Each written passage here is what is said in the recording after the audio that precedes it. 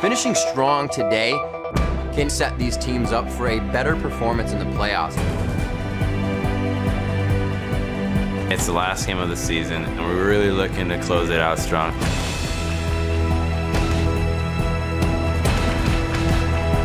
Oh, Smith is going to face check him. This is not good. One more attack to go. Oh, the flashback. Judy cashes in again.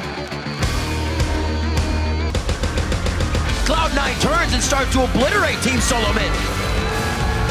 So today, if we win our match, we tie our win streak. It'd be awesome if we tie it. Today, it's all about gaining momentum for the playoffs. They could get double lift on this. Tries to turn the fight around, and they bring in the quadra kill for Ka. Putting down the authority. The most pressure is going to be on EG and XGG to stay out of the last place. We really have to win. Our match with CG is what the whole season comes down to.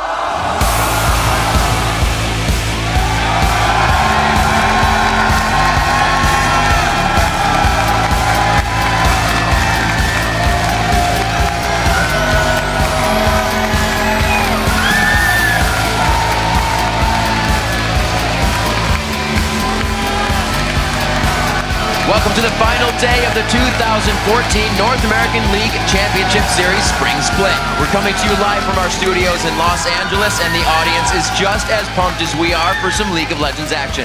Hello, I'm Rivington Biz in the third, and watching my back today is Joshua Jat Leesman. Yeah, and I'm pretty excited for the last day of the North American regular season. You got here pretty quick, gotta say. There's been a lot of action, and we've had an amazing Super Week so far with 11 action-packed games. As the dust starts to settle, here's where we stand. Cloud9 has captured first place in the regular season standings after spending nearly the entire split in second. Yeah, and with their decisive victory over TSM, Cloud9 have locked the first seed in the spring playoffs, and that means pole position for Paris as well. It was their 12th straight win, so if they win against Coast today, they will tie their own record from the 2013 spring for the longest winning streak in NALCS history. A nice little way to close out the split. And that it is. And while the top spots are locked down, the battle for 4th and 5th between Curse and Dignitas will be decided today. Yeah, Dignitas have one game over Curse, but Curse can still tie it up. And with the head-to-head in their favor 3-1, they can actually take 4th as well. So either way, they will be facing each other in the playoff quarterfinals, but that 4th seed gets the choice of the red or the blue side in the playoffs, not to mention the added confidence. So these teams will be looking for any advantage they can get. And the same could be said for Evil Geniuses and XDG, who are still tied for 7th in the standings right now. Yeah, this is actually pretty huge. Both these teams have already been eliminated from the playoffs, and they will be going to the summer promotion tournament. But the 7th place team actually gets a say in who they face. Right. That could make all the difference in whether they return for the NALCS summer split. And finally, Shen has been disabled from play in the LCS and Challenger Series effective today. Yeah, we have to touch on this. At the conclusion of yesterday's action, LCS League Ops officials confirmed that a bug affected Shen Stan United during one of the LCS games. If the disadvantaged team had then paused the game to report the bug, they would have been offered a remake, but they chose to play through it, and then they forfeited their right to a potential remake because of that. Right. However, because the rules stipulate there was cause for a remake, Shen will be disabled. Yes. And of course, there were some huge moments that had you guys blowing up on Twitter as well, so we're going to take a look at the top 3 of the hashtag LCS big plays. At Verkland says, Bjergsen with the turnaround kill on Shifter, showing everyone why he is leading the votes for All-Star. Yeah, also at Airfire21 says Cop coming out with the godlike quadra, turning the fight, exclamation mark. And at Joe Long 05, double lift. Oh, there's 2 of you. Cool story, bro. Let's roll those LCS big plays. Shifter looking for the roam. Again, he wants the pick, and he got got the it damage. Look at the burst comes through. Can Bjergsen get away with this? A lot of damage. Shifter, he's gonna go down, and Bjergsen lives. They're They're going to turn back on the fight. Cobb does not know he's right there, and he gets a startle surprise, trying to take down Dexter. The headshot was the next one to proc out, and the red buff keeps him in line to get killed. Boy's going to get up here. Now this is big. A nice Peacemaker coming over the wall. Cobb very low on mana, but has that red buff. They could get double lift on this. Tries to turn the fight around. Gets the hook from Afro, but it's not enough, and they bring in the quadra kill for Cobb. This just lit the fuse for an explosion. Till smush. Oh, double lift, we need vision, get in the bush, but I don't want to die. Way too early, but he is able to solo out on the Crepo. Cobelter's coming in. Double lift said, I had it, guys. Go do what you were doing. Double lift being double lift. Yeah, hey, he was pretty fed in that game, so he could go back to his old habits that time. That he could. So remember to hop on Twitter and share the plays that blow your minds throughout the day. Be sure to send them to @LOL Esports and use the hashtag LCSBigPlays. Now let's take a look at how the teams stack up, brought to you by the new season of Game of Thrones. In first place, it's Cloud9. Then in second place, it is TSM and COG in third with 17 wins and 10 losses. Then in fourth, it's Dignitas, followed one game back by Curse with 11 wins and 16 losses. Sixth place is Team Coast, and then sharing the last place spot is Evil Geniuses and XDG. But for now, let's take a look at the spring playoff bracket as it continues to take shape. Yeah, with the first round buys, it's Cloud9 in the top spot and TSM with the second seed. And then CLG has third seed and will face off against Coast, who took the sixth spot. We will see today if it's Dignitas or Curse that takes fourth, but both teams will face off or face each other in our playoff quarterfinals. And now turning to today's schedule, we kick it off with Dignitas versus Counterlogic Gaming. That's going to be followed by Evil Geniuses taking on Curse. Then XG squares off against TSM, and after that, Cloud9 will match up against Coast. And we'll close out the split with XDG facing off against Evil Geniuses in our battle for 7th. That's the schedule, but we want to know who you think is going to come out on top. So head over to lolesports.com, click on schedule, select week 11, and lock in your votes. Also there you can learn about the All-Star event taking place in Paris, France, as well as the postseason schedule. Or if you don't like change and are not ready to let go of the spring split, you can rewatch all the games from this year. And you can also find out how to join us here in the studio for our summer playoffs and rub elbows with the pros. Just click on the tickets link for all the details. But for now, we're going to send it across the studio to Freak and Kobe at the analyst desk. Thank you very much, Riv. Hey guys, I'm David Freak Shirley. With me is Sam, Kobe, Hartman, Kensler. Joining us now is Dignitas' coach, Skara. Welcome to the desk. So first question for you, how is your sort of role swap into Coach Ben so far? It's been pretty interesting. You know, I tend to do a lot of what I used to do as a player. Like, I still wake up every day. I put in a lot of solo queue time, and then during scrim time, instead of playing the games, I'm just spectating the games. So in terms of actual hours I put in, like, I don't think any time has dropped at all. Like, I haven't had any free time open up. So what are you doing when you're watching these guys scrim? Are you giving them advice during the game? Is it after the game? Do you give them a goal before the game starts? Typically, we set aside goals that we want to do throughout the week or like during the game, and we remind. The biggest thing I've had to realize is that constant reminders are like what the team needs because they sometimes forget that like small stuff or important things they learned before. So if you just keep reminding it, you reinforce what you teach. And I feel like that has helped us a lot in being able to not like slip because we used to learn something and then like forget it the next week. Yeah. Which caused us to not really go anywhere. Right now with coaching, I think we're just trying to focus on mid-game rotations right now, and that's helping us a lot in being able to close out games. I think the game versus XCG was really, really good, and then the follow-up game was not so good. But that was at least a learning experience there. Well, all of your players seem to be really happy with your coaching, saying it's helping a lot. I have to ask, how being singled out as a coach now rather than a player, what kept you from doing these types of things as a player? You know, how come you weren't able to give this kind of advice and have this kind of influence with the team as a player, and now as a coach, why is it easier? I think the biggest difference is that when I was as a player, there was a lot of pressure for me individually to perform, and because of that, I spent a lot of my free time concentrating on how to improve myself individually. Although I was the team captain at the time, it was really hard to focus on both myself and improving the team as a whole. Because in my mind, it was like, if I improved, the team would improve as well, which to an extent was very true, but there were other problems other than like individual skill that set the team back that wasn't like really easy to fix till I was able to take a more arbitrary view or more objective view. So what are like the big things you've actually seen improve so far with the team? You say you're focused on rotations now, but in the couple of weeks you've had, what have you seen actually improve? I think a lot of it is just like the mindset is a lot better. Like when we go into games, even though typically I don't really care, like I've realized that champion picks don't really matter. Like if someone really wants to play a champion, it does not matter at all what they play. They can play like mid Sejuani or something. I'd be happy about that. But generally, I just think that when I look over the games, I just try to make them focus on specific objectives, and their objective control has gotten better week by week. Although it's still taking a bit of time, it's just changing their mindset, because a lot of times when you watch lower level games, you'll see the game stall out. Like when it gets after like the early game, you'll just see a point where no action happens, and it's a point that even the casters can recognize very frequently, and that's a really bad point to be in a game, especially if you're ahead. So the entire focus that I've had recently is eliminating these points where no action happens. So it's better not only for the players but also for the spectators, because it means that we can like roll a lead easier, or we can come back easier as well. And so finding the mindset to be able to make those kind of plays and make those kind of decisions is what I've been at least focusing on with Crumbs and Kiwi really recently. That's awesome. Said even the casters can identify those. Yes, got it. And good guy Scara guiding his team to be more spectator friendly. I'm a fan of that. So I do really want to get your take on the new level 1 situation, because a lot of teams have been having trouble because there's not a lot of vision.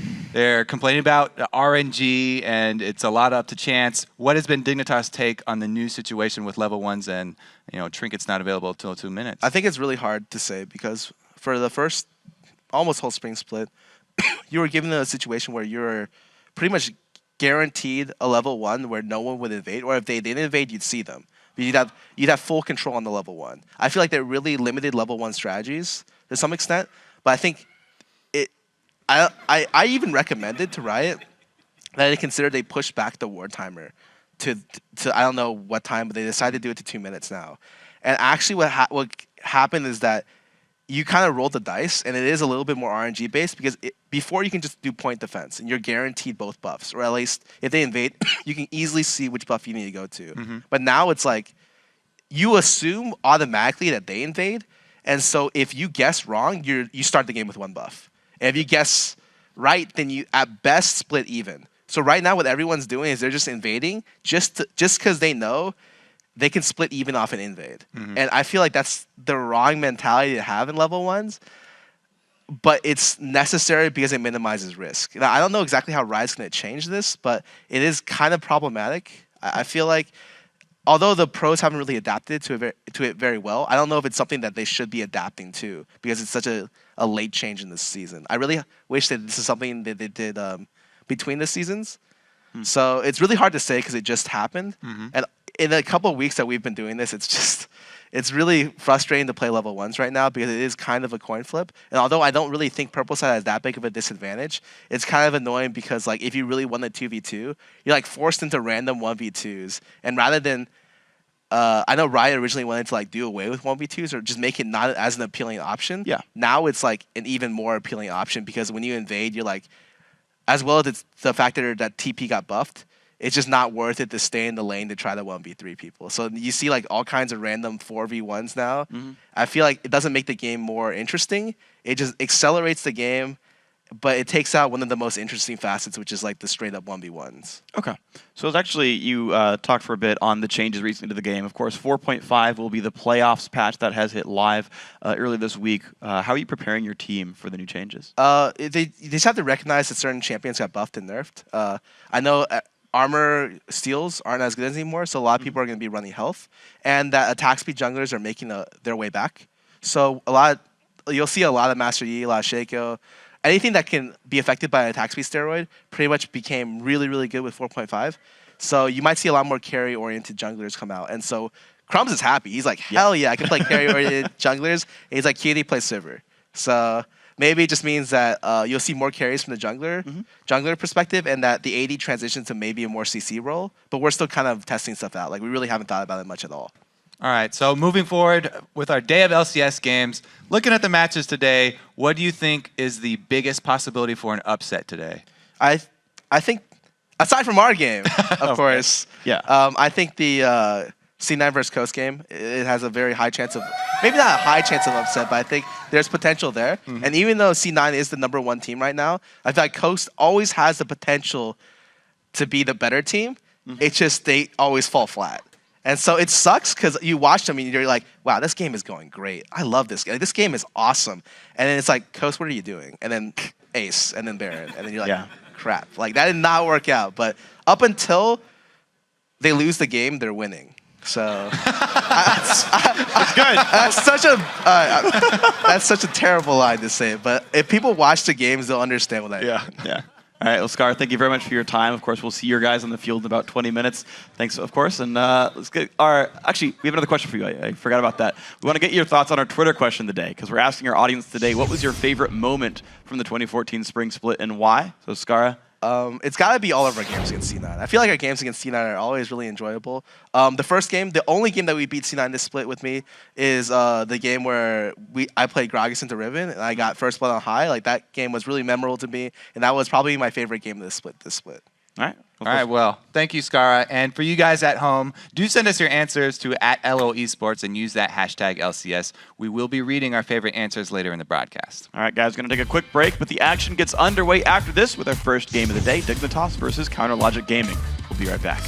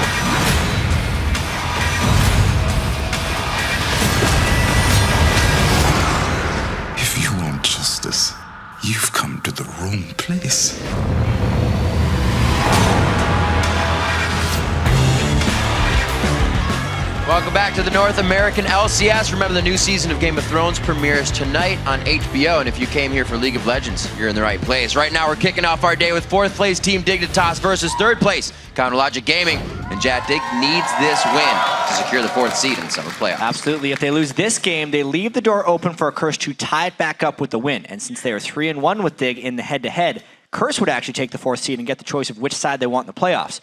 But to do that, they'll need to shore some things up. Dignitas, if they want to win, of course. Kiwi Kid was impatient with his initiations versus Coast yesterday, allowing them to stay in the game and eventually pull out the win. Also, I have to say, Golden Glue will need to perform a bit better. Even though he has had some decent results, his early game has not been solid. CS at 10 minutes. 72 CS at 10 minutes is the average for NALCS mid laners. Through 5 games, he's sitting at 51. As an example, the next lowest is High at 68, who does a lot of roaming and says he does not care about farming his lane. So Golden Glue has to work on his early laning for Dignitas to move forward.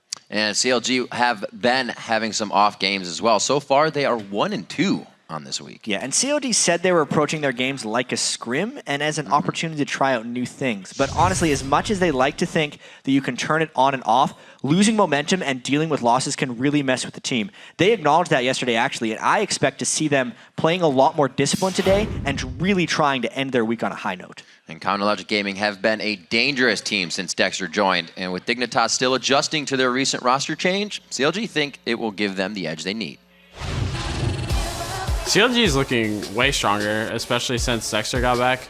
In the rotation, they seem to have really good lead on many other teams. I'm not scared of Dig. The way they control objectives is so like Season 2-ish. We just got Golden Glue and we just need to, explore his champ pool a lot more. I believe Golden Glue is some solo queue player that just happened to impress Dignitas. That was the weirdest move I've ever thought could ever happen with Dig. The last person that I would replace is Scarra, actually. Going down the list, everybody would be higher priority to replace than Scarra. Once we get the rough edges sorted out and with him, I think he's going to be a really good player.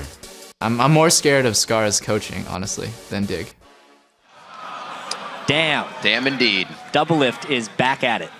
Yeah, that's just Doublelift indeed. Let's check out the starting lineups and get right into this one. On the blue side, it's Dignitas. It's going to be Cruiser in the top lane, Crumbs in the jungle, Golden Glue in mid, Cutie Pie at AD carry, Kiwi Kid on support. They're having a little chat about. Something. On the red side of the CLG, Nyen in the top lane, Dexter in the jungle, Lincoln mid, Doublelift back to his old ways on AD carry, and Aframu on support. Dignitas would absolutely love a win here. Some champions being shared in the pool. We've seen Cruiser playing Lee Sin in that top lane, but Dexter's also had some fun in that with the jungle recently. Lee Sin saw a lot of first picks yesterday. So many teams are using him as a priority, either in the top lane or in the jungle. Maybe one day we'll see his triumphant return to the mid lane as well. You never know. Leave it up to Froggen to do weird things. Yeah, we'll see. I think he's Bring a back priority in Jarvan. this game for sure. We'll see what happens. Both teams ready, poised for champion select, and so are we as we start off our 3rd day of Super Week. Already, the mid laners getting a bit of focus here as we start off the match. I don't think it's going to really change. Might see the Lulu as well. The Evelyn goes out, so Lee Sin is going to be already in the minds of both Dexter and Cruiser. Yeah, the Draven ban getting drawn. I'm a Cutie Pie had a really solid Draven game yesterday. It was actually when Jinx and Lucian had been banned away from him. As soon as you push Cutie Pie up until a wall, he'll fight back. He doesn't want those assists. He wants all the kills He gets the kills. Bloodthirsty player. I mean, he is the one who will go in and KS, as we saw in our future yesterday. Indeed. If Kiwi Kid doesn't get there first. Yeah. Steal it away even harder. Elise banned out as well. Still great steals coming from Elise despite whatever hit she took. And it is going to be the Kha'Zix pickup, and that was an insta-lock on Lee Sin for Dexter. And absolutely on Thresh. Yep. We've been talking a lot about the quality of the North American Thresh players.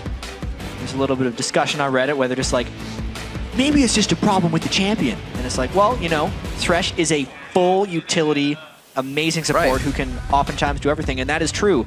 But I do not think that takes away from the mechanical complexity and the skill required to pull him out. The fact he's been out for a year, and now we're seeing these guys being good at that, just shows you the time investment these guys put into that champion to reach that skill level. Golden Glue returning to what he knows in the mid lane. Orianna once again.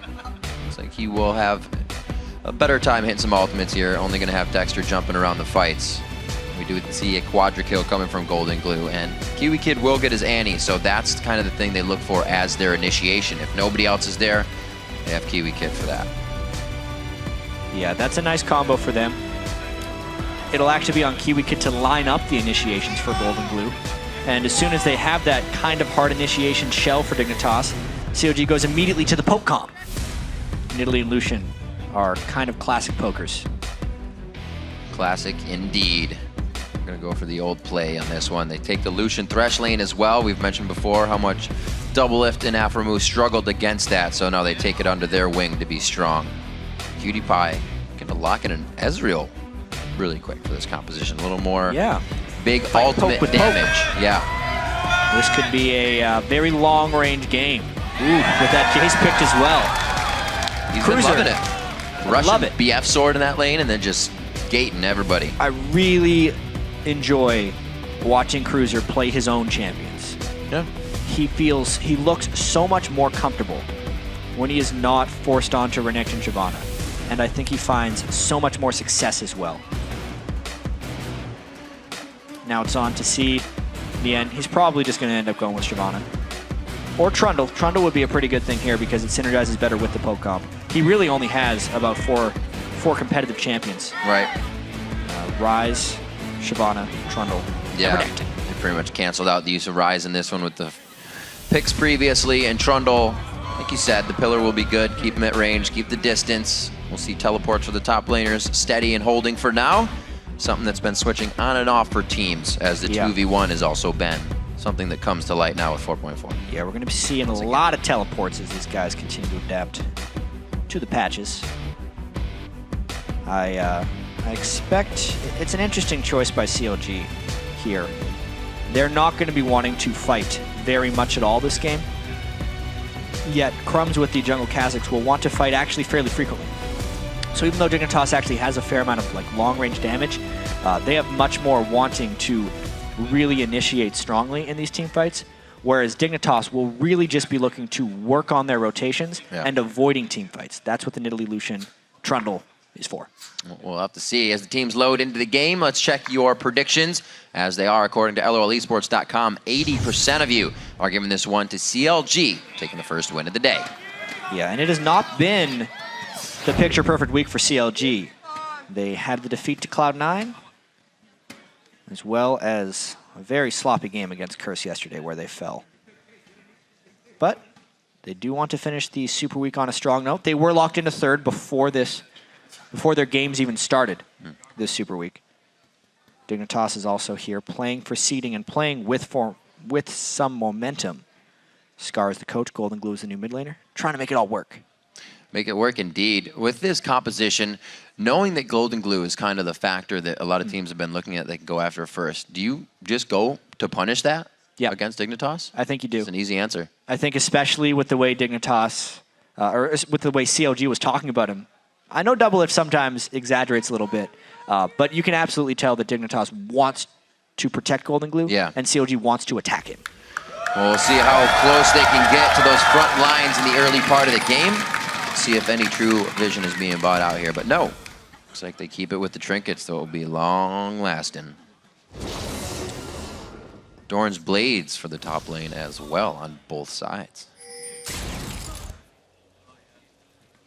Yeah, it could be a fighting Doran's Blades, or they're just using those Doran's Blades to jungle early. That's true. These teams have a somewhat defeatist attitude into running into the 2 or 3v1 lane. And that looks the way we're going to be formating these, which will actually isolate the mid lane a fair bit for Link and Golden Glue. As we mentioned in the pregame, Golden Glue only averaging 52 CS in 10 minutes. The league average, of course, being 72. So we'll track that. You'd think it would actually be higher because everyone says that breakpoint is, oh, keep 10 CS a minute. That's actually not what pro games average at. They're much closer to 76, 77 is really the top you'll see just because of the rotations and because these guys counter-harass each other to prevent them from CSing. Looks like they're putting quite a focus on the bottom side. Dig going for the invade, but you already see that Double Lift and Afromoo are hugging that top side, so it looks like we are going to get the 2v1 to start off. The wards aren't going to be there for the extra vision, so this is all just to kind of get the early gold flowing if they can get to the turret pushes in time. We'll see how they try to organize it. We've been saying the jungler's the one to go top. They'll probably do the same thing. See what can happen out of that. CLG with the rotations, this should always favor them with this kind of gameplay. I wonder if CLG is going to share jungle experience between Lee Sin and Trundle. There was a very interesting Challenger quarterfinal between Complexity Black and Complexity Red, where the top laner and jungler both shared until they were both level 2, instead of having the jungler hit level 3 and the top laner hit level 1. And then they sent all 4 to the lane, all with 2 skills in. And they actually were able to shove and kill the inhibitor turret instead of just the second tier turret, which most teams end up doing. Yep, just the standard buff trades. Yeah, nothing crazy. Dexter is going to be taking out easily this blue for himself. The ward gives them all the coverage they need, and actually see Crumbs getting himself back into position as well. So the bottom lane pushing in. Nothing really coming from both teams in the early part of the game until they get what they want, which is that first and second turret if possible. And then the gold flows. Who can work with that gold better is what we're really looking at. Like you said, both teams kind of staving off on the fights. They're going to want to hold this off with hard hats on. So here we go to the side lanes. Let's get the push and go. Ooh, we got a little minion. He was hoping the end would be a little bit lower than that. Getting things started early.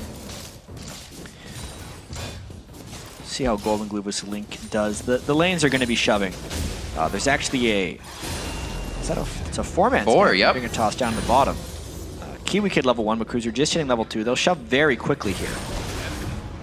Cruiser being able to hypercharge. This actually is quite big. No, he didn't even skill up his W. Dignitas could be shoving faster than this right now.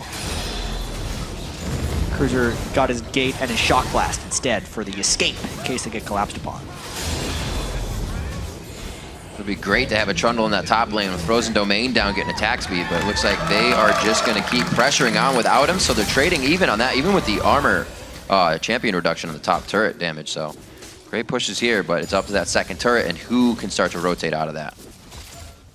Golden Glue low on mana as he tries to keep the lane pushed against Link. It looks like he's been landing a few of his own spears. Still only 3 on this. Looking at the bottom turret now, it's already going to be taken down before CLG can get that top one. So Dignitas cruising along. Just the straight up trades. Both teams decided this is what they wanted to do, so that is the way it happened. Just letting it kill minions. Double lift. And AmaCutiePie. AmaCutiePie actually isolating the gold for himself there. Got all the local experience, and Kiwi Kid is starting his roaming very early, like he likes to. So we do see Nian is level 3, so I don't think he's going to be meeting anybody soon. So the level discrepancy between Cruiser and him shouldn't affect too much. The party indeed does look like Dexter invited too many friends. With some airmail there from Link on the backside, almost coming up with first blood as Counterlogic Gaming rotates everybody through the jungle of Dignitas instead of backing after the second tier turret. Yeah, like we thought in Champ Select, this is a very rotation-heavy game for CLG. They're just practicing the crispness. There's a flash, burning another one. This is crazy. When we see other teams doing this right after that bottom second tier is taken, so is Dragon, but CLG has fast rotated from top lane, and now it's theirs. Preventing the Dragon play right there. It's very low levels right now, so the Dragon does a substantial amount of damage. And this could be an interesting little dancer. Neither team should really be starting this Dragon because it would mean defeat. CLG has not had the chance to go back and spend this turret gold that they got. We have CutiePie with the Scepter coming back into lane, so there's a little bit more damage coming in from Dig on this fight. But like we said, the levels are so low. It's going to be all about this push. 4 men in the bottom, Link trying to hold mid, and it looks like Kiwi Kid level 2. He just blew his flash on the hook. He's going to be in the wrong spot at the right time for CLG. First blood. CLG moves faster, and they are not afraid to turret dive 4v2. They made sure to get so many wards in before they even tried for that Dragon. Behind red buff is what got Kiwi Kid killed there, and they're still trying to put the pressure on. CutiePie needs to at least get in range for that experience, but he cannot. Golden Glue also getting pushed out of mid lane since nobody else is there to help him, and he eats one to the face from Link. Link just destroys him, hits level 6 first and just starts pouncing around. You don't usually see solo kills right there, but you could tell Golden Glue, with the flash being burned prior, and also going Ignite on Orianna, a lot of Orianna's Go Barrier does not have the defensive capabilities to stop that one. CLG just starting pandemonium there. Nien also coming in for it. He knows Kiwi's too. He thought about that for a second, and then they just reassessed the fight and said, we are still on top of this one. Just doing out the pillar to give Cutie Pie a little more harass and trouble in his ways. They're going to be back out. Kiwi Kid does have the Sight Stone, so this proves good for Dig. This can hopefully stop CLG always getting into their base. Now the CLG has to back. A little breathing room for Dig, but that was bad. Yeah, that was very bad for them. CLG picked up many advantages off that. You can see the huge amount of wards that CLG just picked up. 4 pinks this early on in the game. Because all the early turrets have been taken down, the vision control becomes even more important, and it will be very difficult for Dignitas to control these things since they are using their flashes pretty much as they come up again. And they're still under-leveled, and the one lane that wasn't getting super rotated on died 1v1. And CLG is almost getting advantages out of this since Dragon didn't take it down. They can pressure more. Dig may not even be able to formulate onto this, so CLG giving themselves more advantages from everything they've already done. There's a nice spear going over. Link's going to be pushing that mid lane back into Golden Glue. I always like seeing Nidalee players jump away after they throw spears to try and increase the max distance. That's how the Nidalee spear used to work, is it would calculate the damage from when the spear hit to the current location of Nidalee. Now it calculates from the start of the spear throw, but players still do it anyway. COG gets this dragon because of their superior rotations. Old habits die hard. Ooh, trying to get one on that. We've got 2 levels on Golden Glue right now. Trying to do that switch fast Cougar javelin throw. Still kind of hides it a bit. Ooh, both just missing off the side of the raid. They want the big one. You're gonna try to get it. Link gets in there. They know they can toy with that extra few feet of danger. Nothing can really hurt them right now, being so far up. And now that Dexter's on Lee Sin, he can kind of roam right here between red and go to bottom or back to Link if he needs help. God, so many resources just for Dignitas to stop a red invade. Whoa. So many. Yeah, he takes a decent amount of poke, but the blue buff on Nidalee keeps them going. All the while this is happening, COD's actually pushing them back with fewer people. Yen is off having a blast on Trundle. He's got himself some green shoes. Went back and got some Ninja Tabis for himself. Ward fight. Aphromoo not even level 6 yet, and Crumbs is. You can see how he's pushing him out. Level 3. Exactly. Aphromoo not level 6, but Kiwi Kid's not level 4. That's an even bigger problem right there. Dignitas absolutely dominating. Look at all those pink wards that they have used to push through onto Dignitas. And then a teleport to keep the minion alive. They are going all out on objective. Do not care about kills. Gonna get this turret, sending 4 people to that push lane. Definitely soaked up a little more experience than what CLG got out of their 3 push. Everybody's a little more healthy as well. The movements have 4 pink wards now down on that bottom side of the map. Oh, man. And another kill coming in on a Golden Glue. That's a flash. I don't think he's getting out of this one. Nien puts himself in the fray. Dexter's in there as well. Still has his ultimate that gets used. Oh my gosh, Kiwi Kid still level 3, takes almost all of his health from 1 javelin. That wasn't even max range. Riv, this is a CLG team on a mission. They were not happy about their 2 losses thus far in Superweek, and they have cleaned it up overnight. Up pretty much 5,000 gold after this turret goes down, not giving Dignitas an inch. Exactly 10 minutes in the game, and they start on the mid turret. That first tier is going to be broken out, and the map is now opened up for CLG to roam even that much more. But now we got Nien in the party. His teleport's down, so he's going to stay with this. They're going to take down even that much more until he goes back to the top lane for the split push. This might be much. Yeah, and this might be some kind of record for how long into the game do you stay level 3. Kiwi Kid was level 3 at 9 minutes a couple days ago, but it is 10.5 minutes, and COG has not allowed him to get even to level 4. He can't get close there either. Level 4 comes in, it's not going to help him. He still goes for the flash! Flash initiation level 4, Kiwi Kid! DLG is on the run from that right now, and Dig, they don't even know if they can reinitiate out for what just happened. No, but the unfortunate thing for Dignitas there, because they have been getting so pushed around, the level advantages exist very strongly for CLG, and this early on into the game, it's roughly 500 to 800 gold in stats per level, so this gold lead is just exacerbated by the experience advantage of CLG as well, making them infinitely stronger. Kiwi Kid Just going off the rail there. Keeps himself safe, though. Did not go down for being level 4 to pretty much right now half of the levels that Link is. So you just imagine how much damage he's going to receive on the first attack. 5,000 gold in that lead. CLG thinks that that wasn't too much of what should really be happening, and they go ahead and get a nice strong push on mid lane as Nian returns to top. Yeah, and Nian just living off his teleport. You can see CLG backing as a unit. One of the most difficult things to do for teams as they try and work towards a stronger team play and rotational game is just the times at which you back. Because everyone gets into habits of wanting to back as soon as they can buy items, but you lose a lot of map pressure as soon as even one person backs. So they were going to lose the map pressure anyway. Everyone backed at once, and they're trying to make it back before this turret goes down as a cohesive unit. CLG played that situation perfectly. They didn't even go back after they got the first 2 turrets that helped them to really control the map altogether. They do lose mid with the perseverance of Dignitas wanting that mid turret, and good on Dig for that flash initiation, giving them some ground, but they gotta be careful. They don't have much ground to work with. That's a very painful spear. You could see Link actually going for his Sorcerer's Shoes before finishing his Athene's Unholy Grail because he wants those spears to hit even harder. It's unthinkable for Dignitas to build magic resistance this early, which is why those spears are hitting so hard. Nian's gonna be back in the top lane, but no, actually he stays. I was gonna say his teleport should be coming up if he's doing that, but it looks like he's just waiting for the rest of the team. They get a call that even though we've warded everything in the bottom, we're gonna start working the top side now. We'll let Doublelift go ahead and push that out. Yeah, and with the way CLG is playing, it's going to be really tough for Dignitas to come back here. No man on Cruiser. Blade back. Kick back. Doing what he can.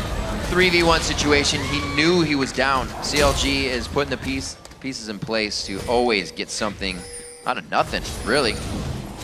It was just Nian staring Cruiser in the face there. Yeah, and this is the... As you saw when the fog was toggled there, there's no vision anywhere, even within Dignitas' own jungle, which meant this was a big surprise. Aphromoo does get the Flay, which was enough to get Dexter in range for the kick. And they could use all those resources because Dignitas had no map pressure elsewhere. Another nice move by them. Definitely the kind of play CLG needs to have in the playoffs. It's the first time we've actually seen a team on the 2v1 go straight to Dragon, so a little bit of adaptation there on what we've been seeing. Especially red side 2v1. Right, They took right. the 2 turrets and then they were still able to control the Dragon. Which was quite impressive. They'll be getting another one for themselves here, racking up even more gold to the team. You can see 151 going over to Link, multiply that out. 24,000 now to 18.1. The little minion just saving that off. You could tell I'm a Cutie Pie knew there were steals coming. That's why he tried to do as much damage as possible. Actually, he has to use his ultimate just to nuke down the red buff before a potential steal can come in. He does secure it, but that means the Ezreal ult isn't up to clear waves. He's also far behind on damage. A stacking Bloodthirster for Doublelift now. No Sheen even. Cutie Pie's trying to get a little bit of HP out of the Phage, that movement speed to keep him safe. Hopefully the red buff can trigger some fights here. If Kiwi Kit now with Tibbers up, Flash just on the edge of coming up can initiate a good fight for the team. We're still looking for a kill from Dignitas here. And 5 kills on the side of CLG is giving them a lot of map. We see them do this all the time. High structures, low kills. This actually reminds me of a very early on in the season game by CLG when they actually had Hotshot and they were playing against Curse. They had a 4-0 game against them that was pretty much all rotation heavy. This is pretty crazy. No one is level 9 even. They're going to need all 5 to get this Baron down. The end better be huge. Yeah, this is actually a real danger if Dignitas collapses on them, which they are. They got spotted a little bit. Dignitas does not have vision on the map, but when you don't see anybody in the lanes, they're only at one spot. It does go to Dexter. They should be able to turn on this fight, all 5 of them. Nian getting the command Shockwave, and they should be able to organize. Cutie Pie now to get himself in some Mystic shots as they just fight on Tibbers after finding him. It looks like they're safe on Baron. Dignitas very just hesitant on anything they're doing. Well, that was a little bit too close for comfort for CLG as well. And Dignitas' hesitation of going towards there was well warranted, considering their abysmal ward control throughout this game because CLG has been dominating them in vision. But their senses were correct there for Dignitas to check the Baron. It's just Crumbs couldn't get in there for a steal. He's not even level 11 yet. Those jumps are very baby-like on Kha'Zix before he has the evolution. I do not blame Crumbs for missing that one. stubbed his toe a little bit there. Coming up on 17 minutes in the game. Like you were saying, the wards, there was about 7 to 3 wards on the map. And those 3 wards from Dig only came because they were trying to get to Baron. So it was basically dark everywhere. A 9,000 gold lead will actually cut your wards off the map quite easy. That means the other team has the vision. They're going to start sweepers quite soon. But really, the sweeper is only on to Aframu right now. So CLG is working with having the vision, knowing they're going to win the fights no matter what happens. And winning the fights no matter what happens is very key for them right now. You can actually see Warden's Mails on Nien and Dexter. They're building up armor, not so much to, you know, withstand Dignitas' damage, but to withstand turret damage, I think. The tanks are going to be wanting to go in and maybe participate in some turret dives as CLG tries to squeeze this one out very quickly. Wow. Oh, going for relentless pursuit. He throws on the ultimate. Calling is going to be just a little bit. I don't know if he has enough. Double it flashes out of the hit coming in from Cruiser. And they're going to be able to turn this. Ardent Blaze hitting on the side of that one, and he gives himself another kill. 7-0, and the gold lead grows. There's the flash, forcing another one. This turret's going down. They do need that armor for turret dive in a little bit, chat. It's going to be another hit up. Nien's in the bottom lane. CLG is so far ahead this game. They're 1-3-1-ing, and now to the top lane after they don't even need to go for mid. 7-0 in kills. They have a shutout on that, and they look to take an inhibitor turret without Dignitas responding. They're kind of just walking around in their base. CLG is on pace for a flawless victory here. 7 kills to 0, and they are just everywhere when compared to Dignitas. And once they have a lead of this magnitude, they can keep taking larger and larger risks. That's why they're all still in front of the base. They want more. Still going very hard onto this. Doublelift not even having a chance to go back and finish the pieces of his Triforce. CLG probably has quite a bit of money they're working with right now, but can't even, they just want to get these structures down because they know they have that advantage. This is almost like the point of going back and wanting to buy, but they know they can get so much more even without it. Exactly, they want to buy because they're actually collectively sitting on about 6,600 gold right now. Jeez. But the pressure they would lose is a little bit more than that, which is why they're sticking around and trying to get as many advantages off of the rest of this Baron buff before they go back and shop. If they go back and shop now, the rest of the Baron buff would decay and they wouldn't get use out of it. Right now, the gold in their pockets is made up for by the gold value of that Baron buff. Well, looking for another inhibitor in the end, pretty much uncontested on this bottom side because they have to focus with all of their members. Even 2 resources being pulled off just for 1 every time. The numbers are in favor of Counter Logic Gaming. Even if Dignitas brings more to the fight, Kiwi Kid gets 1 hit onto Doublelift. He's barrier and flashes down for the previous engagement. Gets himself a little too close there. CLG is going to have to back off for a second, but all the meanwhile, inhibitor number 2 goes down. It did cost Doublelift his life because he burned his flash and barrier in the previous engagement, but look at this. The destruction continues. 9 turrets, and this could be the 3rd inhibitor sub 20 minutes. This could be grounds for a 20-minute surrender if Dignitas doesn't want to withstand this push. Well, it looks like they're going to have to do what they can to put up the last bit of Riot Shield as CLG is not leaving the base, even with Baron off and a Doublelift down. Spear's still coming out from Link. Good disengage from the Pillar of Nien. They're really not worried about what Dig can bring to the table. They don't have a Talisman of Ascension yet. They're only working off of home guards, and not even everybody has those. You can see how far behind Dignitas is. They're really just getting started with their builds while CLG is getting ready to finish the game. This back was just CLG putting a line of how far they were willing to push their limits here. They probably could have stuck around and then tried to push once the 3 waves of super minions arrived at the base, but because they were collectively sitting on about 8,000 gold, they decided to shop. The death cap is rather important at this point in the game. I mean, this is an 11,000 gold lead at 20 minutes. It's too much for Dignitas to realistically handle. CLG should just be able to push this in with 3 waves of super minions. And, I mean, just the super minions, even without CLG people there, is a full-time job for Dignitas to keep back right now because they don't have the items required to clear these monstrous minions pushing into their base.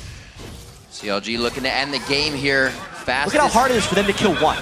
The auras work on each other for the super minions. So when there's two of them up, they are even stronger. And now when they all come together, these turrets are toast. Damage is already on to the Nexus. Dignitas doing the rest that they can as Cutie Pie takes just about all of his HP. Gets a shield and the barrier down. The kick did not kill him or would not have killed him. The Nexus turret falls. The Nexus is going to go down. And CLG looks to win the fastest game of the North American Spring Split in 2014. They're going for the kills though. They're letting the minions do the work. They're going to be able to get these kills 9-1. The Nexus falls at 21-35. Our fastest game of the split. Yeah, that's one way to finish the regular season for CLG. They are completely back to their rotational gameplay. The scrims are open. It's serious time right here for CLG, and they obliterated Dignitas from the very start, playing the 2v1s. Even if others say it's impossible to or disadvantageous to play from the red side, CLG made it an advantage. They rotated faster towards the mid lane, they controlled Dignitas off the dragon, and they secured every objective with vision control in this game. That was absolutely crazy. Counter Logic Gaming flipping a switch, as we said, to get the quickest game of the spring split. Previously, it was Dignitas versus Team Solo Mid at 22:48, just about a minute away. That was a fast game, to say the least.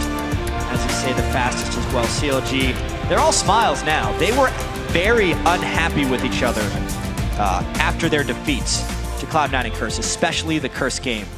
But they had a very dominating victory yesterday over EG, and then an even more dominating one here. Just the one death to Doublelift.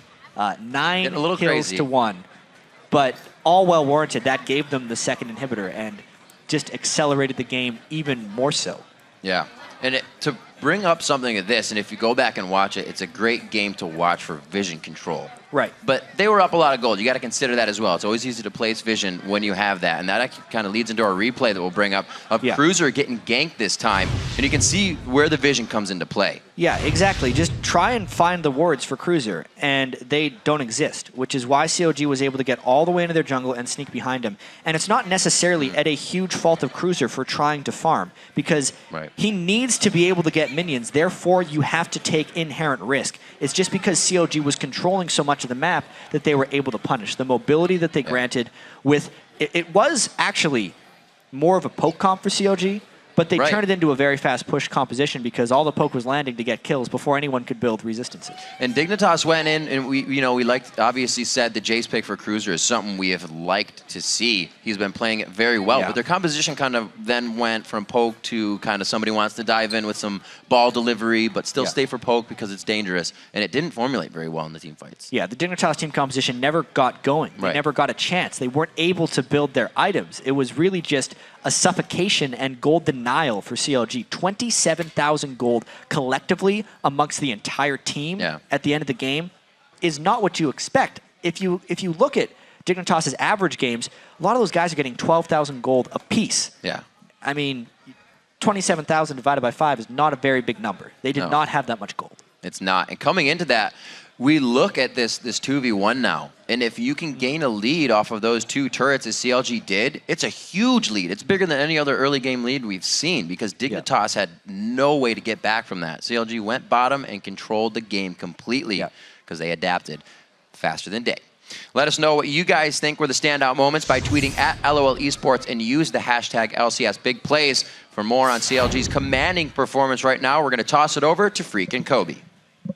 Thank you very much, Riff. What's up, guys? We're joined by Doublelift here of Counter Logic Gaming. You guys looked angry that game. 21.5 minutes? What happened? Yeah, we were a little bit annoyed because everyone was saying, like, oh, this is like the downfall of CLG, like, blah, blah, all this stuff after we lost first Curse. And so we tried pretty hard this game. And as you saw, like, we just beat them up. It was really easy. I don't think that the bottom 5 teams know how to play 2v1 at all. Okay.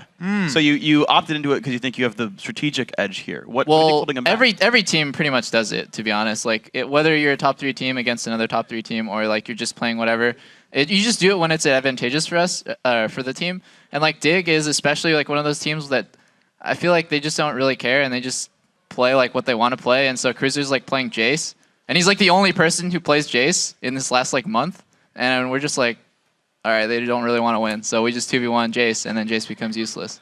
Yeah, it was really interesting because I feel like the 2 versus 1 situation has become very formulaic in this new patch. You usually do the swap so that you can invade and secure your jungler 2 buffs, and then you take 1 or 2 turrets, and then the wave that you build up, you freeze it for as long as you can with your top laner, and once you build it up, you push down a turret with it. You guys caught out a couple of Dig members down there. What do you think is keeping them from jumping on the same train as all the other teams in the new patch? I think one of the biggest issues is that the bottom 5 teams generally have players that don't want to play meta champions. The top laners especially. They want to play like Jax or Jace or Lee Sin or whatever it is. And Lee Sin's like okay, you know, like that's like borderline because he's a bruiser and you can run TP on him and he's kind of effective in 2v1 because he can jungle. But a lot of these players are like, I just want to like carry and it sucks being 2v1 so I'm just going to freeze. And I understand that mindset because it really does suck getting denied. And then you just do want to freeze to get as much CS as you possibly can. But then you have to look at like what a good team will do. You know, what would C9 do to you? What would CSM? What would we do to you? And it's exactly that. Like we're just going to form in you, and there's nothing you can do about it. You're just dead. And as soon as you lose 2 champions and a tower, and all your top laner got was like a wave of CS, you pretty much just lost the game. So it just happens with top laners who are willing to play for the team as opposed to like playing selfishly. So then actually to think about this then, if you can project forward, what do you think sort of the next evolution of like, well, of course you should always do this, right? Like, okay, yeah, the turrets go down. Well, you should push, not freeze, because you got a turret for it. What's next in like this chain of advantages? Well, I think actually there was a really big shift when everyone started running TP. So when top laners started running TP on champions like Shiv, on champions like Lee Sin, you can actually kind of counter that dive that every team is doing. When you try to like 4v3, because then it becomes a 4v4. So I think that was like an adaptation that people made where like you can kind of freeze, but only for a little bit because TP's only up 1 time. You know, you can only do it for 1 wave, but like, and then after that you kind of have to go back to your frozen wave unless you want to break the freeze. So it's like a band-aid fix for like a couple minutes of freezing. I think the next adaptation, it's really formulaic right now because you can kind of tell which lane it's going to. It's going to go bottom, right? Yeah. So you can also do that like on the base turrets, like just dive the inhib at like 4 minutes. You can also do it on mid, which is something that nobody really does. I definitely think that like OGN will probably be the team or the league to break it, and then the rest of NA will kind of follow because we're kind of scared of doing new stuff. It's weird. I think it's interesting because you said we're like afraid of doing new stuff, but you're like, but the guys who aren't playing standard top laners, they're wrong. Well, yeah, because they didn't really think about like obviously you don't see Balls, Dyrus, or Nian playing like really random stuff like Jace top. So. And our success, I think, is partly attributed to the fact that our top laners will win to play for the team. Okay. All right, so let's bring up a replay from that game. This is one of the instances where you guys put some hurt on Golden Glue. Oh, yeah. So let's roll this one through and walk us through it. Okay, so Link's going hard on Golden Glue right here because apparently I didn't really... this is just a solo. Oh, this is just a solo kill. Yeah, I thought this was when we were roaming around. I think Link is just going ham right here. And Golden Glue is just like always out of position. I feel like he doesn't respect that Thresh can just walk him and hook him right there. So he gets hooked, he's dead for free, and then we're just like right here. Our combo's like the right clear's dead, let's go mid. And I'm pretty sure that was pretty ham right there by Dexter, but it was close. He likes to make the big plays on Lee. But as soon as you kill the enemy mid laner especially has to have really, really good positioning. I think even better than ADs right now. Because when your mid laner's dead and people are 2v1ing, you're generally roaming as 4 or 5 people, like a unit. And as soon as the mid laner's dead, you're ready to pounce on a tower as 5 people. And in this matchup, in the 2 versus 1 situation where there's no jungler involvement, Orianna seems like a good mid lane pick. Should be able to bully Nidalee early. Yeah, actually, I think Ori has like superior wave clear, but Link is, I think, just the better player right now. Golden Glue's kind of nervous with LCS. It doesn't have as much experience, and Link, I think, is the top 2 NA mid, if not the best. So, like, I expect him to win against Golden Glue pretty handily, which he did.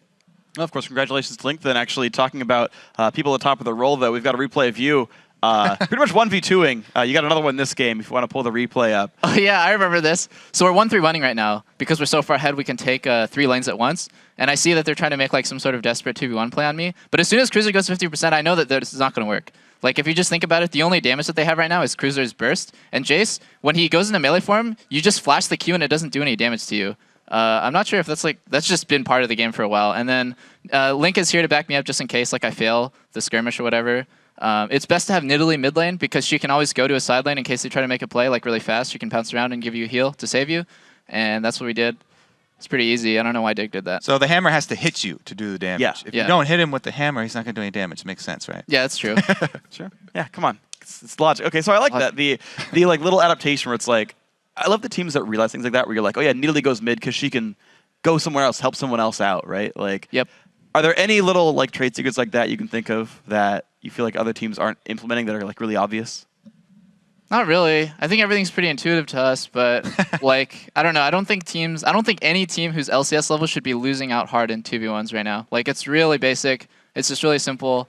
People who try to like put in their own like little swag onto it or something, they generally fall behind, especially against top 3 teams right now. Okay, so let's actually move forward then to your playoff matchup is going to be against Team Coast 3 versus 6. We know that's for sure in the first round. They're going to be playing against Cloud9 later today. How do you feel about Coast? Coast is actually pretty decent. Shifter is really good. Everyone always just says that. That's really obvious. Their bot lane's been not playing not so good recently. WizFusion got like, what, 15 kills in the last game that they played? Yeah. Yeah, but if he doesn't get Lucian, I feel like Wiz is like not as impactful. Like, his best champion is Lucian, and he's really good on it. But if you ban it out or take it away from him, he's not as like playmaking. I have an interesting follow-up to that. Do you feel like WizFusion plays differently in solo queue than in LCS matches? Yeah, he does. He plays really aggressive. This happens a lot to LCS players. I like find them in solo queue and they'll play really aggressive. I'm like, wow, they're getting a lot better. And then when I play them in LCS, I feel like they're nervous. They like second guess themselves, and it only takes like 1 split second of indecision, and then you lost a trade because like the other AD is playing more manly than you, and you're just like scared. Yeah, so you're knocking people around then. So speaking of knocking people around, I want to ask you, what is your favorite moment from this year so far? My favorite moment? Definitely the game against TSM on the 29th, when we finally won and we broke their like 3-win streak against us. That was probably like the most exciting game I've ever played. I normally like, after a game I'm just like, yeah, whatever we won, or like, yeah, whatever we lost. But after that game I was like, that was such a good game. Like, I want to go back and watch it over and over and over again because it was so good. Your crowning achievement of crushing them. How many times have you watched it already? Twice. Only twice? I came home and watched it twice in a row. Yeah. Twice in a row. It was so good. Immediately relived an hour of your life over and over again. All right, Double F, thank you very much. Of course, we're just warming up here in the last day of Super Week. When we come back, Evil Geniuses will look for a win in their quest for 7th place as they face off against Team Curse. Don't go anywhere.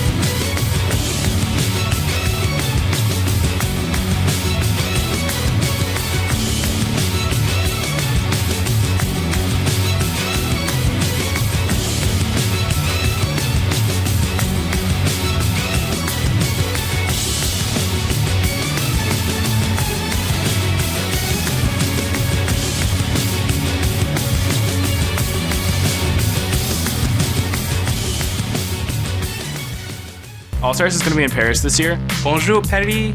The All-Star event is just pretty much like every region coming together. I love competing against the best players. I don't care where they're from. So going to Paris would be like, whoa, like I'm in like this alien place. All-Stars would be the perfect place to prove how good I am. Pick me. Pick me! Vote for me. Last year's All-Stars was epic. I need to be a part of that. I need your help to get there. We need your votes. Vote today at lolesports.com. So make sure your favorites are represented. I want to go to showcase one of NA's best. It'd be a really big honor to go, and I'd be so excited, and I'd be so down. I was born and raised here. I want to represent. I really want to go to Paris, dude. That'd be sick. Welcome back to the final day of the North American LCS. Up next, we've got Evil Geniuses versus Team Curse. And for EG, a win here could give them some breathing room in their hunt for 7th place. Yeah, if they were to take this match, it would mean they could still lose to XGG and then tie in the standings, giving them another chance. So this is still important, even though the game later today is even more so. Right, but right now, that's easier said than done. And Evil Geniuses are coming into this game now with an 8-game losing streak. It's been really tough for EG. At the start of the year, Evil Genius' strength was really their strategic play, and if they got a small lead in the early game, they would close it out. But now, even their strategic play has been faltering. They really don't have anything going for them, and they need a complete turnaround. Right, and we have to remember with Dig's loss in our last game, Curse can secure 4th seed with a win here. Yeah, and Curse has been looking stronger in the past few weeks, even taking down 3rd place CLG yesterday. Quas in particular has really been stepping it up. He's been making a huge impact for his team, especially with his Renekton. He has a marked improvement on that champion since the start of the season, where he wasn't as good at it. And let's check out the starting lineups as we get right into this game. On the blue side, it's Evil Geniuses. In the top lane is Inox, Snoopy in the jungle, Pobelter in mid, Yellow Pete at 80 carry, and Crepo giving a good chuckle on support. And on the red side, it is Curse. Quas on the top lane, I Will Dominate in the jungle, Void Boy in mid, Cop on 80 carry, and Bunny Fufu and maybe a Thresh on support. So what can EG do to kind of get things going in this game? Kind of just off the bat. We know Pobelter can be a factor there, but what if it's in the side lanes? What if it has to do with something with the jungle? Exactly. Well, early on in the year, they had success with some fringe picks. The Urgot Sirach in the bottom lane was very strong. You know, Pobelter also, I feel like, was playing better in the start of the season. As far as getting going in this one, try something strategic. Their invades, when people weren't invading, were very strong. And they should try to get back to that. I mean, just looking at the way CLG won last game, even though CLG is great individual players, they won that game as a team with rotations. Yeah. EG, if they could pull off something like that, not that it's easy or anything, it would be one of their best chances. Always easier said than done, as we just stated. And we'll see how they put things into action now that they're in picks and bans. A lot comes out of this. EG would definitely benefit a lot out of getting priority picks here. Every team does, but it would make the lanes that much more comfortable for them, and it's necessary. It's always important to take the opponent out of their comfort zone. Yeah. Inox likes playing a diverse set of top laners, and Renekton is kind of the man who hates diversity in the top lane. He shuts out a lot of options up there, so getting that ban out of the way means Inox's pool opens up much wider. Dominate also has been playing quite a bit of Elise, which relieves pressure off really having to find something to play in the jungle. He's happy to go back to that. A lot of junglers have kind of gone away, trying to get more into Kha'Zix, who just got banned out. A lot of Lee Sin play, like we said, being a first pick around these parts. These parts. Gets banned away, though, because Inox is definitely his best champion in the top lane. Thresh banned away for Bunny Fufu. It's interesting because Crepo's Thresh is really good, but EG doesn't want to be forced into first picking it. Therefore, they have to ban it. Oh boy, getting Lulu is huge. That's going to be nice for Pobelter. This is the unnerfed Lulu. Yeah. It's been nerfed heavily on the 4.5 patch, but this 4.4 patch is a very strong beast. You can see a 70% win rate in the North American LCS for Lulu. The lock-in, not really even thinking about it too long. They got the Nidalee and the Elise. Yeah. The Elise is one of I Will Dominate's favorites, although I haven't seen too much success from Elise since the nerfs. She still provides a lot of utility, but it definitely hasn't been as overpowering as it was before. Yep. Nidalee, on the other hand, seems just as good as ever, and I actually think it's one of the better picks against Lulu, because while Lulu can shield a lot, Nidalee never has to commit. and it's very hard to reactively shield a Nidalee spear. Therefore, Nid can get a lot of damage off in the face of Lulu. We saw Link using it to great effect last game. Now in the hands of Voyboy as we match up in our second game here on the last day of Super Week. Could be Illusion and Leona lock in. Crepo very well known for his Leona. And Yellow P, he's kind of been going back and forth to a lot of AD carries this season. Hasn't really picked one to be his kind of main go-to. Caitlyn's been up there. His Varus has actually been played quite well. Yeah. Really hasn't gone back to that yet. Only here and there. It's been an off year for the whole team, to be fair. Yeah. But Yellow Pete in particular has not shined. It all started when Snoopy stole his panic kill. That's when the downhill started. He reached his high moment. He was going to have the only pench in the NALCS. Love from the crowd. They want to see the little guy. Looks like could be the Morgan Caitlyn pick. More safety here. Obviously the poke comp from Curse.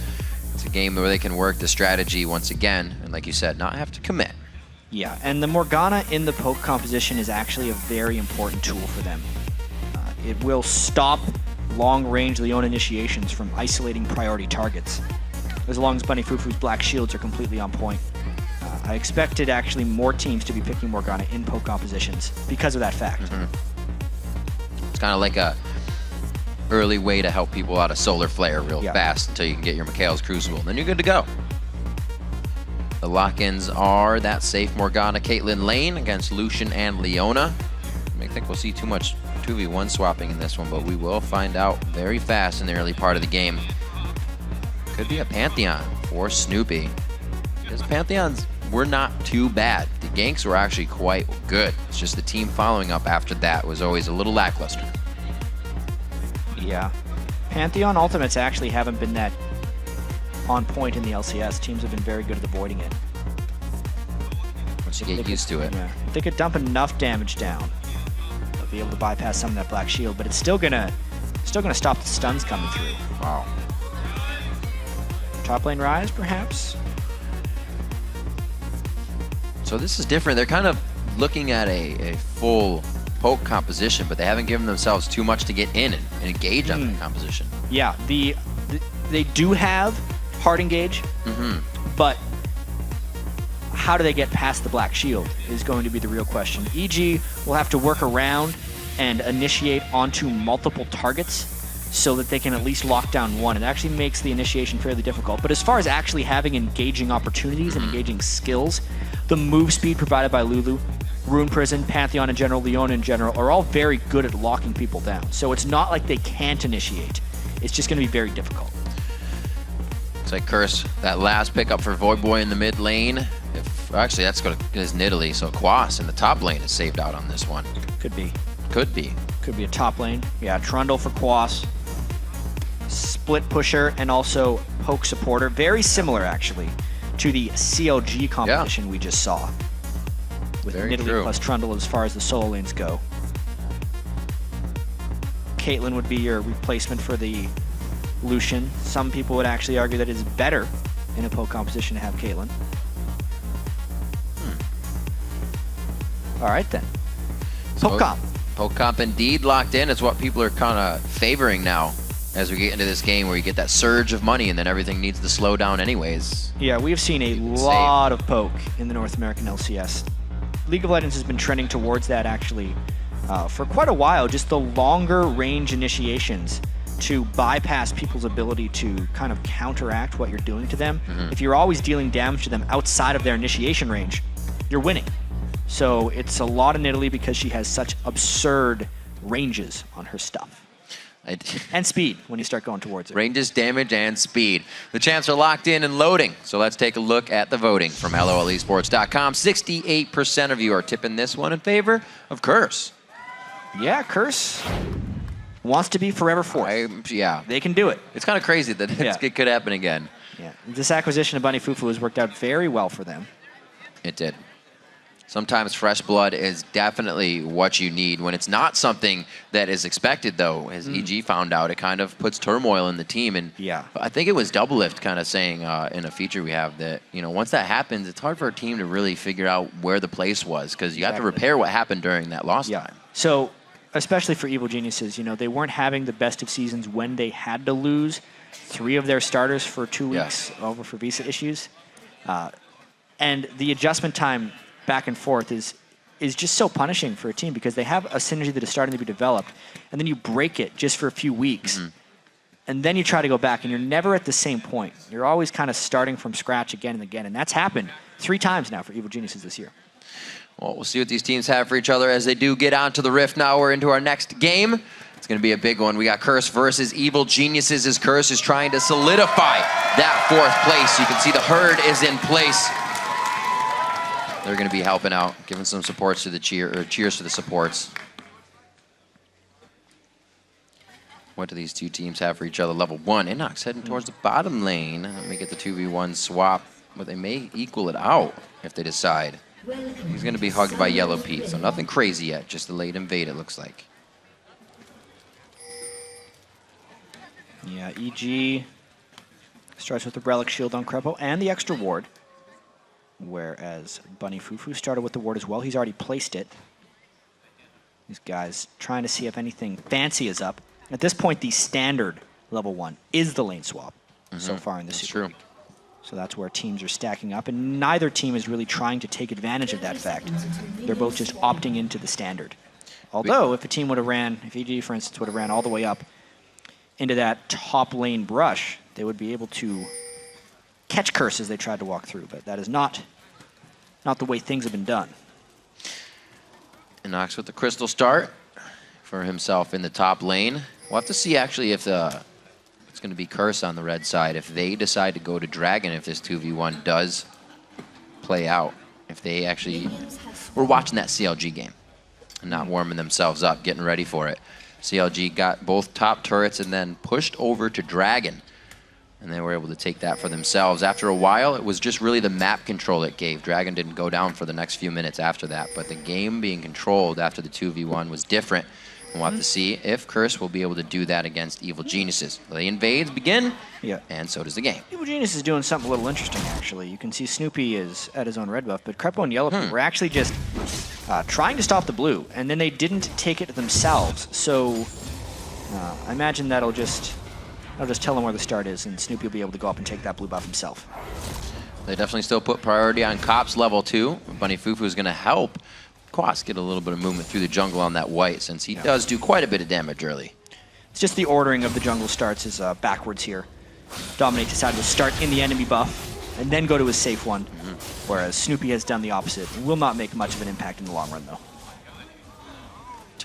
Quas teleports actually to a 2nd tier in the bottom lane to get himself in to stop He's going to try this and jungle harass Snoopy soak up. here. Snoopy doesn't necessarily have Smite up right now, so he's got to wait a little while. And he's actually going to require support help to safely secure this one. Yeah, Quas is already starting to back off, but the team gets a ping on it. They're letting Crepo know where he is and if they want to put more pressure onto it. A good push in the bottom lane by Yellow Pete. We get the teleport there from Inox. We do have Dominate approaching top lane. This means it's a 4-man push, not the 3-man push. Quas has already burned his teleport, so EG has the potential to push this much faster. This was that 4-man push you were talking about in the Challenger series where they went all the way to the inhibitor turret. Not being on the top lane is going to give them that speed and damage on the turret. Good pressure from Pole Belter in the mid lane, so Voyboy really has nowhere to go either. He's pushed up against the turret. EG making some good moves here. Turret way faster than the top. 4 level 2s pushing that lane. If Curse does not respond to this, it could actually end up in an inhibitor turret for EG. So Curse has got to make up their mind what they want to do here. They might just have to take the 1 turret defeat and cut their losses once they get that turret, get back to base. But we'll see what they decide to do, whether it's continue pushing or go back to base. Quas's teleport to that 2nd tier turret is going to slow him down getting to that position. He does have to back all the way, and it looks like this turret's about down to half HP as they're getting good damage on it. Still 4 of them whacking away. Nothing's going to happen, and no rotation from Curse because it can't. I mean, I really feel like unless Curse sends a 2nd defender, EG could continue this push, but they actually are waiting for the minions, slowing this push down just a little bit. They want to get a big minion stack if they're going to take their run at the inhibitor turret. Curse pushing pretty quick. Top lane gets a siege, going to stop him for a little bit, but bottom lane is going to have that siege coming up. If EG doesn't get it on this wave, it will be the next one easily up to that inhibitor turret as well. Mid lane, like I was just talking about, a little bit of the CS there to make sure we know what's going on in the island, since top and bottom are the focus right now. Yeah, EG decides not to push quickly despite having 4 people in the lane. And it ends up being an even trade. Now it's just all about the counter rotations from Curse. I feel like EG didn't take as big an advantage of that 4-man stack as they could have. Even so, they end up just trading. Standard start. Pobelter has to be pretty careful in that situation. Get himself out. Doesn't have too many wards to keep himself safe, but they do have to worry about now Cop in the top lane. He's kind of just been going on by himself. Has not backed yet. Looks like he may do that for himself to finally get a buy on. 28 to 27. Everybody comes out of that actually pretty equal, and there's no move for the Dragon this time. Yeah, they're rather low. Both these teams actually put a very high importance on early game Dragons. Snoopy, though. Flash for flash. Had to be done. Right there. That's going to harm Snoopy's ability to gank especially. The flash gank from Pantheon is one of his best assets, and Pobelter continues to harass down Voyboy. He just stood there seeing that Voyboy has no mana. He's being a bully. Something really key is even though blue buffs have been taken by both sides, neither of the blue buff camps have been cleared. Which means this Nidalee Lulu matchup, 2 of the most blue-reliant mid laners, are going to be substantially delayed on their access to blue buff. Dominate just cleared his blue. That means it'll be up at around 11 minutes, and EG is still not cleared their small golems. Gonna be rough. Snoopy's been spending a lot of time in the other half of the jungle, so he's really had nothing to get over there and tell him that that needs to be cleared. 6 minutes in, Inox returns to the top lane. His teleport is down right now, so he's gonna be just staying up there trying to farm it out. Dragon may have to be the long walk for these top laners. Not for Iquas, though, actually. Check out the little guy. Finally, got it down. 11:30. Yeah. That's when that blue's going to be up again. We'll see if that affects any of the siege pressure that could happen in these lanes. I'm going to say Dominate not back, and just yet the Zenith Blade pulls him out of range for the Cocoon to safety, but then a little bit of trouble. They're all right in the outcome. Took a fair bit of damage from that. Yeah. Unfortunately. Lane's still just trying to shove. AD carries matching each other. Cop does get Zenith, though. Oh, there's the slow. 1-2 after the other. Cop has barrier, Cop has flash. One is used to get himself out safely. In the top lane, we're going to see a little bit of pressure onto onto Inox, rather. Well, that's Voyboy. God. The Nidalee, not Inox, it's Voyboy. Nidalee's being everywhere. Pobelter actually going for a kill. Uh-oh!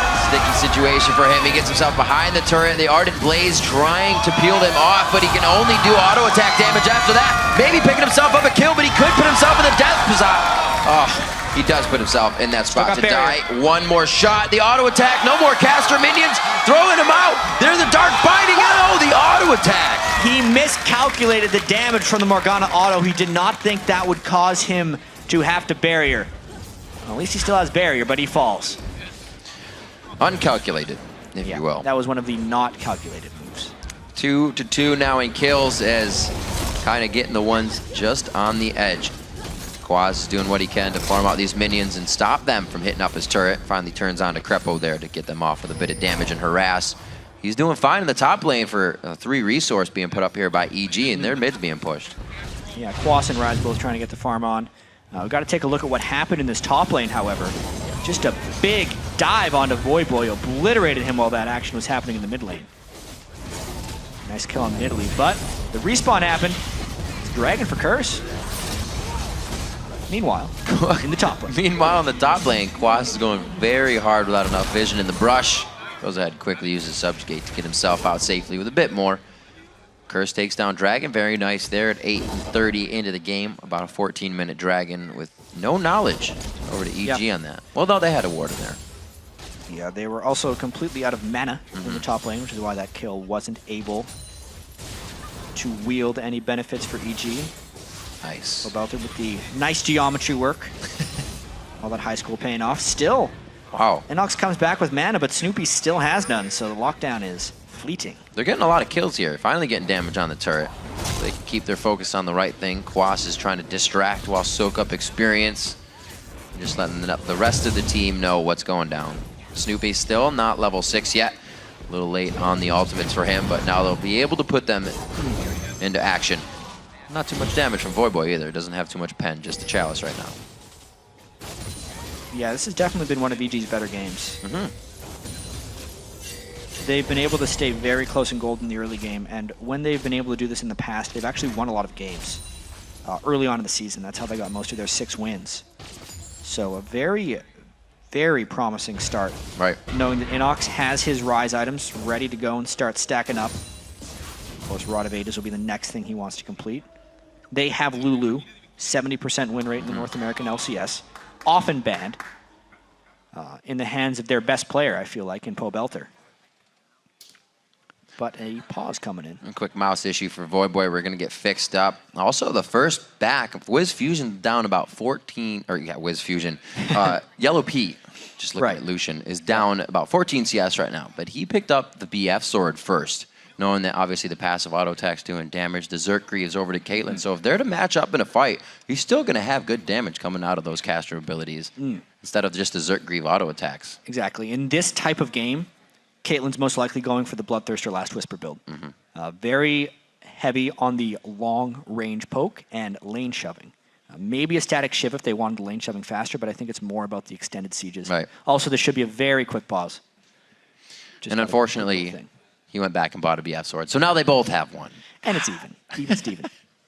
So in this 14.3 to 13.9, not too much of a discrepancy in the gold there. We saw Curse going for a dragon as they were also kind of formulating towards the top lane and trying to keep everybody alive. And that's where EG's had most of their pressure. Still no Pantheon ganks to come in just yet. We've seen Snoopy hugging a lot of the 2v1 lanes and then just now the 2v lanes themselves to get a turret pushed. Yeah, and there's that 4-man stack right there. EG really prioritizing turrets. Curse getting pushed around a little bit. Not the greatest wave clear. So that's where their main vulnerability lies. EG trying to take advantage of it. One shout out to Yellow Pete. Completely safe though. I'd be very happy if Crepo had that solar flare right now. Definitely have a bit more safety to be pushing onto these turrets. As well, Snoopy will be just on the edge of that quasi-global ultimate of the Grand Skyfall. Returning to bottom lane to clear out Voidboy split push. Quas is going to do some work in the top as well. Curse is controlling all the lanes right now. Here comes the ultimate from Pantheon. Let's see who the Black Shield decides to protect. And we hear Snoopy in the background screaming out mid, and it's gonna be Cobb that goes down first. Very nice, teleports into the fight as well. EG is just dropping from the sky everywhere. They come out very big with 2 kills on this. Real big kills for EG right there. The Pantheon ultimate came down just right. They caught multiple people in the same threat zone, so therefore the Black Shield was ineffective at protecting Curse. They get 2 kills and a powerful push down this mid lane. That is going to be a turret going down. EG finally opens up the map a bit for themselves with the 3rd turret, the outer turret I should say, going down. Now the inside wars to be placed. It looks like EG is just going to start trying to take everything they can. Right here, let's take another quick look at this one. Pantheon goes up, comes back down. But the big thing is Inox already had Cop locked down there. They blew through the Black Shield so quickly that it effectively didn't matter. And then they could just chase down Pobelter. Pixes him to death. Just when you think you're safe. Lulu comes out of the brush. Turret goes down, Curse answers a little bit back onto that. And now only 200 gold separate these teams.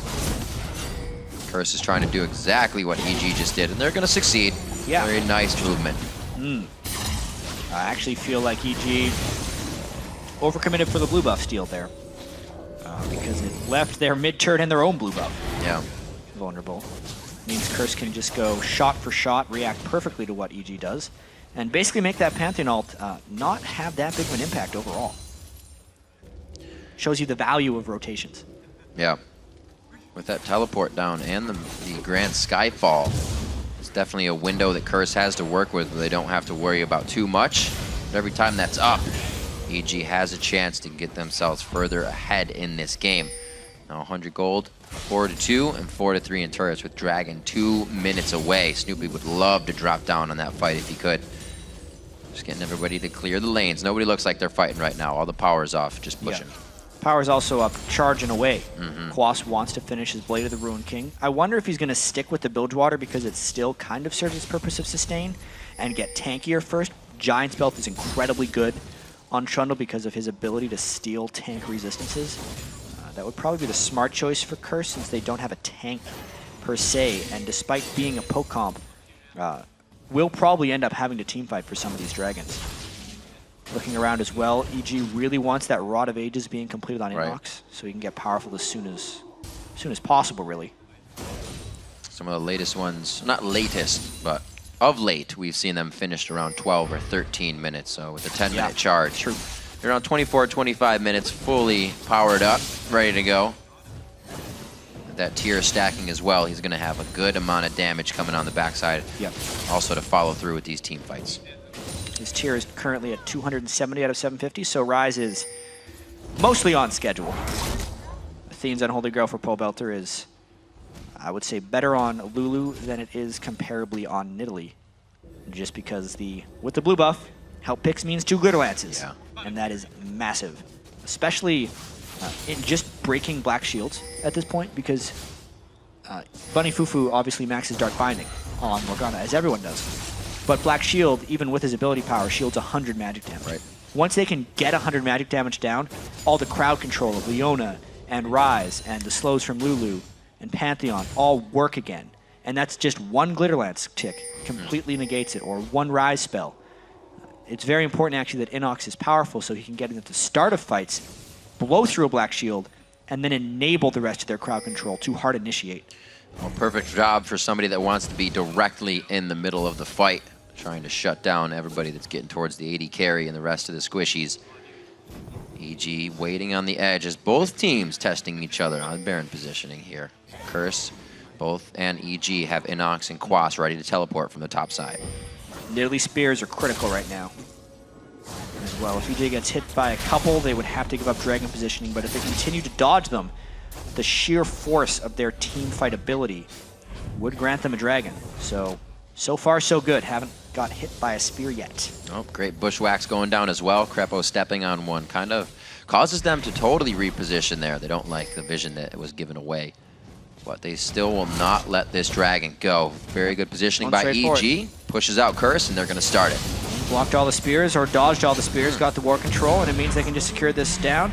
And the teleport actually comes in. If they can get an initiation, this could be great for EG. Inox looks to go over to Voidboy. The shield goes on, and he can't lock anybody down with Room Prison. They're forced to go for Quas. That means it's free roam coming out here. Inox still trying to machine gun out the DPS. Krepo's on the backside. EG has taken a lot of damage here, and now able to reassess the fight. But Curse was already on the backside doing that from the beginning. Voidboy now to move in. He has Javelin health bars in his eyes, and it looks like Inox is going to put down the rune. He throws it out, and Inox goes for the sidestep. EG committed heavily in that fight for Bunny Fufu, and it almost cost them, but then with everyone at a sliver, you could see Curse's poke comp. They tried to play it like a dive comp, and it backfired. Voidboy cannot dive in those situations anymore. That's 2 deaths on Nidalee. Too many more than he needs. Still Cop trying to get an advantage out of this. They lost 2 over to that 1 of Pobelter, and we'll just see how this fight came about. It split up entirely. So one thing was the Pantheon ult, which zoned Curse back, but then also Bunny Fufu's ultimate ult Morgana was really good at keeping the fight isolated. They did get on Bunny Fufu, but because he could flash away with a sliver, the rest of EG kind of had to run away from them. And they also split up right there. Some in the Dragon Pit, some elsewhere, which is why Curse felt so confident. But as you can see here, Voidboy was all alone trying to chase 2, maybe 3 people of EG, and then using his flash to get in. With all the crowd control potential of EG, he just ends up getting locked down. Beautiful spear dodge by Inox at the end. You always rock perpendicular to the flying skill shot. You will dodge it. So good buys coming out on both sides with a little bit of gold influx there. The Sheen instantly coming out for Pobelter. Yeah, once that Lich Bane, even though it's nerfed, still going to take that diminished ratio and use it to auto-attack people down. Put all the pain in the AAs. See, 6-3, 7.5, or 17.5. We're going to add a 1 to that. Minutes into the game, Curse, again, using organized moves to get what they want. And now they're pinching EG in here. Dominate on the other side. They do have vision of this. Krepo gets the Zenith Blade over the pillar, trying to close the distance to safety, and he is going to nicely get out of that with the LP. A little scary. He's got their dancing shoes on. These skill shots are not landing onto them. Krepo with a very sneaky retreat. Not even having flash and getting out of that one is just awesome. Krepo dove for that one. He said, I got it. Yeah. Good steal out, or not steal out, good smite out. Snoopy keeping everything to himself and the experience to EG on their side of the jungle. But Curse looks to get some forward wards in and also take down these turrets that are going to be on the second tier. This will be one of the last. Grand Skyfall missing out quite good on that one. Pobelter tries to get the Glitter Lance down. They're busting through the Black Shield with the AD. Not going to help you much there. Pobelter picking up a kill. Yeah, nice Pantheon ult by Snoopy there. His Pantheon ultimates have actually been incredibly strong this game. They're forcing Curse either into fights they don't want or splitting them up, and EG is able to get the kills afterwards. Fancy work there. Still using that combination even without the Rise teleport. They're able to just get Inox quite safely to the fight. It looks like with Quads pushing in the bottom side, Curse could get themselves, or EG rather, get themselves an advantage in mid. Yeah, this wasn't even from very far away, but it still did the job of getting him in and splitting up Curse. And then, obviously, everyone could just chase down Bunny Fufu because they were split up because of that Pantheon ult. If Bunny Fufu would have went through the Pantheon ult, he would have died. If he goes the other way, he gets chased down. Take stock of what's happening in some inventories. Mid lane 153 to 119. Somewhat to be expected. You see Voyboy cleaning up camps as Voyboy was glitter lancing and bullying in lane all day long. 119 to 132 is Cop. We've seen him and Quas doing a lot of side farming. Still doing that in the top lane for himself. Curse in good position, but so is EG here. Yeah, 4 turrets to 4 means this game is still quite close. Yeah. Unlike a lot of the EG games, they have the 2,000 gold advantage instead of the 2,000 or 3,000 gold disadvantage that they would normally hold at this point. It also means EG has a tendency of just really forcing team fights at this point in the game. Because it works when they're ahead. It just doesn't work when they're behind. Since they are ahead now, this is actually a very great situation for EG to be in. About 250 stacks off the Seraph's Embrace. About 3 more minutes for a fully charged Rod of Ages. Yeah. Inox still getting to that point. Got level 11s coming out now. A little more power from ultimates. Nice catch by Pole Belter. They're starting to hurt. Yeah. Which is a danger EG absolutely has to keep track of. Also thinking about Curse and their heavily poke-focused composition. I still wonder what I talked about yesterday during the Curse pregame, which was how Curse goes really far in one direction for team compositions. They'll either go super hard initiate, like a Vi Yasuo, and just, they pick one target, and they're gonna get to that target. They do not care what you do against it. Or they go like super push heavy. When they did early on in the year against CLG, they did a Jinx, Nunu, Janna composition. Right. And just shoved down turrets super fast. Or this poke composition, which is just all about poke with very limited teamfight potential. And I feel like they're actually not that great at poke, because their true specialty is live and diving, and when they make compositions like this, they become, you know, a jack of all trades but master of none, which leaves them vulnerable to teams like EG here. Still a nice binding though, stun chain. You can see they're all a little hesitant to go straight into the fight. Bunny Fufu is still trying to retreat out. Snoopy comes in with a grand Skyfall, right on Dominate, but it's not enough damage to take him down. He gets the heal coming out of Voyboy. Inox now with the rest of the team as they put out some good damage. It's going to be very nice plays there. 2 down on Curse's side, only for the 1 of Crepo. Goes to show you how powerful EG is in these team fights. With poke landing, though, it becomes a little bit dangerous. Dragon is secured, however. There's a nice little 1-2 coming from the Dark Binding Javelin. But EG is not scared off the Dragon. They do that 4 strong. You see Crepo coming out of the base, face of the mountain finished off with his Sight Stone. Looks like he's going to get that charged up one more time. A little more HP for himself. So see how this went down. Check out Inox in this fight, because I feel like that's where a lot of the damage came from. Crepo just gets obliterated right off the bat. His ultimate just slows down Bunny Fufu, but then when Inox arrives, he lands so much AoE damage with those bounces.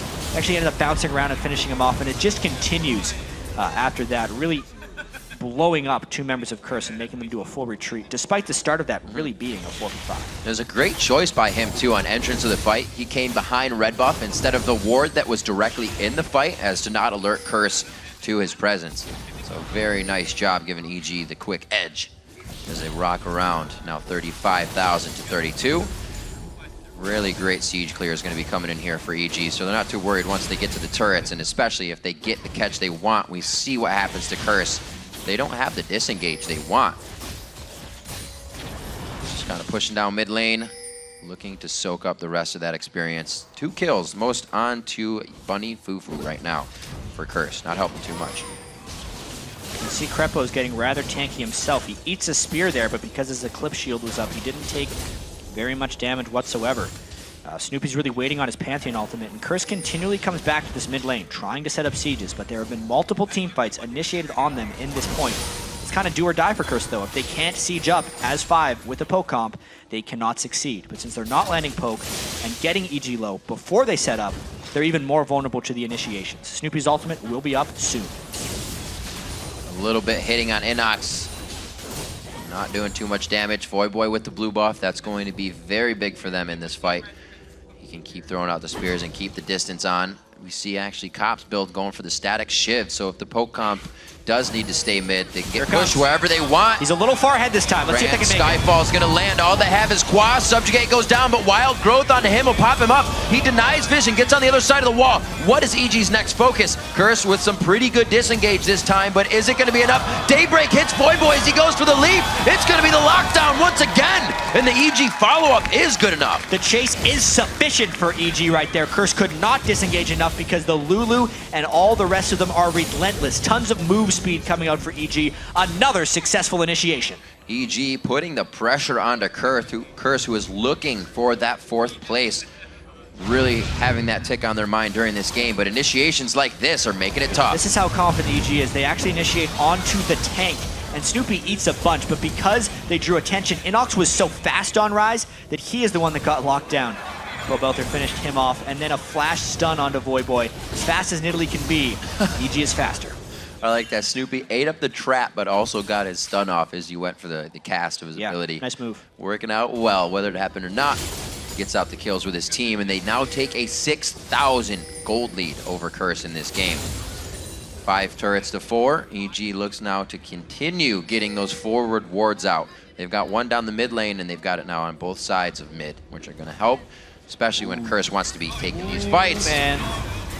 That was a desperation Baron play by Curse. They kind of need to steal a Baron or win a crazy fight to come back into this one. It's just the danger of running this long-range poke comp with low team fight potential. You don't get to force objectives like that. Therefore, they have to immediately retreat as soon as EG gets near. As soon as Snoopy got that ultimate, EG definitely started to take control of this game. Really well-organized fights. Inox now getting to that full power Seraph's Embrace finish. The Glacial Shroud begins. He's going to be even more of a problem, but more of Quas to get some stats off of as well. Yeah, Quas could theoretically help Inox go down, but just with the current state of the game and how Quas is somewhat starved of gold because they're so paranoid of getting initiated on, and the pillar is absolutely required by Quas to help disengage. He is just trapped between a rock and a hard place right now. He has no realistic way of getting quality farm without his team dying. Snoopy cleaning up all the traps. We've seen him and Crepo soaking up the Bushwhacks and the Caitlyn Yordle traps. Yellow Pea, be very careful here. He does have Snoopy on the side. This could be dangerous. Ace in the hole and a lot to follow up on that. Could definitely mean a quick dead AD carry out of nowhere. 1 minute on Dragon. EG is kind of posturing here in the mid lane so they can rotate easily for that or make sure Baron is safe. Yeah, I wonder how long until EG tries to go for the Baron. It's a bit of a process here to at least grant enough ward control inside the red jungle of Curse. They need to make sure the side lanes are all shoving first and then going for it. But right now they're pretty content just continuing to do what they've been doing. They know Dragon is up in 30 seconds. Once EG is able to get the Dragon control, they're most likely going to be able to go in and get more ward control and eventually a Baron attempt. Well, this would be Inox now to hug towards the bottom lane. He's going to meet up with Cop. That can start to be what EG needs to really gain control, start to spread Curse a little bit more thin. Usually Curse has the upper hand in the game at this point, and they're the ones kind of with the chance to lose. Right now, they're trying to get the win back in their hands. A very nice gold lead by EG is being controlled better than we've really seen them play it out before. Their mind's set on this Super Week, and they know what it means for last place. Curse again trying to force. They do kill it rather quickly, but if they do get engaged on it, would be a disaster. Pantheon's coming in the retreat path of Curse as well. Great placement. They're all walking into it. Snoopy actually takes a few more steps to get on the safety side of his team, but they take him down. Quas is the first to get hit up on this one. They do have some good escape here, but they're going to be chasing out Voyboy. Crepo hooks a fast right and tries to cut off any type of escape path. The heal comes out, and he may save himself, but they get the Glitter Lance on again. Dominate now with the black shield. They're just gonna walk side by side on the beach for this one. He gets himself over to the golems, now flashes over the wall to safety, but Curse is running scared. They get 2 for the cost of 1 right there. Snoopy does get shut down, however, so that is not a disastrous force there by Curse. They had the positional jump on EG, and even though Snoopy's ultimate was placed very well, the follow-up from the team was greatly delayed. That was almost extremely clever by Curse, because they knew the timing of the dragon, and they knew how EG was going to be there. Yeah. So if EG wouldn't have ran so quickly, that could have actually been a Baron take for Curse. They almost caught EG in a pattern. And you see the timer is still quite short in this game. No thought about Baron even after wiping the team. They go for Dragon, sure gold, and sure control of the game still. They're not going to put themselves in a scary spot. Already have the lead, and that's what they are trying to work to the nexus of Curse. Like we said, Curse looking to grab 4th here. Really wanting this win. Yeah, but EG, how much would it mean to them if they win this game going into their XGG game at the end? Breaking their losing streak against arguably a stronger opponent they will face at the end of the day would be monsters for them. Pobelter on Lulu is starting to take over. 256 farm, 426. There's a reason that was first pick, quick pick for Pobelter. Locking that one in, and then they focused on that bottom lane for EG, something that also struggled a little bit. Made sure Champion Select prioritize where the weak, not the weak links might be, but where the problems have occurred throughout this season. Every lane has actually done their part in the wins for Evil Geniuses. But right now, everybody's doing their part, and you can see how much of a more controlled game it is. They play very well with the lead. We've known this for a while. It's just they haven't been able to get leads for themselves, which is why the team's current patterns of all lane swapping at the start of the game really benefit EG. Yeah.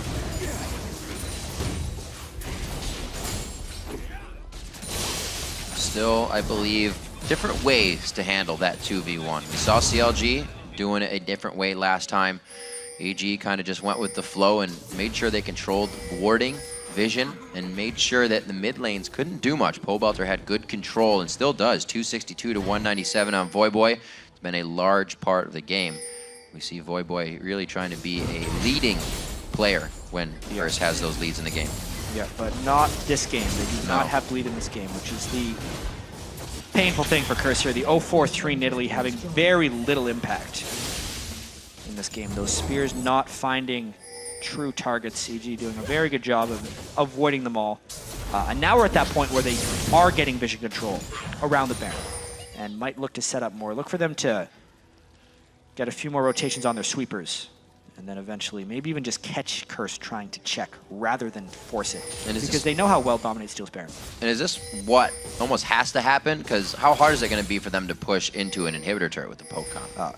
Not extremely hard, actually, but now they're trying to catch Curse checking as they see a ward and some people. Yellow Pete throws himself right into the fire. He knows he's on the good side. What a side strafe there to get the color over the wall. It's going to be another one going down. Cop is dead. They now have eyes focused on Voyboy. He cannot leap to safety. Locked down and taken down. 3 kills. Pobelter's going for Dominate. He gets Cocoon, but it's not going to be enough. He doesn't even need to shield himself as he whimsies back to life and back to Baron. Quas going to do what he can, but they're only really going to get some CS out of this in the lane pushed for the final hit. Just a disastrous attempt of checking Baron vision right there for Curse. EG, with their initiation, a great flank amongst all this.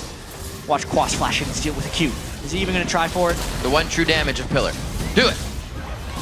That's going to be a lot. Oh, they want him right off the bat. He cannot get close enough. Actually uses flash and everything to get out. Teleports down as he was getting back into the game with that one. So we'll see Baron now going over to EG. They definitely played it right. They waited their time. They got the vision. And the surrender. They got the right surrender there. out of Curse. 32 minutes into the game. Evil Genius is putting up a great fight for the win. Interestingly enough, this is only the 2nd game all year where a team wins without an inhibitor falling. The other one was an EG loss to TSM, so a very decisive victory there by EG, controlling the vision, showing vast superiority in teamfight comps. It's the start of something good maybe for Evil Geniuses. They need to carry this momentum through to the final game of the day. You know, I asked you how much they were going to be able to gap close, and they waited. They waited very patiently until Snoopy finally got that ultimate, and then it was just one after the other. Snoopy and Inox teleporting in to make the fight a little bit worse than Curse thought it was. Just really good champion select for Evil Geniuses there. Inox's Rise was incredibly potent. I don't know if the team composition could have worked without Lulu, because it really gave them that extra speed to make it into the team fights and shut down the poke comp. But that is kind of like the EG we saw in the promotion tournament that had everyone so hyped for playing against them. Like it's a strange transition when EG comes into this, because they had looked so bad, to be completely blunt about it.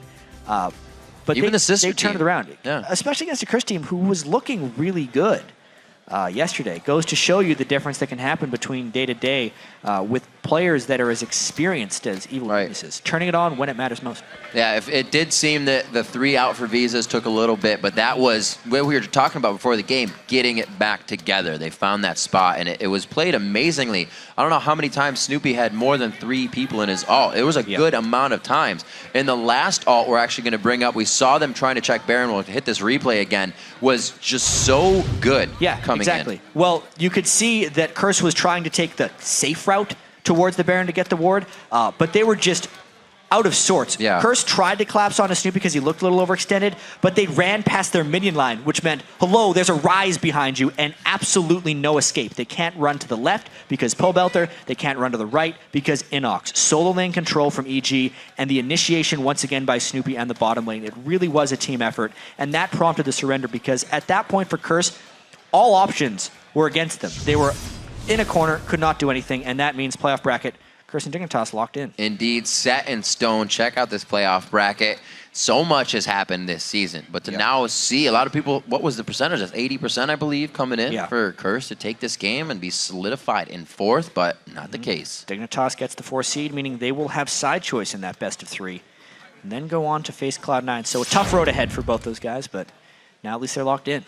Absolutely. To see EG play like this, we saw in the beginning of the day, even if it's not changing too much of a position, the momentum they have coming into these games, knowing that they're strong currently with what's happening, it's going to be a big part of how their mentality hits and start the ground as they go running. Yeah, I wonder how it's going to work for their game against XDG, because I'm really reminded by thinking all the way back to the promotion tournament. Going into it, they had almost no confidence, right? They were losing most of their scrims badly. They were losing to a lot of the challenger teams when they first started. And then, like, a day before the promotion tournament, something clicked and they started playing amazingly. They dominated their 3-0 in the promotion tournament to make it into the LCS. And again, since they've been on this long losing streak with all the travel, they might be feeling that again, and a similar turnaround could be in the works. All right, well, remember to share your favorite moments from today by tweeting us at LOL Esports and use the hashtag LCS Big Plays. Right now, we're going to send it over to Freak and Kobe for a first-hand account of EG's big victory. Thank you very much, Riv. What's up, guys? We're joined by Crepo and Snoopy, of course, of Evil Geniuses. Come into that game, of course, a difficult match on paper for you guys. Curse having a better season so far. What was your confidence like coming in? I've always considered us having a decent fighting chance against like Dignitas and Curse. I really still feel that there's a big gap between top 3 and bottom 5 in NA. Yeah, just recently, like we were really close, but every weekend we kept losing, and the gap kept getting bigger and bigger and bigger. We had confidence we could win.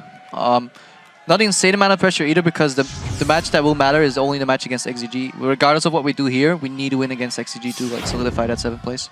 Yeah. This game did show one big thing that I think you guys have improved on a lot. It looks like you had a much better communication, especially using something like Pantheon ult, which timing is everything with that. Have you guys done anything specifically to work on that, or did you just finally everything fall into place? Honestly, no. Like the last few weeks for us have just been a bit crazy. With having to use subs, go home and get visas sorted, it's just been a little bit crazy. Communication is definitely one of our weakest points right now. You'll notice in our rotations, like we might win the early game, but our rotations are really not on point, and that's a lot of it down to communication. And I know actually throughout your season, you guys have actually had a large number of like, you almost won losses, like a significantly high number of like almost wins. Does that do anything to you guys when you're like, we can almost beat all these top teams?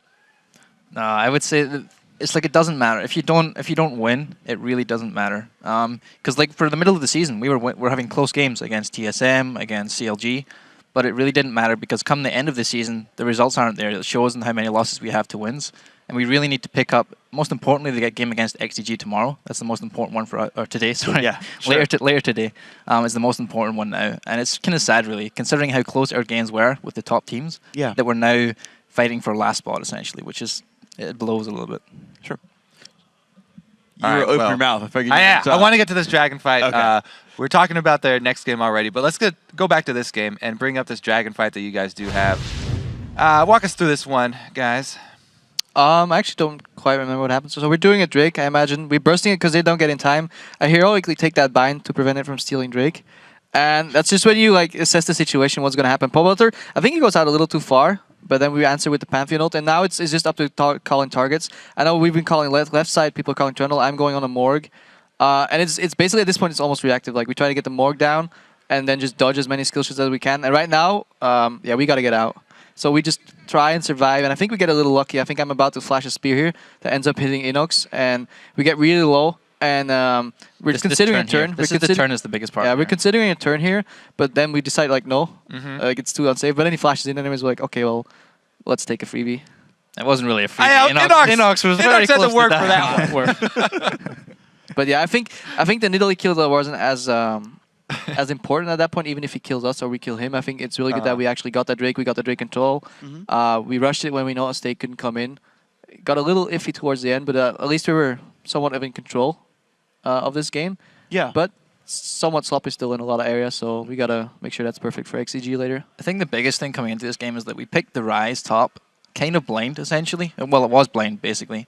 We just kind of figured that we'd get the Ryze against any top laner that Quaz was going to pick. Once we took out the Renekton, we were comfortable with him playing against Shyvana or Trundle. So we had a really good matchup between the Trundle and Ryze, and even though they never really laned, we got the Ryze powering up, which meant it could always split against Trundle later in the game if we had to. And then the biggest factor was our initiations. They have a Nidalee poke comp with a disengage from Morgana bindings and then also the Trundle pillar. And we really had to get on-point initiations. When the Pantheon drops were like really, really good, we got on their backline, followed up by Leona. And the Lulu ulti saves like on more than one occasion when Lulu comes in. And I'm expecting that. I'm always calling in the team fight. Like I jump in really, really deep. Like deeper than I maybe should. And I'm always calling, where's Lulu ulti, where's Lulu ulti? Yeah, one of the things I was really surprised about is Curse have Caitlyn traps, they have bindings, they have spears, all these things that they can line up at your point of impact as Pantheon. It's so scary to do those deep jumps. But since you had this very scary Ryze right behind you, it kind of always seemed like Curse were on the panic mode, and they didn't try and set up any of those things when you landed, and you guys got to go full offensive. Yeah. We actually have a clip of one of these really good Pantheon ults that you do super deep. Let's bring this one up on the screen. Oh yeah, this is the one in mid. We're actually waiting on my ulti coming off cooldown. I don't have it quite yet, and I'm looking for an opportunity to engage. And I need to wait for them to come so far out. We don't have vision of them, but now I just go. I don't even have vision, I just go for it.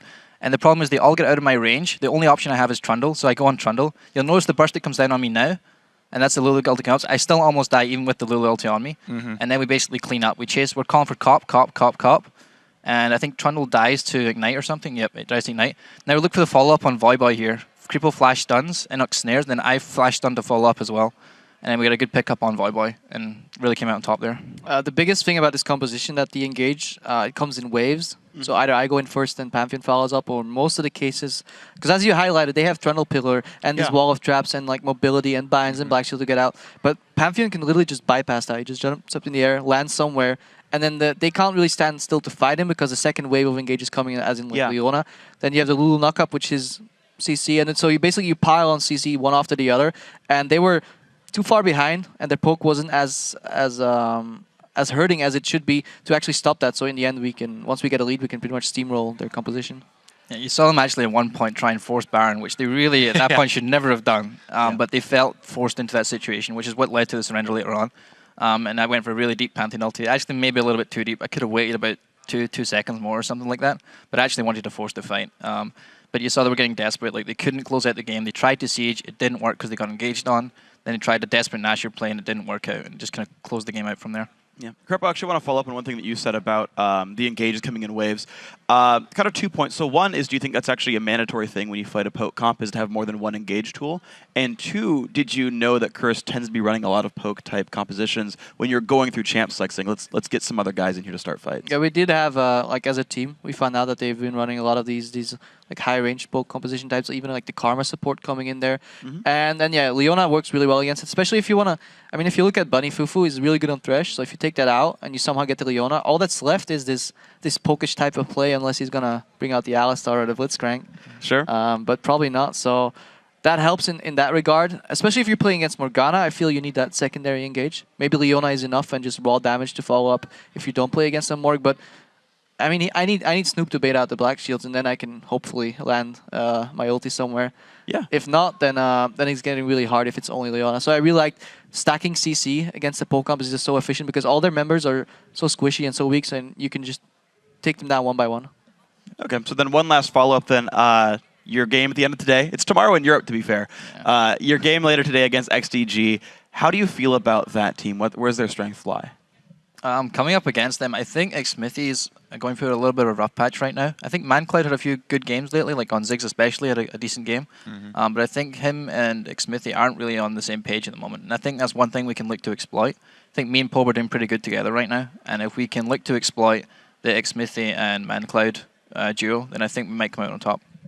All right, well, guys, thank you very much for your time. Congrats on your win. Of course, we'll see you later on tonight. Guys, we've got more going on. Don't go AFK. We're back in 3.5 minutes. When we come back, XDG take to the Rift against TSM. The North American LCS continues right after this.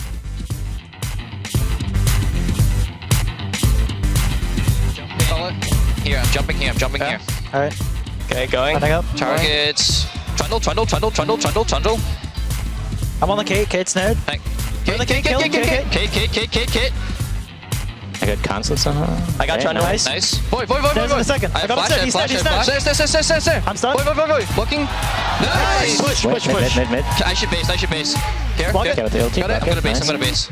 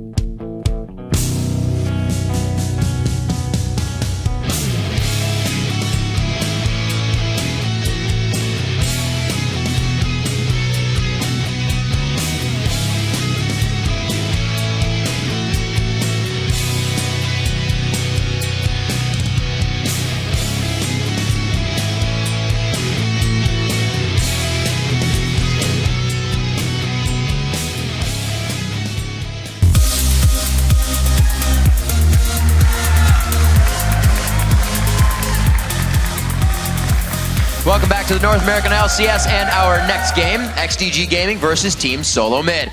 In Jat Evil Genius's win over Curse, the pressure is starting to build for XDG here in their battle for 7th place. Yeah, but a win here would be a huge shot in the arm for XDG and give them a surge of confidence when they face EG in our final game of the day. It also gives them a psychological edge over the Evil Geniuses if they can take down the number 2 team. Very true. And now for TSM, this is an opportunity to bounce back after their decisive loss yesterday to Cloud9. Yeah, TSM's never been a team that's actually particularly fast at adjusting to patches, and the 4.4 patch has been no different. I mean, it's not just that, though.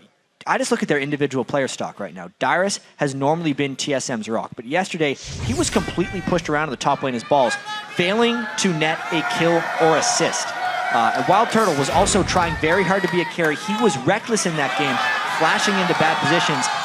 But, you know, I think they're kind of in their heads about this patch. And all of a sudden, they're looking a little bit like the TSM from last year before they show this amazing improvement. But remember, they have a first-round bye, there's a new patch, and they will have 2 weeks before the playoffs and this game to turn things around. Having a little fun there, choosing which summoner icon they wanted on TSM's side. Absolutely. Let's check out the starting lineups. On the blue side, it's XDG. Benny in the top lane, Smithy in the jungle, ManCloud in mid, Zuna at AD, and Sheep on support. And on the red side, it's TSM. Dyrus in the top lane, Audun in the jungle, Bjergsen in mid, Wild Turtle and AD carry, and X Special on support. We've seen a few times the Sheep herd is here, so maybe they got a little bit of bolstering back.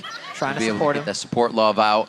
XDG's definitely had some good wins having them on. They were able to take down Cloud9 when he came onto the roster, so it's pretty strong play. It's just the faltering where Cloud9 says, oh, that happened once, or all the teams have been seeing that and saying, all right, we'll put a stop to it. Yeah, and something's up with the LCS today. CLG destroyed in their first game. Then EG honestly did a number on the Curse, and no one expected that. But at the same time, I don't know what to expect with this game. Is it going to be the angry TSM that just comes in and obliterates XDG and shows back up to how great they were all season?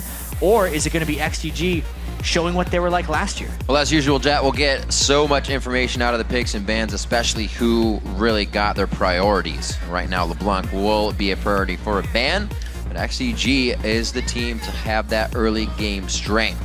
Team Solo Mid does not like the rotations and what's been happening, or haven't been able to adjust to all the rotations that teams have been putting on. Zed and Lulu going out next. Definitely focusing a lot of mid lane. It's a good thing Lulu's banned. Yep. She would be trouble. Bjergsen been loving Gragas still.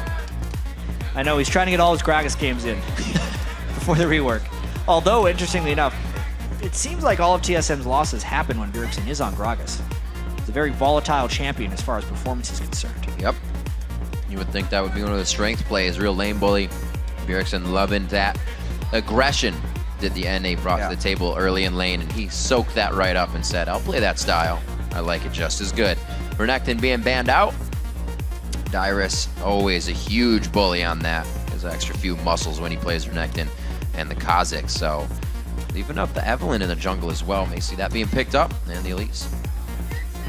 Fresh first picker. Exactly. Leaving a couple options. Shyvana and Eve are very potent for TSM. It's a little lackadaisical on the crowd control, though. But that's also TSM style. Hitting it up as well. The odd one has had a little bit shaky of jungle presence recently. He's been playing well, then more off games than not. The team, with as much strength as they have, kind of hides any of those. Yeah, absolutely.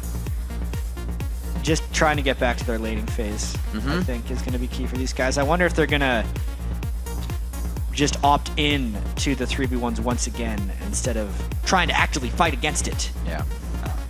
They know where XDG is going to be going with their push. They're going to send 2 to 3 people down bottom lane. TSM can match it if they so choose. It'll be up to them. Patiently waiting. ManCloud now possibly picking an AD carry out. They don't know who they're up against. Zuna feeling pretty comfortable on some Kog'Maw lately. I believe he was one also to bring out some Twitch. Which we haven't really seen Zuna's too tried much a of. few other things. Yet to show much success, though. As Snoopy was saying in the interview, too, Xmithy has been struggling a fair bit in the jungle. But the Jinx is a Zuna-style champion, I'd have to say. Absolutely. May even see the 2v1 come in. They're holding in the bottom lane for this one. They wouldn't be the ones to swap, so it'd be some nice turret damage they get. Looks like we're going to get a wild Corki coming in if he locks that one down, and he does. Corki Karma, maybe? Corki Karma is a possibility. Yeah. A lot of teams have been bringing that out. Mainly, you'll see Lemonation and Sneaky. But they did switch up the comp as well to have a Corki and a Morgana, I believe, at one point on another team. Bjergsen looking to Turtle for some advice. Clarify, 3 of Bjergsen's 4 losses on TSM have actually been on Gragas. Yeah, Turtle used to be a mid laner, so good chat they're having. It's true. This is what I would play. Oh no, it's going to special. Do the Corki Karma, waiting for the last pick for the counter. The smart move for Bjergsen, he wants to be able to counter exactly what ManCloud throws at him.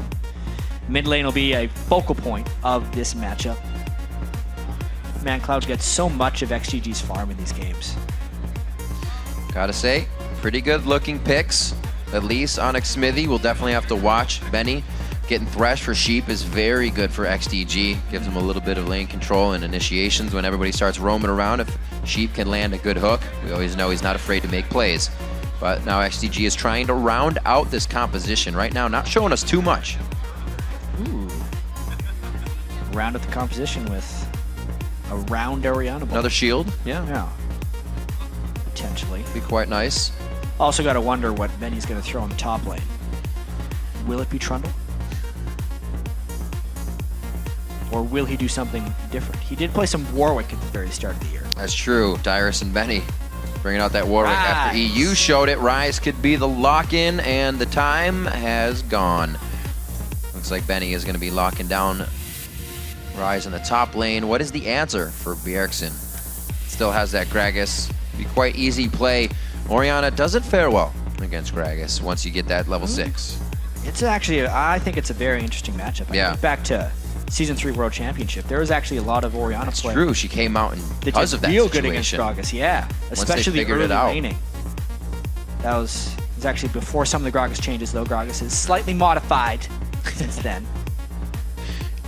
Lost a little weight. Yeah, this would be actually the last time for TSM to try that. But the Syndra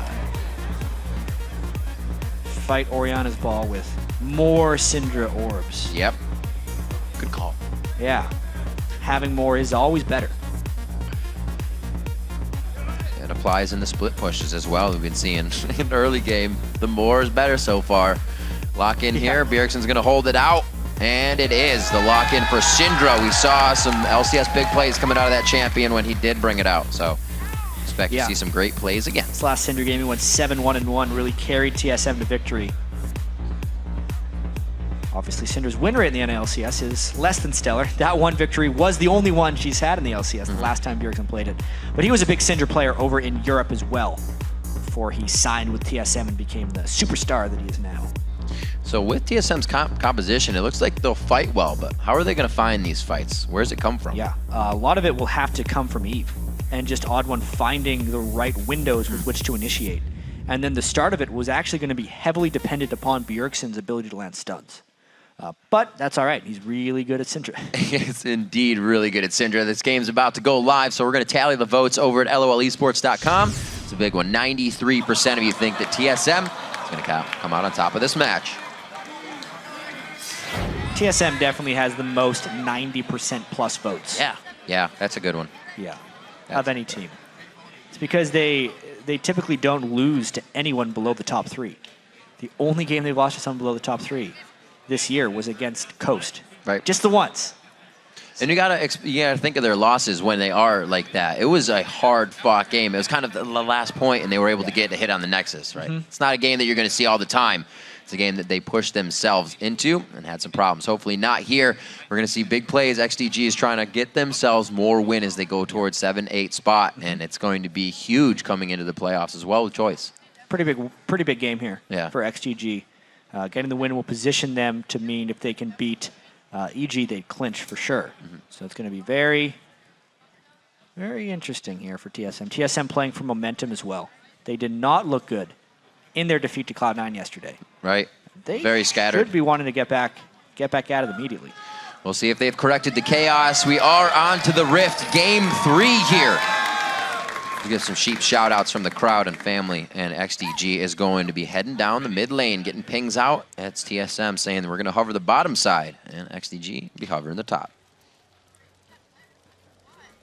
Actually, check this out. X Special started with a lot of wards. Wow, and a sweep, yeah. Yeah, the return of something new. Let's see how they try to modify this strategy here. X Special,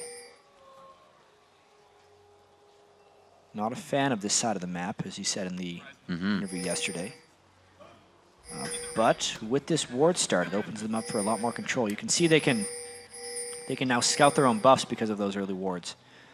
But they did just walk through the early ward of Sheep, so expertly placed by XDG. However, because TSM has already warded their own buff, they're going to get tipped off if XGG goes through, which they will. Oh, they're going to put that deep ward in again. All the way down to see who actually approaches the lane after this happens. Hasn't happened in a long time. They're scouting like they want the 2v2 really bad. Yes. So we'll see if TSM can get what they want out of this. We usually see that ward going over towards golems and whatnot when wards could be started, or golems rather. Well, yes, and because they walked past this ward of XGG, XGG might be expecting to run into a bunch of dudes. There's a lot of stun potential from XGG if Sheep lands his initial stun. We do have teleports in the top lane. Benny and Dyrus taking that. And without finding XDG rotating back around to see what's happening, TSM steals the red, XDG steals the red, and the game is underway. Yeah, and it's actually this time XGG doing the two-man top lane from the blue side. Gonna try and mix things up a little bit. That's what TSM's early scouting has provided them with. It lets them push the bottom lane, which theoretically has the faster turret push, but against a Jinx, it's gonna be somewhat equalized. So still the lane swaps, just not the lane swaps TSM necessarily wanted. They probably wanted the 2v2, but this gave knowledge, at least, that their bottom lane could go bottom. And still very strong counter jungling. Dyrus and Odd One sticking together, as we see some junglers do. And there's Benny and Smithy playing hip to hip, little buddy system. We'll see where Odd One goes after he is able to get level 3. Should be straight down to that bottom lane. And still actually help coming in from Benny, as Dyrus and Odd One are now not sharing experience anymore. Yeah. So jungle time for Dyrus. Jungle time for Odd One, which will quickly turn into lane time, I believe. That's a big hit. We'll have to see how on point Bjergsen is with Scat of the Week. When we saw Voyboy playing up against LeBlanc, he would hit her out of Distortion. Not going to have so much gap close from Orianna, but you still have to worry about how the ball is controlled on Ori's side. It's a great way to zone out your opponent. Smithy finding out Dyrus on the golems. It shouldn't be too bad, but it will slow Dyrus down. Yep. This is another 4 versus 3. XGG using Smithy to heavily deny Dyrus more so than normal, but it's limiting XGG's turret's speed a little bit. Be nice to get him over there. You see him throwing down Frenzy. They're trying to take it down ASAP. The bottom turret taking some damage as well, and they've actually got a good head start on it.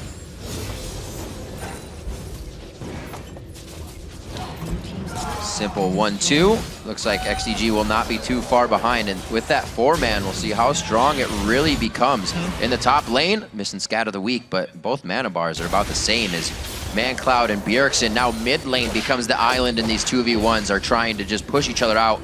Still to the side lanes. All the gold to be taken. Much like last game, this would be a question of whether the 4-man stack decides to continue to push, and that would actually force 2 defenders back from TSM.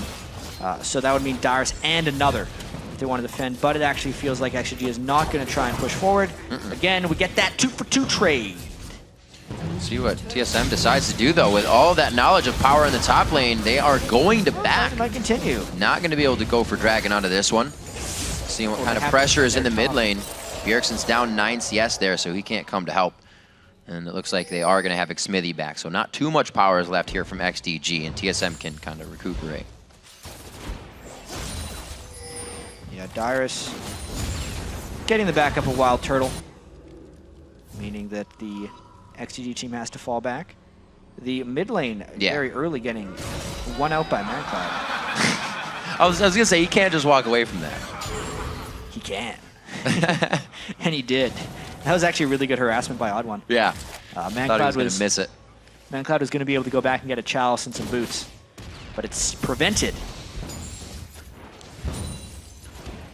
he looks like, yeah, he actually completely stays in the lane. Very interesting. Yeah, he kind of has to, otherwise Bjergsen will hit level 6 before him and have that quick edge. Great little plays without Bjergsen even needing to be a part of it. Odd one really staying in the back pocket there in the mid lane. Also level 4 to Xmithy's level 3 with this little bit of harassment he's been doing. You always see behind, he comes again for it. ManCloud throws down the shield and the barrier at the same time. Very nice job putting the ball back out for zoning control. Sheep is there, Xmithy. Benny comes in with a teleport as well. The cocoon goes down. They turn this one right on the head of Team Solo Mid. Great roam right there by Sheep, especially. Yes, the teleport was there, but the surprising factor was Sheep coming in there for the Lantern and the Flake, granting XGG that first blood. Let's take another look here. ManCloud had the ball shield and his barrier, which was able to keep him alive. And then that one turret shot on one took was the edge too far that he had to go. Then just some nice skill shots, stun into play. One's dead to rights. Very fast play. Thought they had ManCloud worked out, but the barrier keeping him alive. Oh no! Zig Special, the 1-2 lockdown, the flay, the rest of what they need to saute. Special up and the flash down. The finger for Baruski. Not close enough to the wall before the flash. Textbook mistake there by TSM. And what is going on this week in the LCS right here? Or even today? No idea. Jad Zuna feels like he's invincible. He finds the out one coming out of the backside. The Lantern saved from Sheep as the roam is good again. Wow. Early advantages coming in for XDG. We just saw EG break their losing streak, but could XDG take down TSM? Now this is a meaningless standings game for TSM, but the overall effect of this week for TSM seems to have put them a little bit on tilt here. Not playing well. Definitely an in their own minds type of game that they're playing. Nothing's really changed, but the rotation kind of being hit up here with this early game control that another team can get. It just seems to be their crutch. Level 6 is in the mid lane now. Huge surge of power, or spike I should say, for both of these mid laners. With the barrier down, ManCloud definitely has to be wary of Bjergsen's ult. Special and the rest of the team putting themselves in the right spot at the right time, but Xmithy wants a piece of this. Got to be very careful. Oh, went a little early. Yeah. Tad too early. Each member of TSM having a broom. They squat away Xmithy, and they come up with Dragon as well. Yeah, trying to hero mode that one. He had the flash up, so he's like, I'm going to repel in, steal it, and flash out. The best laid plans of Xmithy mean no Dragon and a death, unfortunately. It was just timing off. It was a dangerous proposition to begin with, and honestly, probably should not have happened. I like what Sheep is doing as well. Zuna goes back to the bottom lane to farm, trying to create an opportunity in mid, but TSM is putting ward coverage up there. Not going to fool them twice with the support roam to mid lane. Yeah, Sheep's roam has been very strong. The very early Sightstone, extremely beneficial for them. And really, the third and fourth turrets are going to be very telling. If we could try to compare this game to the CLG game we saw earlier, where CLG, even though they traded the turrets early, quickly got a 4-2 turret advantage and then started Sightstone covering the map, catching people with nice roaming plays. That's what XGG wants to do to TSM here. TSM is pretty potent as far as wave clear, which makes it more difficult. This is actually a really great game for Azuna to want to go back on Jinx. Not going to be harassed out too much. Nobody can jump on him right away. Keep themselves safe, and they even get the Thresh as well. And Sheep's not going to be missing any of those Lanterns. So with Zuna having a safe game, it really works out for XDG in the long run. As this game progresses and we start reaching siege modes and potential team fights, Zuna will have to be fairly worried actually of Bjergsen. Jinx, the zero out. Can very well get zeroed out by Syndra. Syndra has some of the nicest catch potential with that Scatter the Weak stun. Seen many a Syndra blow people up, especially squishies. Almost hitting that one in the long range. You can see him using his distance to really kind of confuse ManCloud on where the ball might go. Blue buff to the mid lane means the siege clear and control of the minion waves should be pretty good for both Bjergsen and ManCloud, but Odd One, as he was with Reginald, always in the back pocket in mid. Not Special, trying to get a little roam on for himself. They say we may want to try and push mid here, get something for ourselves. Let's get pink control, hold this.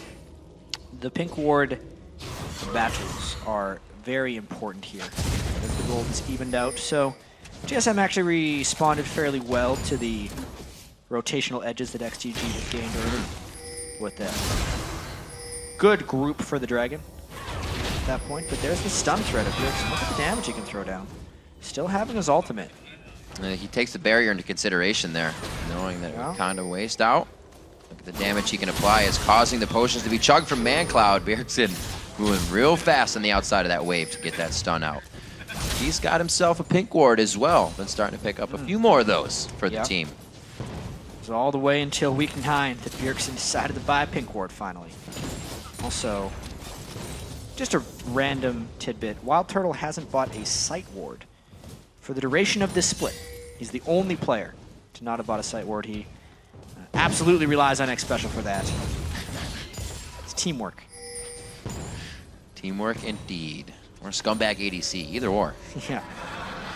One of the two. At least he puts down trinket wards. That's true. That counts. Can't take that He's away. bought a couple pink wards, to be fair. Because he has to put it in his inventory. Just not the green ones. 16-3 pretty much across the board for gold. 2-1 in kills, but the turrets are evened as well. Doesn't look like XGG really gained too much off of that, and TSM may find an even mid-game where they'll be able to take control of this. Yeah. TSM loves playing with a lead, as anyone does, but specifically TSM is one of the better teams at closing with one. Gonna try and shut down Benny. Benny's been happily farming for quite some time now. Trying the old top lane gank. Pretty relaxed lanes, actually, except for the mid. Usually the 2v1 leaves those guys by themselves. That's where the action has been. ManCloud getting a push on here. They take the time of Bjergsen being out to get a push on the lane and possibly ward coverage over this Baron or Dragon. Coming up in a minute and a half. Smithy doesn't have too much follow-up on this, but he's going to try anyways. Odd one on the outside. Another shot. Repelled out on that one. Agony's Embrace as well was not effective. A few more shots. ManCloud flashes in for the body shield. Very nicely done. Great play by XGG on what looked quite scary. Yeah, 4 people on TSM collapsing on them, but the majority of spells were lost. Yet up in the top lane, Dyrus solos out Benny, and ManCloud in trouble as well. Oh, the missiles are hitting. Odd one's trying to go hard. He gets grabbed, but he hasn't taken turret aggro yet. Very good of him to keep a sense of mind to just hold off, keep his hands to himself. They're going to take down mid turret, and it looks like they're going to get nice positioning. Sheep was not expecting that. A little too close for comfort. Neither was our camera, actually. That's how fast it was from Bjergsen right there. It's because his ultimate was actually held through all that engagement. They wanted the threat of it for the turret take, and that's why Sheep was able to fall. Just one more stun from Bjergsen, he finished him off. Give TSM an inch, and they'll take 3,000 gold. That was just even a few minutes ago. 40 seconds on the Dragon means TSM is going to have control over that as well. Smithy trying to be pushed out here with a little bit of harass from Bjergsen. And they're even going to be able to get him off his own wraiths. Very big move there by TSM. Yeah, take a look at this solo play right here. Really, Benny just didn't respect Dyrus. Quite honestly, he got tagged by the Twin Bite. He wasn't keeping his distance. Thought the minions would save him. And they did not. And then to take another look at the Sheep kill down bottom as well. He had been harassed a little bit low. Kind of thought he was safe here, and I believe it would have just been a nice stun by Bjergsen. Does he pick up the W or does he? No, just shot. Just on the edge. He was thinking about it. He had the peripheral vision there. Blue buff over to Bjergsen as they reset, gain control, or actually just soak up their jungle. They have more than control in it. This ward's not going to do much for XTG. The teleport towards the top side here. Looks like Benny may want something. Nice Q coming from Xpecial actually on the side to really slow the team down. No ultimate for Dyrus either. TSM does have to fall away. Low mana on Wild Turtle. Very little control here by TSM. They actually have to shop. They could end up losing a turret for this. With Dragon alive, XTG will get mid. TSM backs onto this one, and XTG should pick up Dragon as well. Very good plays on TSM, wanting a little too much. TSM pressing a little bit, as you would say. That last Dragon attempt really backfiring on them. They were smart enough to pull away when they realized it was a bad call, but still made the bad call to begin with, and XGG capitalizes. They've closed that 3,000 gold in an instant. Now down to about 700. XTG making all the right moves every time they get the chance. Definitely a new team we're looking at here. A little sense of relief maybe with the added pressure of knowing they want to get the right pick as they go into the playoffs. Gold still just about 1,000 now as TSM had a bit of a lead in CS, but there were really no lanes to be won with this 2v1 swap. It's all up to the chaos and who can match it better. Zuna's doing a pretty good job farming with Corki. I think Jinx scales much better into the late game than Corki, but around like level 16 or so, Corki's actually incredibly potent in his own right. So TSM will have a nice little jump of power if Wild Turtle can take the farm out. Leveled on it as well. Says thank you very much. TSM is starting to say everything you have is ours. Well, that's one way of stopping Zuna. Just blow him up with Syndra. Like we said, he was getting a little too free of a game. Yeah. Able to farm too much. They finally take him out as both AD carries are trying to stack up that Bloodthirster. We do see also Wild Turtle going for the Zerk Greaves. Sneaky did that as well. It is very hard to shove onto an Orianna though. The wave clear. Immense, as you can see with that distance. And Turtle in the He turret. has turret aggro. Gets out. It's going to be a big hit on that one. And very good plays from Sheep over and over. Whoa. Not even close. Threw out some countermeasures on that one. Got himself to safety. Another TSM siege gets repelled there by nice play by Sheep. Does burn all the ultimates, really. Yeah. From XG. Game's still close, though. Sorcerer Shoes being completed on Bjergsen.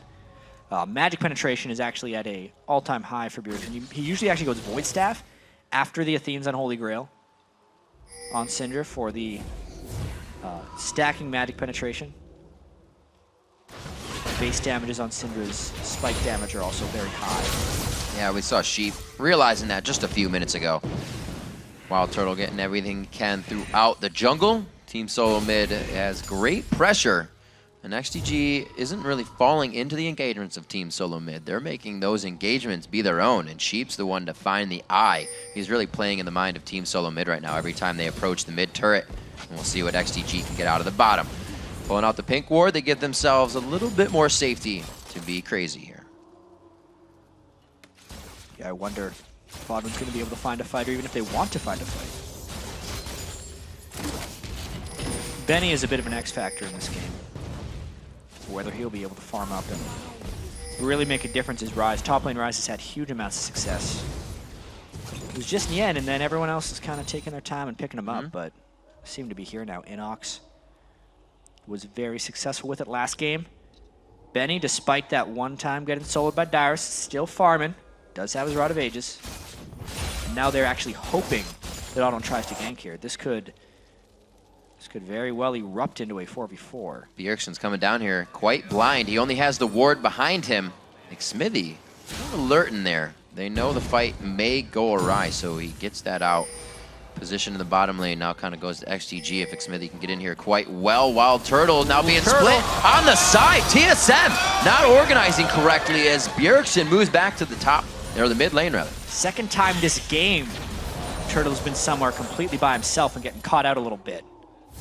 Cost him his first death. He no longer had his barrier from last time. But the push presents itself in the mid lane because XG's committed so much to the bottom. Bit of a turret race here. TSM feeling comfortable to just walk around these turrets. You can see Bjergsen far behind ManCloud. Not in a good spot. That should be it. The barrier's there. He is going to be safe. Very nice shield barrier down by him, but the turrets are going to be falling. Second tier. Dyrus takes that down by himself in mid lane, and it looks like could be a little bit of a fight. Zuna taking good damage. Agony's Embrace went down, but there's the shield coming in and the Lantern onto Zuna. Sheep's gonna make himself go down valiantly. Dyrus could be going for Dragon's Descent over the wall. The flash, the fly, and no, he does not hit it. It's gonna be one twin bite and a flame breath if he can get there. Bing, bang, and boom. They're gonna be taking, no, he does finally take down Zuna. Grits his teeth and gets the last hit in. Smithy's now trying to get this one. Odd One may have the W to get in and out of this fight. Throws down the speed. Very nice job, and it looks like they quickly get the safety with the help of Xpecial and the shield. Little bit of craziness happens here for TSM, and they're the ones that come out on top in the chaos. Very Let's check another look at what this happened. Yeah, they were really forcing this blue buff steal. Odd One actually gets an ultimate down as he smites, which starts this off very well at the bad advantage of XGG. Barrier burned while the Ignite was ticking, doesn't get the full use out of it. And then despite the nice skill shots landed by Zuna here, Dyrus continues the chase. I think Darius is expecting to instantly kill him here. So close there to spike out. Obviously the teleport comes in onto the minion wave and catches them in a tricky situation. I actually expected Benny to focus down X Special a little bit more. But instead he opts for Odd One and he's able to make an escape. Level Up helping much there for the Odd One. Also a very, very fast Mikhail is able to be built by X Special, really helping those fights to go in the favor of Team Solo Mid when they're outnumbered. I don't think XDG was considering any of those items to be done at this point in the game. 20 minutes in, very good play here from Team Solo Mid to take a 3,000 gold lead back into their favor, but we saw XDG close that in a matter of minutes last time that TSM had it. XDG needs to make another play like they made last time. A lot of success has been found when they go for Wild Turtle and catch him out of position. His Corki, while it's one of his favorite AD carries, maybe makes him a little bit overconfident sometimes. And that's definitely happening this game. Easy pick up for Zuna there. Easy knowledge for the team that they're going to be able to chase and synergize in these fights with a few slows and speed ups from distance. Once you get that on a level 5, you are getting the team some pretty good speed steroid to keep the fights going. And when you have as much lockdown as they do with Benny and Smithy, throwing out all the crowd control, XDG could get these fights. Still eyes on Bjergsen to zero out someone. We've seen Zuna get that and Sheep both within this game. So it's going to be very scary to match up. TSM putting down wards here as they have a 4,000 gold lead, 5-4 in turrets. As they leave Dyrus to split push, he has his teleport up. Benny does not, so I got to be careful about any engagements. You're absolutely right. They have to be careful about any engagements right here. Game's at a pretty critical juncture, and that Void Staff is completed by Bjergsen.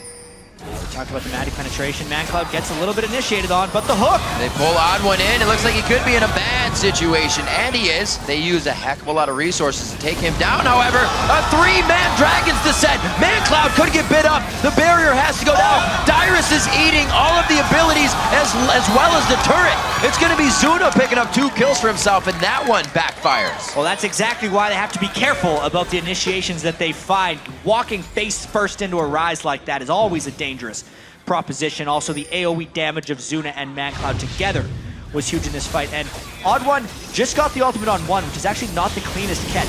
Tons of burst damage comes down on him, but the chase continues because Dyrus sees an opportunity to get a very good ultimate, but it's all about Sheep. The reason TSM is so delayed is because TSM had to walk through the box, and then what keeps Dyrus in once again was another play by Sheep. Tons of kills coming in for XGG off the back of that one. Very good play. Sheep facing the mountain finished up as he brings some more gold into his pocket with 6 assists. The rest of the team able to now build out damage. It looks like a Rabadon's coming out for ManCloud. Very different pickup, thinking that Bjergsen can start zeroing people out, but the barriers kept him safe, so he chooses power. Yeah, ManCloud hitting those items right now. Orianna with the death cap is an extremely scary foe, and he will hit that point very soon now. ManCloud as well. He has been picking up his game lately, even though XGG has not picked themselves up so far in the standings. But his farm has been best in the LCS as far as ability to get minions down. Obviously, that's a lot of because they're defending. He's played a lot of Ziggs. He's done a lot of wave clear. Right. But even his CS at 10 minutes average is higher than any other mid laner in the North American LCS. Getting out farm this game on Bjergsen, but still a big factor in team fights. Also, with the length of XDG's games, ManCloud, one of the mid laners that receives the most blues in the LCS. Loving, like you said, to throw out, playing those Ziggs, being able to spam all of his abilities. And the team lets him focus that. They're saying, take every blue you want. Not going to need it on Smithy on Elise, so why not get the power down?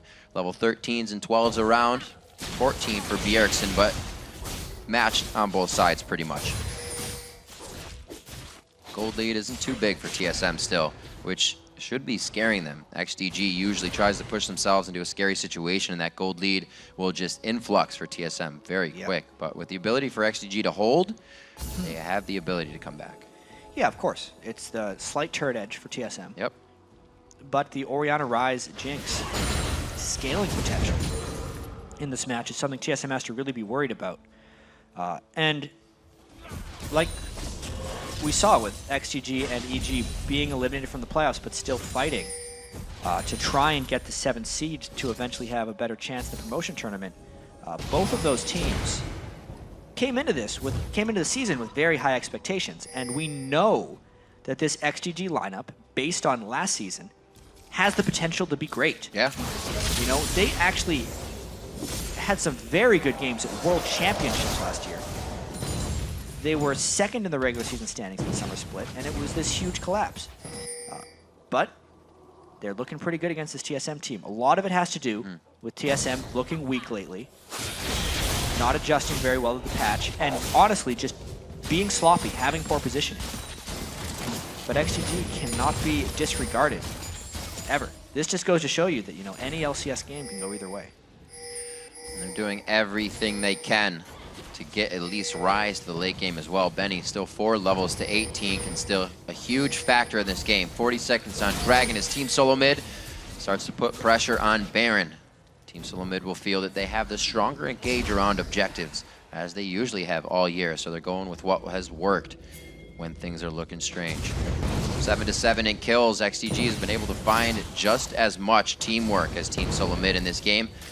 Just a 1v1 in the top lane between Dyrus and Benny is all we've seen, opposed to the fights in the mid. The 15 seconds till the Dragon is very key right now. Whoever can control this one, if XGG can get a catch. Remember, TSM is still ahead in gold, and Corki's actually extremely strong right now. Wild Turtle can propel rockets in from the back of the team fight. It would mean a very difficult team fight for XGG. They're obviously very aware of that fact. It's going to be very key to have a strong initiation on both sides. Great splash of damage from the Q dissonance from ManCloud, trying to command everything. Also, give the shield to Zuna. You can see where the ball stands right now. Could be it. There's the E-Ball. The repel comes out. Agony's Embrace again. Doesn't hit that much. Xmithy is forced out of the fight immediately. And TSM has a huge power and numbers advantage, but they take about 1,500 damage across 3 members instantly. If they can focus, they can still win it. And it looks like coming through and funneling the Tri-Brush is the right decision, as XDG has already scattered in fear from TSM on the re-engage. That was a really cool fight right there by TSM, and the Bjergsen stun is really what did it for them. It looked really rough when the shockwave landed from ManCloud's Orianna. You know, all things considered, TSM comes out ahead in that one. Now 9 kills to 7 despite not getting the Dragon. Crazy fight with Team Solo Mid now coming out on top of that. Take another look at this fight, obviously. Check it out. It's the Orianna ult. At the same time, the Bjergsen hits everyone with the stun. And that actually allows TSM to line up more AoE damage, because right there, beautiful shockwave, but an even better stun at that point, which means Odd One and Dyrus could continue the chase through. Just a little bit of better numbers, and then they had the Corki for the choke point. An incredibly close fight. Both teams actually grouping up. And TSM just having a bit more. Oh no, the save again from Sheep. Always in the right place at the right time for Zuna. That's what you get when you play that Jinx. You need the safety of a Thresh on the outside, or Zuna would have gone down numerous times by now. Yeah. Pushed by Dyrus in the bottom lane here on the last turret. Seeing that inhibitor in his eyes, he is not going to give up, and it looks like XDG can't really send too much to him. Zuna's going to have some rockets to fire, but he's already getting damage on the turret, and XDG is far away from guarding any of this. Yeah, XDG definitely losing map control here, and Dyrus is becoming a big-time threat. Saw in that last fight. That Banshee's Veil plus Blade of the Rune King are making him a force to be reckoned with. Magic Resist stacking Shyvanas against double AP teams are a force to be reckoned with. That's actually one of the big reasons XDG was able to defeat Cloud9 earlier on in the year. They would know all about that. This is actually working out good for Turtle as well. Although we see Corki doing good magic damage, Benny's considering that he's not building armor yet. Spirit Vision's coming in first, or at least the Spectral's Cowl. And Wild Turtle will be able to kind of cut him down without that armor. Smithy finding one, and Turtle's on the other side. Cheap again in the right spot. He always kind of keeps himself in a trifecta between his teammates, so anybody can get the save. Damage on a Turtle, very nice shot, but they quickly trade in as the Gatling's on. They're trying for more. Only 1, no, 2 get hit by the command shockwave along with the rocket. It's not going to be the follow-up, though. It's a lot of range that they have to make up if they want to follow. Yeah. It's really just a battle of the ManCloud and Bjergsen game right there. Dyrus forever, though, is in that bottom lane. Benny, with that magic resistance, can probably fight Dyrus for a good while. It's going to be a back and coming forth. in, though. Behind XTG. He hits it, still has Dragon's Descent, doing all the damage onto Zuna. Is the Lantern there? It is once again, but it's too much damage coming from Turtle. He finds his mark, and he gets the double kill. Now he could have the Valkyrie with Odd One if they continue to chase, but they say it's Baron time. And it is absolutely Baron time. A 5v3 force right now. That was a great teleport by Dyrus, and Bjergsen catches Smithy as well. Boom! That's the ultimate, but there's the command protect. The repel down into Bjergsen. The ignite will take out Smithy, but a great play by the team to take another 1-for-1. Baron continues. ManCloud is low on mana, but there are the solo laners, double AP. A lot of damage here still left for XTG. TSM peels off. Got to be very careful. ManCloud is low on mana, and Benny cannot do much either. No blue buffs revolving around this XGG team, so they're just trying to stop the pressure to Baron. They've done so. And everything calms down just a little bit. That overall initiation by TSM, though, was really solid. Dyrus starting to get his head back in the game very clearly. Some clutch teleports and some great flanks on Shyvana here. Definitely making Zuna pay for that immobile Jinx pick. Finding ways onto him is a huge priority. XDG making the right switch-ups in gameplay, holding TSM. Yeah. Another look at this teleport. You can see gold. XDG was in a whole lot of trouble once that teleport started coming in. Dyrus really just focuses on Zuna. Zuna, it's arguable whether that Lantern should have been taken or if he should have just kept running away from Dyrus. When that ended up happening, it does cost Sheep his life as well. And it's a wonder that XGG could really hold that one off after the fact. A great shot by Turtle in there too, threading the needle on that right past Sheep. Let's see what these AD carries have for each other is. We see a lot of damage coming from both of them recently, and they've kind of matched up in items, but Triforce to the Phantom Dancer right now. So Zuna's looking to get that area of effect crit on his pow rockets. Baron is a huge resource at this point, but considering TSM couldn't do it in a 5v3, they're mainly just looking for catches here. The stun catch of Bjergsen is the most key thing at this point. If they can land one, it's huge. And that's why Banshee's Veils are also incredibly important for XTG to finish. It was completed there on deck Smithy. Benny will have his soon, and Zuna is on the way as well. Those Veils are incredibly important. There's a box on the other side, though. A little bit of action. Indeed. Thought that it might be aggression towards the fight. We do see that ManCloud has taken into consideration that blue elixir, blue buff on him as well. Always love to see Orianna's waltz around a fight and outplay, but Bjergsen has the same control with that ball position. He can zone and help the team get position here. XDG putting 5 strong in mid as both teams gather. Pressure for the Dragon. I don't know if XDG is going to try to do anything. There's nothing for them to push. Gold lead is very close. He's going to try another steal, maybe. He repelled a little bit too far away, could not jump down. Spreading that lead. Now about 5,000 in the favor of Team Solo Mid. 3 of 5 Dragons this game. So XDG is still trying to keep themselves at least in the positioning to get a lot. A lot of those Dragons for TSM have been the most recent ones, which shows you that XDG This is a big rush. They just saw Odd One get shown on the other side. Benny popped his ultimate for all this damage. A huge and dangerous force right here, but Baron is down, and there's no vision control by TSM. This could just go to them. Even if Odd One made it, there's not going to be a smite up. Smithy and XDG making a very good call to go for Baron, and they get it for themselves 33 minutes in. Well, Dragon, not greater than Baron. TSM over-invested on the bottom half of the map too late in the game, and XG capitalizes.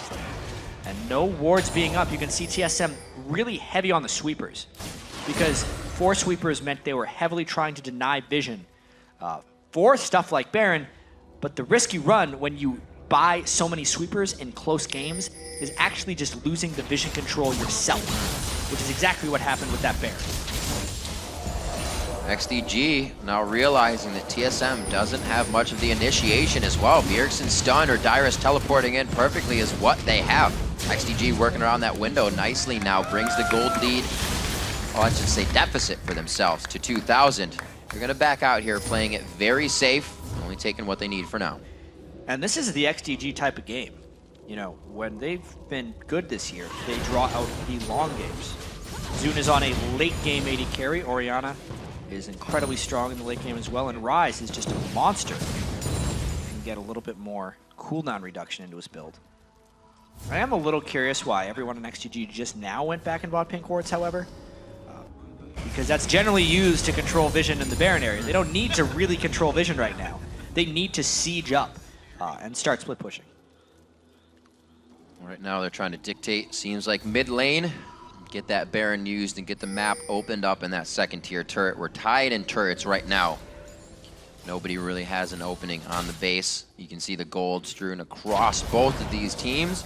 Quite close in every position. Nobody with like a giant 1,000 gold lead. Actually looking at Wild Turtle. He does, as I see 2,000 gold there. Sheep and the rest of the team, got to be very careful just on the outside of that stun, which would have been some unwanted damage. They're aggressively taking down this turret.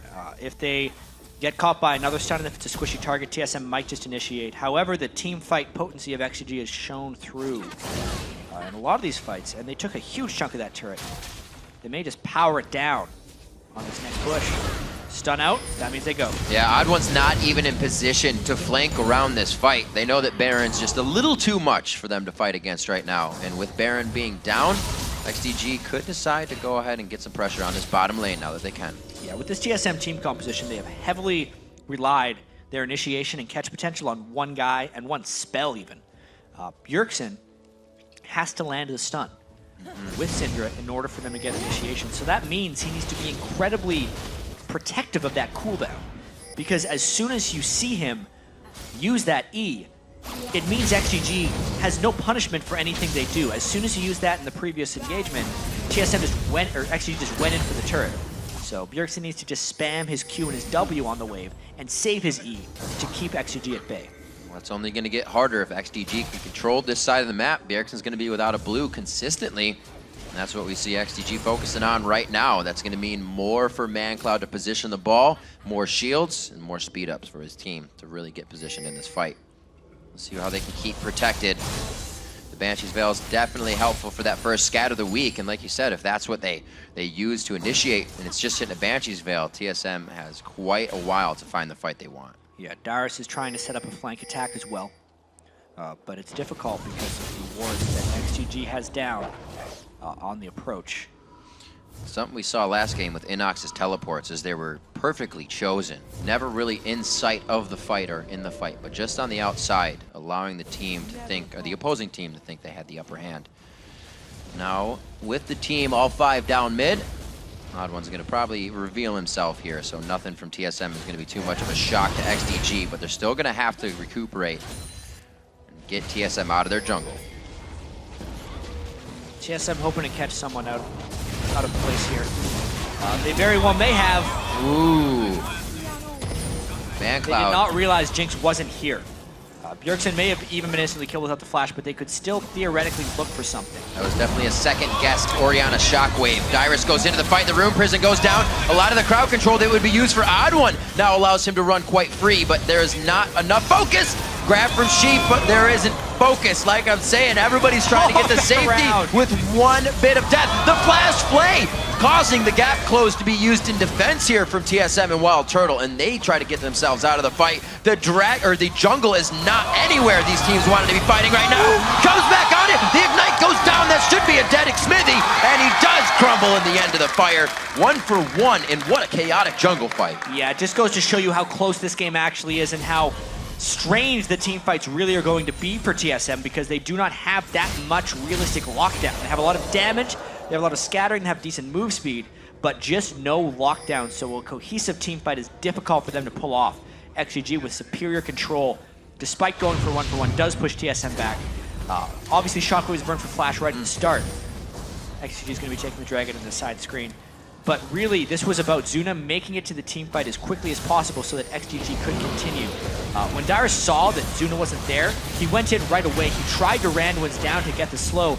But yeah, everyone was just scattered up. And now we may just see a fight in the mid lane. Benny, getting speed. Oh, man. Also, TSM putting on that speed steroid to get them to safety. Loving this ManCloud play. He keeps just scrolling the ball over these Banshee's Veils during the fight, so all the damage he's won is really hitting. The Banshee's Veils are just kind of going to waste here for Dyrus and the rest of the team, as they think that's what the rest of the team needs to get in. As far as efficiency of Veils, so to speak, XGG's Banshee's Veils are much more value. Corki will do a very good job of at least breaking them, but if they can protect their Banshee's Veils, it shuts down Bjergsen, which is the only reliable initiation for TSM. Whereas XG has many more options for that initiation, and the Banshee's Veil will not just completely shut it down. Well, they're only missing one, and Sheep already has a Spectral's Cowl, so once they get that up, fearless fights will be happening from XDG. Great farm as well coming into this game. 40 minutes in, 365 to 353 in the mid lane with all the chaos that's been happening in shared CS after the initiation 2v1 lane. crazy. The hook! Oh man, a hook onto it special. One of the guys to help speed up, initiate, and control the fights. Can TSM regroup for the kill? Dyrus is by himself. Wild Turtle cannot get missiles in from that range on the outside, and XDG goes to refight, but it will not happen. Nice catch onto Bjergsen, but Xmithy has to get the kill here. That rocket could be enough for the follow-up. One last attack, and it was the clockwork wind-up auto coming in from ManCloud. The perseverance pays off. How important are those kills going to be? It is 2 for none, and XGG is powering through for this inhibitor.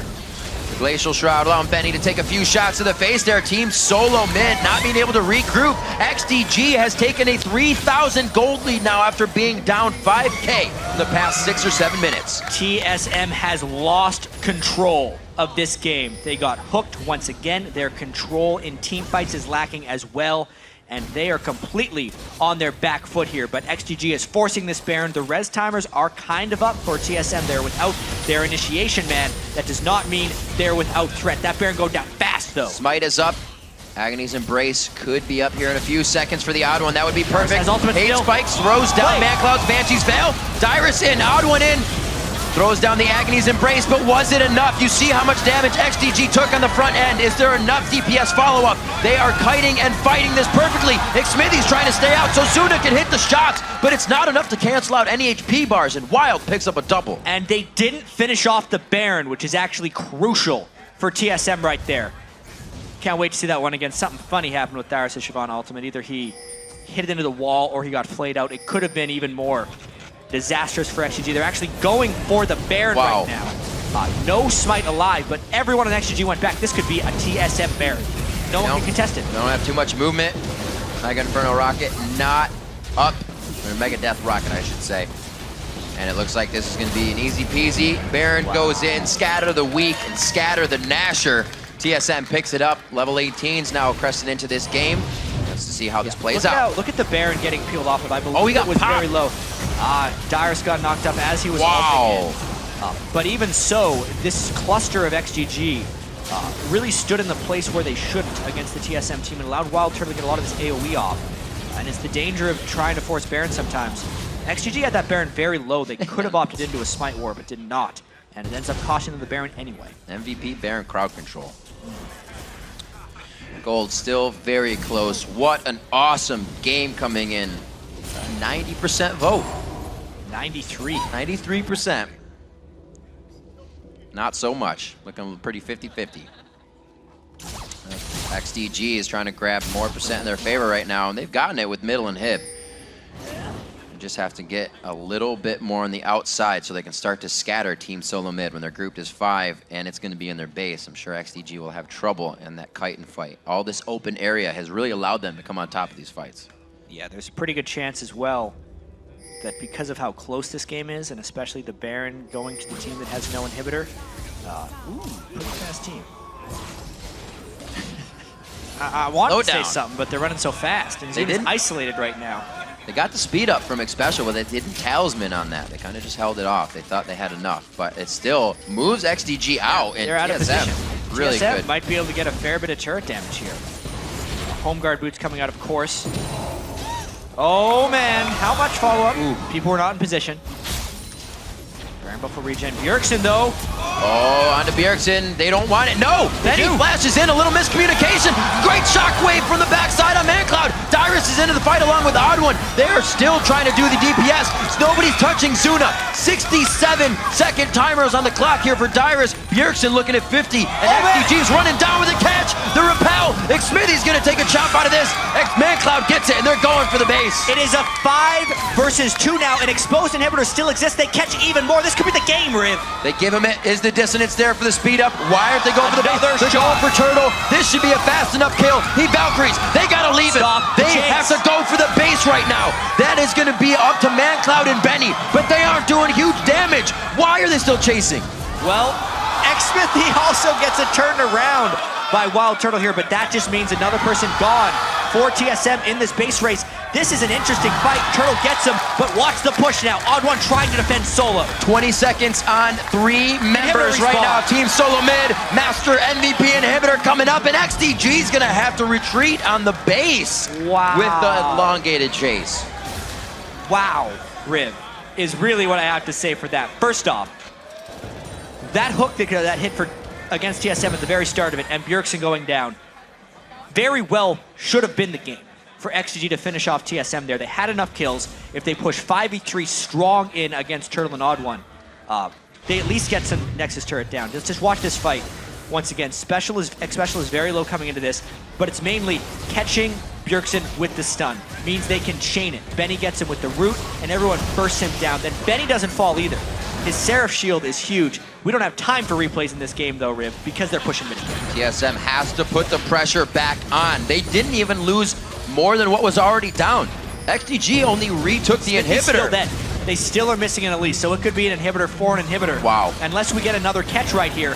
The gold is completely even. TSM tries to take down the inhibitor, 16 to 15 in this one. Nobody's going to fall on this, neither the inhibitor as well. So XDG does stave off super minions down the front door, but the bottom lane, they have to clean that up too. Every team is in damage control right now, and they're trying to clean it up. How much closer can this game get? Dragon is being taken right now, but this could also be a point of contention. Look out, TSM. Oh, missing the cocoon, splitting the uprights on that, but they do get positioning. I don't know how much gold is really going to matter here. They don't have time to back for the items they need to buy. Looks like they're going to get some vision down, and maybe they will. A little bit of a breather. Okay. Wild Turtle, just to get it out there, completely saved TSM. The fact that he was able to distract enough time from XDG and then also solo Xsmithy is the sole reason, in my opinion, that TSM hasn't lost right now. Yep. With that being said, there's a few things we need to keep in mind here. XDG is superior in team plays. If they can force their objectives properly, TSM will still lose this game, and there's exposed inhibitor on their side. But we know the individual playmaking of TSM. Bjergsen still has a lot of damage. If he can catch the right guy, he can delete Zuna. It's still an immobile Jinx at some point. And Wild Turtle is really fed right now. Max item core, he can still make a big difference. It's really on the shoulders of Bjergsen and Wild Turtle to make something happen and overcome the superior team fighting and gold advantage of XDG. We'll see if Sheep can still make plays. Very awesome plays from just everybody from XDG and Team Solo Mid in this game to keep it playing. Wild Turtle with saves on one side, Sheep with saves on the other. And XDG really wants to get this win in. A huge momentum boost as they go into promotions.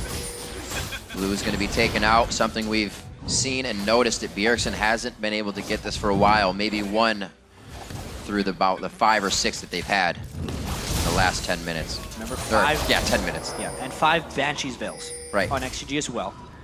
Meaning it's even more on Turtle and Bjergsen. Turtle has to break Banshee's Veils with Corky missiles so Bjergsen can find initiations. But a little bit of a position edge. They are forcing, though, where it is dangerous. Let's see if XDG gets things going shortly.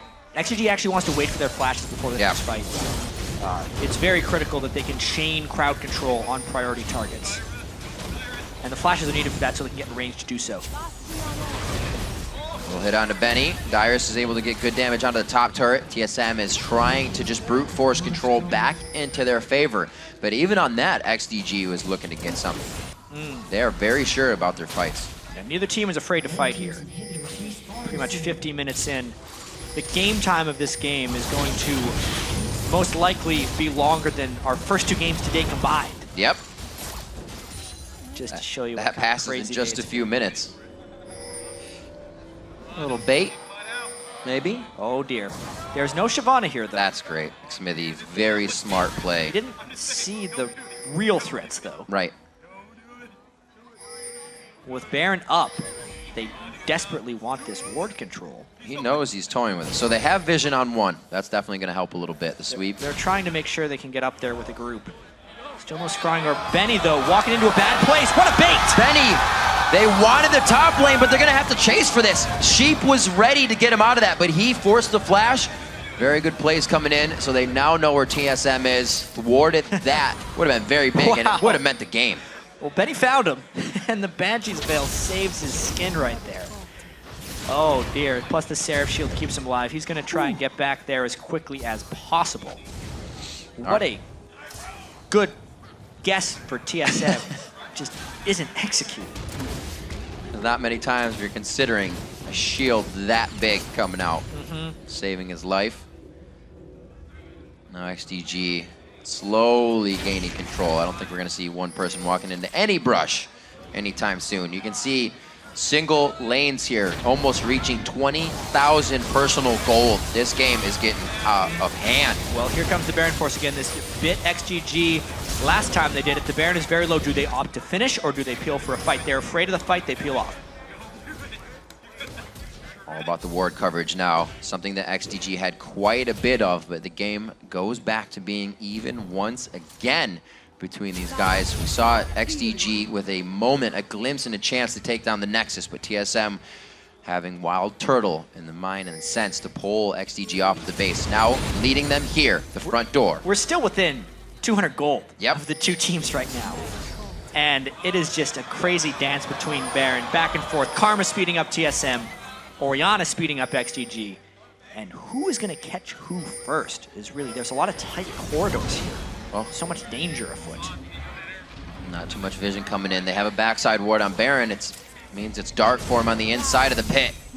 Benny really with the only strength to be the first one in. Xmithy can repel, but then he has nowhere to go to, and it just gives the team. Everybody's trying to play the Banshee's Veil game right now. How many bubbles can you pop here? Is the question. Spider, can he get one? Huzzah! Oh, there's a Guardian Angel behind it. Yeah, there's more. Behind door number one is more life. Actually, a huge minion wave.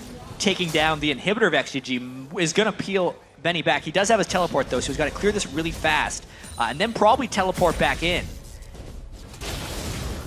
XGG, TSM is slowly. Nice. The ball is scouting. Catch on Xmithy. Here comes the fight. That's the repel. Sheep's by himself. He's the one to throw safety to the team. Zuna's getting some nice shots on the outside. Ooh. The teleport coming in. It could be what they need. Very strong play here. Dyrus getting pushed out. Odd one gets taken down. They get the Q on him from Benny. 20 seconds on the Dragon, but it's nobody's eyes. They're looking for something big here. The minion waves are also wrecking XGG's base right now if they're not careful. They're still forcing this. Odd one is dead, so there's no spike, but they're very low. The damage is what they're worried about. Out to X-Special. Gotta watch Xmithy taking damage on the inside. They're trying to decide what to do in the confusion. Dyrus comes back very hard after healing up on home guard. It's gonna be big damage. Bjergsen, double kill for Zuna. Looking at the triple kill. The zap misses off to the right shoulder of X-Special, and it's still the back and forth chase. TSM is trying to hold XDG in this area so they can't gain more. ManCloud also chasing down X-Special, but the heal from his tether right there is keeping it up, and they're still going for the Baron. Their base is getting destroyed right now by minions, but they do win the fight, and they're just going for the advantage. Taking this does not allow them to get into the base. Baron will be theirs. They had quite a bit of time to work with, but playing it safe, but somewhat still very scary. 19-17, Jat. We're 54 minutes in, and XGG finally breaks the even gold of 25 minutes with only 4,000. Yeah, they're still kind of sticking around looking for more, though. This is a interesting proposition. They have a fair bit of tankiness. There is still 26, 20, and 30 seconds on the death timers of TSM. How much are they really going to go for here? No 80 carry up to stop them here. They take the inhibitor because it's safe, but do not go farther.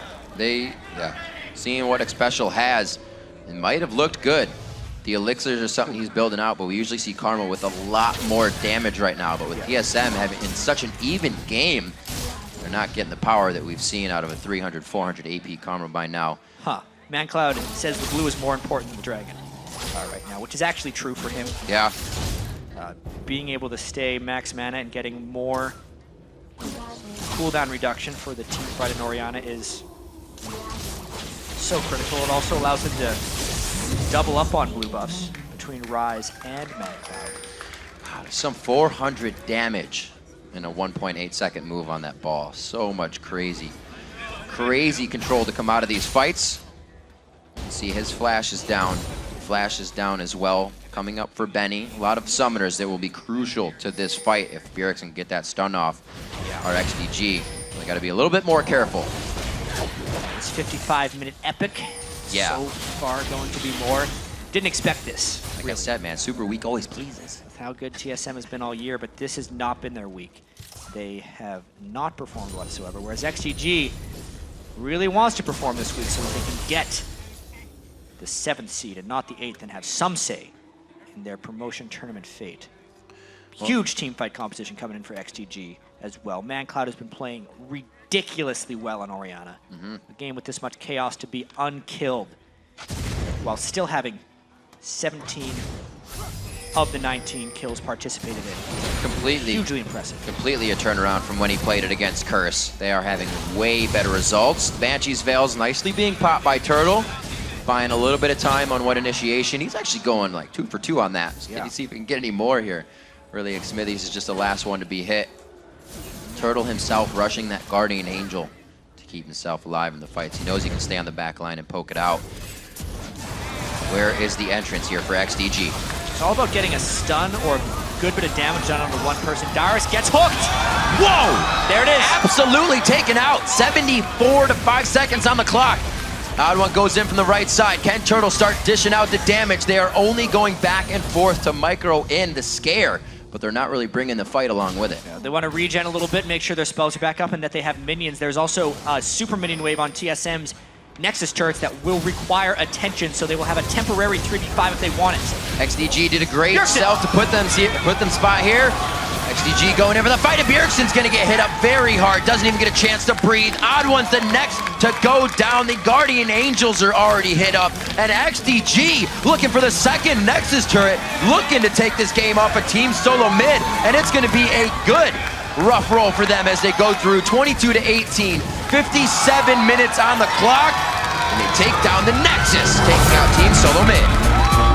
Wow, right there for XDG.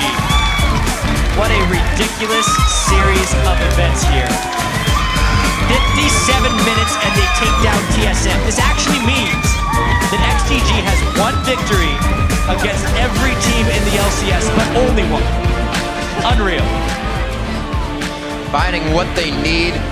Very big credit going to the entire team to play the composition the way they needed to. Sheep with save after save to Zuna at 2 to 300 HP, which would have meant a huge point to capitalize on for TSM. They never got those points in this game. They were always looking for something when they're usually dictating it. Yeah, TSM was getting a little bit dictated to there by XDG. The laning potency of ManCloud, 454 CS, 4-1 and 16, only falling at the very end of the game when they had already had it in hand. That'll give them a lot of momentum for 2 games from now when they play against EG. And when we see the 2v1s, that leaves the mid laners on the island for themselves. So ManCloud had to go up against Bjergsen. Syndra, people know that from solo queue, is one of his top plays. And like I said before, ManCloud's Orianna was a bit shaky last time, so he absolutely stepped up his game. Xmithy came out quite big on the calls for the team, what they had to do, especially when you have a Ryze that has to charge up all game. The patience that XCG had to have was great. Interestingly enough, the 2-second stun on Elise's Cocoon as well came in handy a couple of times that game. Late game Elise buffs actually coming in, but we have a replay of a very late game decisive fight here for XGG if we can pull it up on the screen. And this was it. Let's just get right into it here because it looked like maybe they had a catch since Ryze wasn't necessarily there. But he made it in, and TSM got caught up in the box. Not enough hard initiation was really the story of the game here for TSM, and XGG could just chase on through. It stayed chaotic, though, because at this point, they're going for the Baron and really, really going for it, and TSM doesn't want to give it away. They know that the Baron is too much. The hook on X Special has always been Sheep really showing up here, and Bjergsen actually has to blow his ultimate on the support, which meant all the damage dealers of XGG were still firing through. They get the shutdown. Wow. The late game Jinx can just zoom all over the place. It gives them enough and ends up giving them the Baron as well. Darius' GA getting stunned up, goes away pretty fast.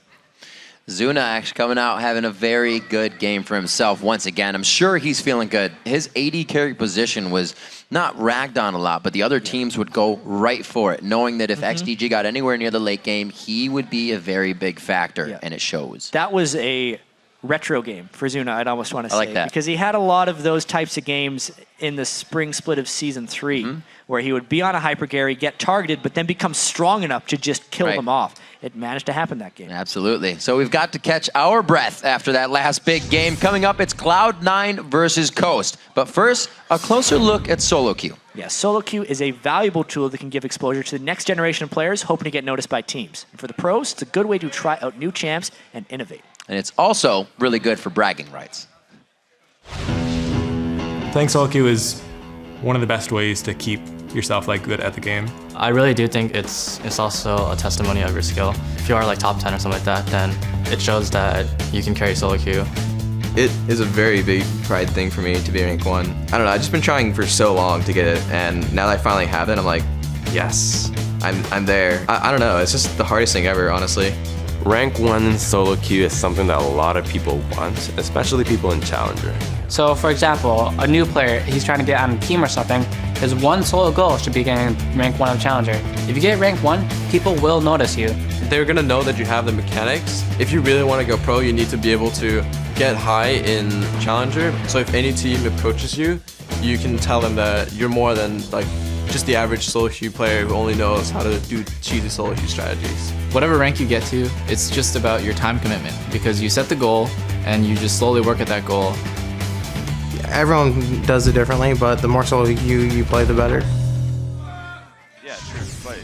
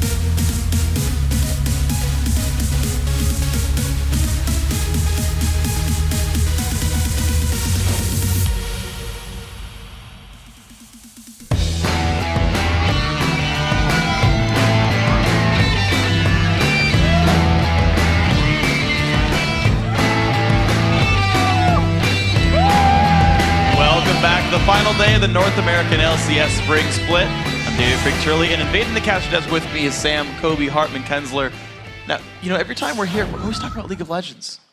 What a coincidence, Freak. Weird, right? What a coincidence. Well, you guys can talk with us about League of Legends as well. Let's check in with what you guys have been saying over on Twitter. All right, earlier we asked you what was your favorite moment from the 2014 Spring Split and why. Here's what you had to say. At Elfskin Coat says Afro's legendary blue buff steal as Thresh. He practically won the entire game with one auto attack. I almost forgot about that one, but he pretty much did win the game right there. Yeah. Completely ruined the jungle. It was amazing. Next up, at your boy Ryan, my favorite moment of the Spring Split has to be high picking Teemo in the first game against TSM, and it is my favorite as well. Not a fan of Teemo, so we'll leave that one on your side. He's glorious, the best champion of the game. At Rook23, the ADC. My favorite moment has to be when Coast beat TSM. The "oh my god, did we just win" looks on their faces were priceless. I love the reactions after the game, too. Yeah. At least 3 out of the 5 were on the ground. Yes. It was amazing. I mean, the reactions like that, they make it for me as well. IRasQ says, my favorite moment was Reggie's comeback. Sad we didn't get to see his twisted fate, but it was like Season 3 all over again. They performed really well with Reggie. Mm-hmm. I believe they had a better win rate Yep. with Reginald than they actually do with Bjergsen. There you go. Can't argue with stats, guys. Next up, at Zama174 says, how could it be anything but the Earth showdown between TSM and Cloud9 with EU Caster Takeover and Freak Strat to win the game? That was definitely a fun one. That was a good day right there. Your LCS big play of the Flash was a good one as well. Innovator. Yep, Innovator, the Flash against the double golems. Guys, thanks for all the great responses, but of course it's not too late to join the discussion. Hit us up at LOL Esports and use the hashtag LCS. But now let's pass it over to Riv and Jat to hear more about XDG's upset win over TSM. Thank you very much, Freak. We'd like to welcome XDG's bot lane, Sheep and Zuna to the desk. Gentlemen, congratulations on the game. Quick, before we start this, Zuna, how many times did you thank Sheep for saving your ass in this game? Good amount. I was like, oh god, Lantern, Lantern, Lantern, and then he's like, I got you. All right, what was the mentality coming into this? Because it seemed like you guys started off on a completely different foot, and it was the right one. It came down to we felt we just had to win this because against EG, if we did beat them, then it would go to, they had a game advantage on us for the 7th spot. So now it comes to just the best of 1 for us or the 7th spot. Yeah, but Sheep, you actually seem to be playing a little bit out of your mind during this game. What do you think enabled you to do so well against this TSM team comp? Actually, I made quite a few mistakes. I used my ult by accident one time. I don't know if that was on camera, but that was right at the top. We thought they were fighting. Other than that, though, yeah, I played pretty well. I was happy with it. Thresh has always been my best support. We just haven't been able to put out results with it. I think we were 0-3 before this game. So, like, if you're losing with your best support, it kind of gets to your confidence a bit, obviously. But I just said, hey, guys, just first pick me Thresh, YOLO, and it worked out. So. Yeah, I'm happy that we were finally able to get a win with it. And yeah, aside from a couple mess-ups, I think we played the game pretty well. Zuna, your picks with 80 carries have been quite versatile. Coming back lately to Jinx and Kog'Maw, are you looking for those late-game carries again that suit you a little bit more? Yeah, I definitely like late game carries because once it gets to the late game and you have 6 items, you're just such a big threat compared to having the early mid game because our early mid game has been pretty lull lately. So just hoping out for the late game with good, strong picks.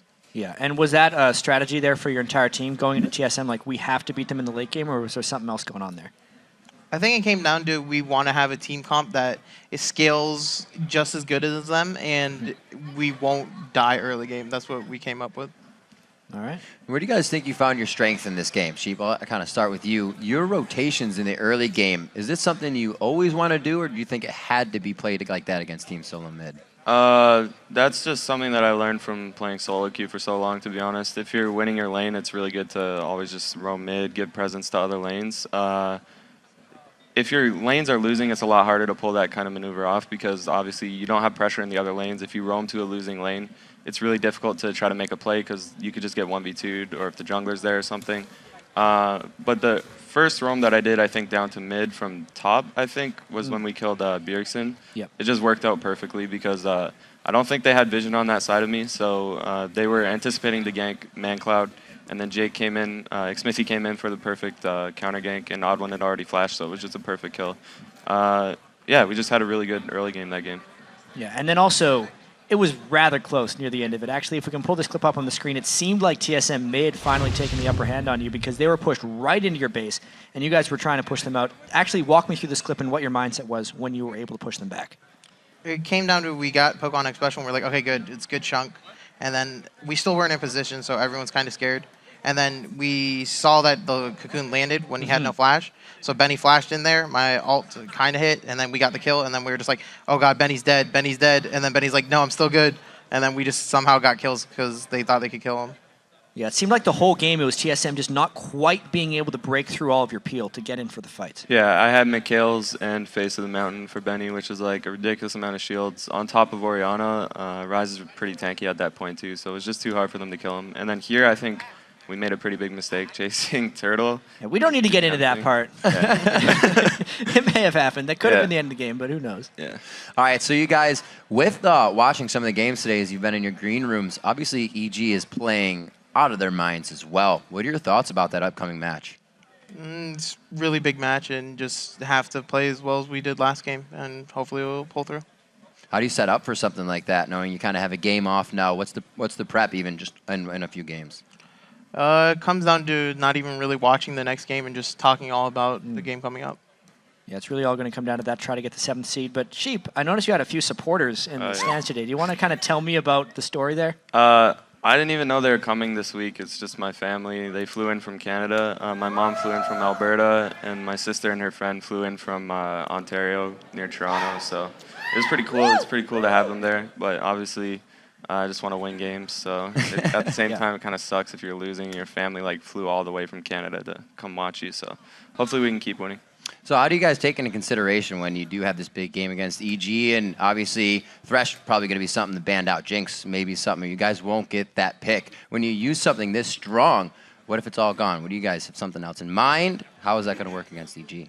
I feel like for this game, we really didn't pick our strat that we wanted against EG, and that's what we've been playing for. So. All right. So you guys still got it. Able to hold some punches against TSM and actually beat them. Rather impressive. Yeah. Freak would destroy me if I didn't mention this, but he loves the fact that you guys have won one game against every team in the LCS, but only one. Is there anything to that, or is it just random chance, do you think? I feel like we're good enough to beat a team as long as we play well. We're just inconsistent, and that's what happens. We can make it 2 against EG today, though. Yeah, that'll be the trend breaker. Yeah. So ManCloud came out pretty big in this game. What have you guys kind of seen as, what has he been doing with not having as good as a gear? Has he been kind of doing anything for himself to better in that position? I think lots of it comes down to communication for him, and the meta did change a bit, but I think more than that is just the communication and just knowing what to do at the right time for the whole team is improving everyone. Yeah, and final question for you, Zuna, as far as like reacquainting yourself with the role, how's your AD carry role going now, later in the season? It's definitely better than when I just started, but I'm still don't feel as I'm as good as before when I was at World, so still practicing a lot, and I'm still getting the hang of things. All right. Right on, guys. Best of luck to you and Evil Geniuses in the game later today. Congratulations on the current win. All right, everyone, we're going to throw it back over to Freak and Kobe for our next match. But as we go, Coast's strategy for winning against Cloud9 is one that starts and ends by focusing on Coast. To beat Cloud9, we just need to finally not make a huge team error, whether it's calling a bad dragon, fighting a dragon really poorly, or just throwing a Baron. If we can just not make one of those big, like, fundamental errors that usually happens against a better team, I think we'll be able to do well.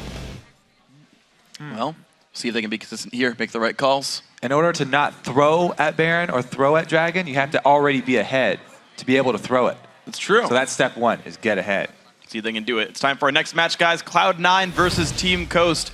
Now, both these teams had a good day yesterday and will be coming into this game feeling pretty good. Yeah, Cloud9, they had a commanding victory over TSM yesterday, and it'll be a cautionary tale for the rest of the teams that face off against Cloud9 going forward.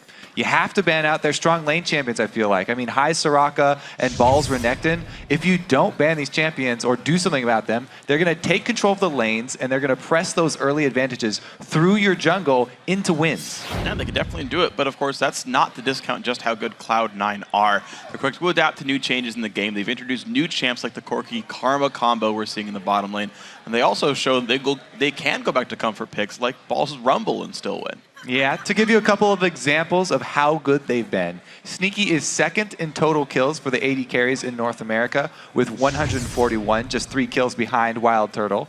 And he is also the owner of the KDA title for AD carries with 8.4 KDA. Lemonation also leads the league in assists with 309. And of course, we can't forget that Coast also took a record yesterday. Yeah, I mean, in their win over Dignitas, WizFusion got 15 kills, the highest in a single game this year in North America. But it was so great that a game, I mean, it just went on for so long, I guess. Yeah. It was basically won or lost based on the success of Zion and Shifter, which is not WizFusion's something turn. different. He's able to get a bunch of kills for himself as well. Yeah. This was a game where someone outside of Zion and outside of Shifter was able to step up. So WizFusion got to have a good time. All right, well, here we go. The game's starting up soon. Let's check out these starting lineups here. On the blue side is Cloud9, Balls in the top lane, Meteos in the jungle, High in mid, Sneaky on AD carry, and Lemonation on support. And on the red side, it's Team Coast. Up top is Zion Spartan. In the jungle, Nintendo, mid shifter. AD carry is WizFusion and supporting Daydreamin'. So we have the players into the game. We're going to start up pretty soon, and it's going to be interesting to watch. So there's so many high priority picks you have to be worried about. We talked about a couple of them already, right? The Soraka from High, the Renekton from Balls. You've got Meteos, who's also got Kha'Zix as a scary first pick as well. Lulu, another big one that you just can't seem to give to Cloud9 as well. And so there's all these like high priority picks, and Coast can't get rid of all of them. No, they're going to have some kind of evil. They're going to have to come up with a strategy to deal with the early invades.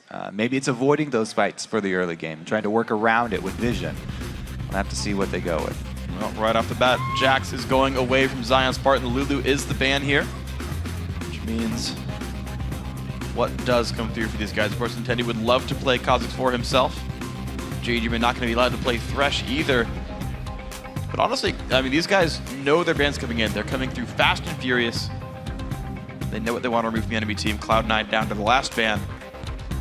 Take a second and say, okay, Leona as well. A lot of engage removed from Coast here. Daydreamin' pulling 2 bans. Shifter pulling none.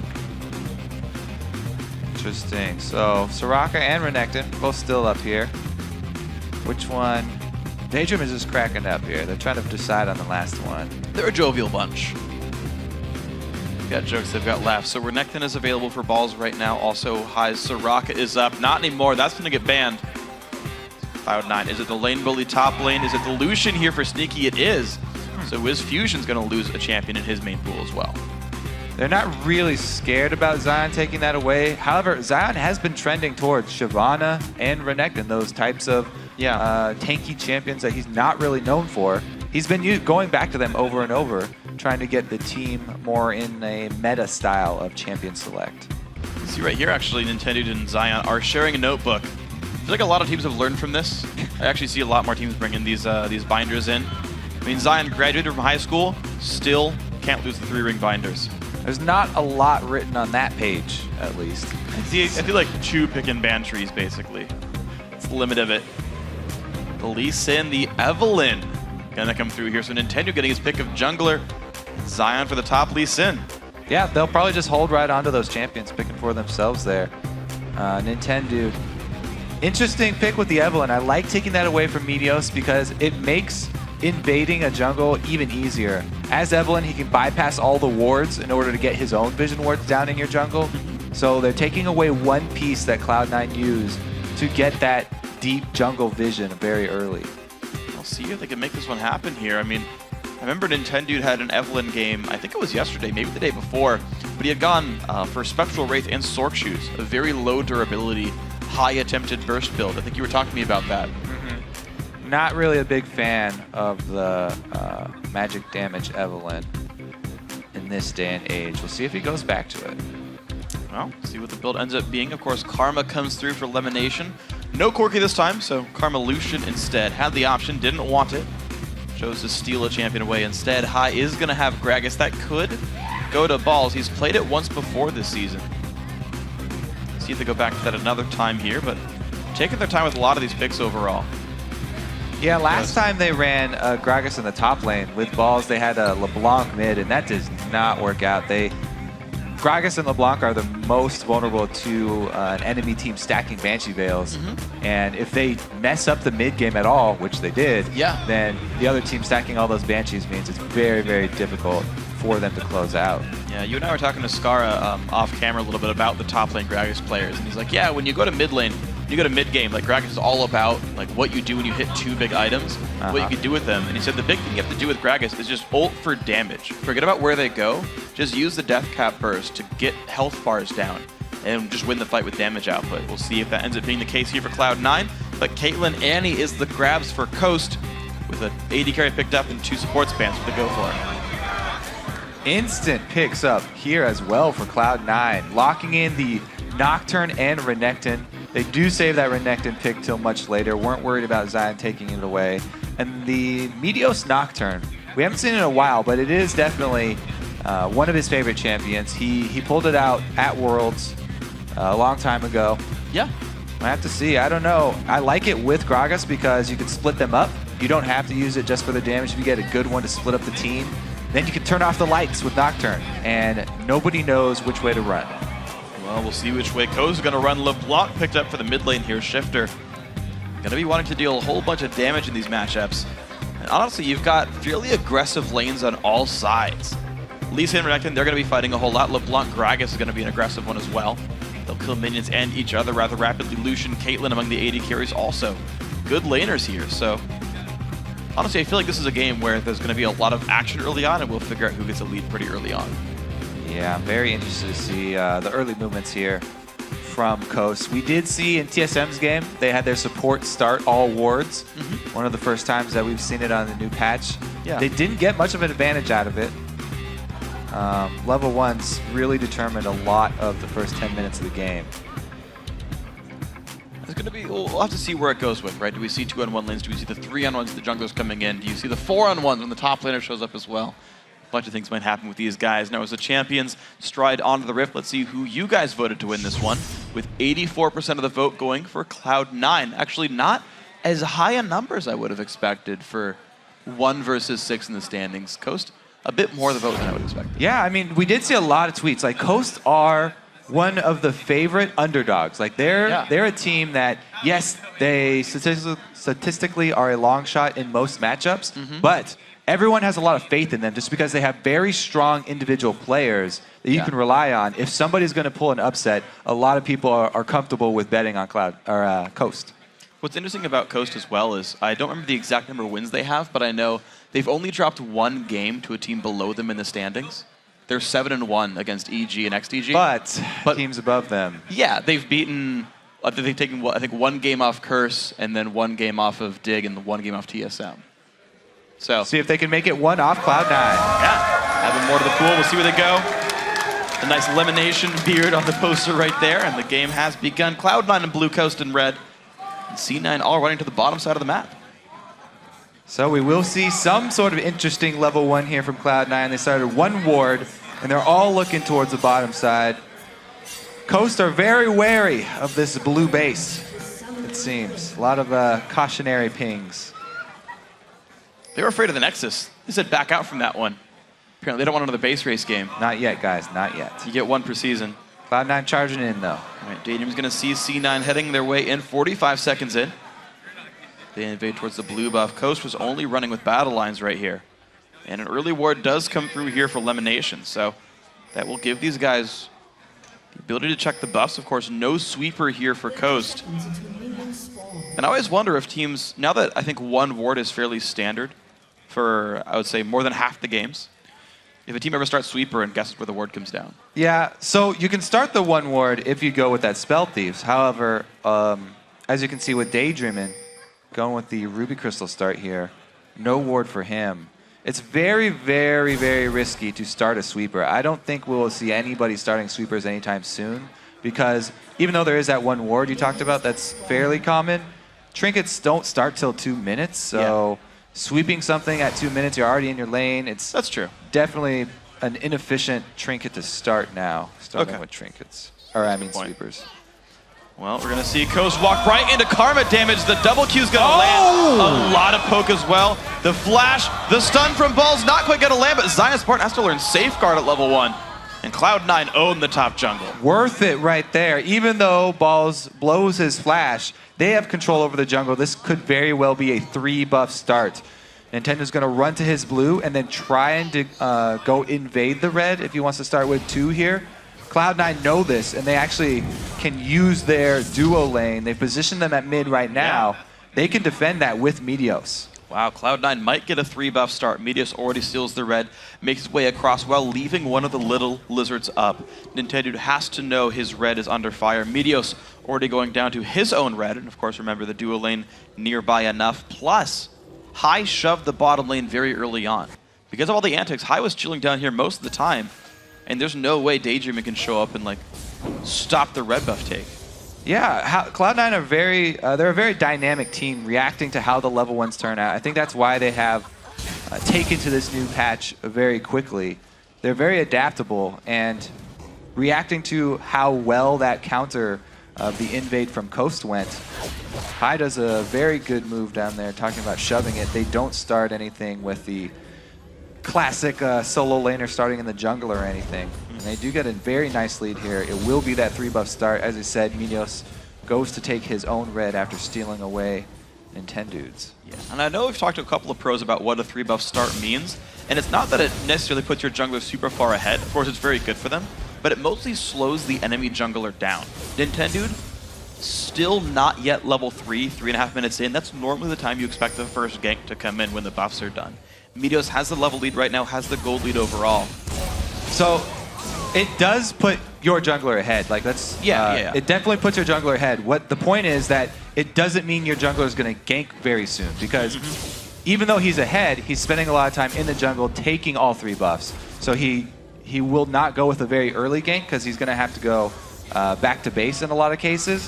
Whereas Nintendo here, since he has so much less jungle, looking for a much earlier gank, trying to relieve some pressure on mid. This is very dangerous though, because they've already chunked down Shifter. He's at half life. Daydreaming's making his way across the map as well. There's no wards to spot him out. The flash, the damage comes through. Shifter with the clone is there. Nintendo on the chase, flashes elimination. 1 hit from dead. First blood comes in. Sneaky battling Shifter's clone. Wins the fight. Stun comes in from Daydreaming just to make the roam happen. I gotta say, that's first blood Coast. Nicely done. Yeah, didn't even need the backup there from Daydreaming. He does secure the lane though. So it's a very nice rotation for Coast. The 2 versus 1 down bottom wasn't getting a lot done. Daydreaming able to make a play at mid. He'll get some extra farm as a support. That's always very helpful because Annie doubles as a mid lane mage. Ooh, the burst to Wiz Fusion though, half his health bar down. High. Just going to regenerate back up and last hit a few minions. Pretty successful for this man. 21 CS on Gragas. And to be fair, he was in a 1 versus 2. He was set up against Daydream and Wiz Fusion. 21 minions there on him compared to the 4 of Shifter. It's very impressive. Yeah, he was able to shove the lane early, like you said, and then Daydream and Roman pretty early on. Turned it into the 1 versus 1. Gragas lane, pretty easy at clearing out those back lines as well. And the poke still attempted from Sneaky as well. He's going to put as much damage down as he can with the double shot. Zion, Spartan, and Ball still in the fight. Zion, of course, with a couple extra potions, he TP'd into the lane. Keep in mind, Balls has Ignite available if they want to go for a fight, maybe level 6. They don't need to wait till level 6. They've got a gank in Nintendude. Double longsword, he's going to be revealed. Balls with the double dash right there. Nintendo with the chase. The Q from Zion. Kill picked up. Coast 2-0. Great job here, Nintendo. Once again, another good move. Even though he got counter jungled, it sort of put Meteos back in his Season 3 style of jungling. Meteos has been hard farming his own jungle. Even though he got 3 buffs, Nintendo spent his time ganking, and he got 2 lanes ahead here. Balls not having his flash from that level 1 does end up costing them a kill. Yeah, and incredibly, because of either a little bit of lane tax, just the kills in general, Nintendo's got more gold than Meteos. He's up a longsword right now. You can see 1,700 to 2,000. The counter jungling, unfortunately, not paying off for C9. They're now roaming to the mid lane. Look at these moves from Coast. Not quite level 6 yet for Evelyn, so he won't have the Agony's Embrace, but the stun Last goes stun down. lane, the Q comes in, no kick for Zion. The flash from Sneaky keeps him alive.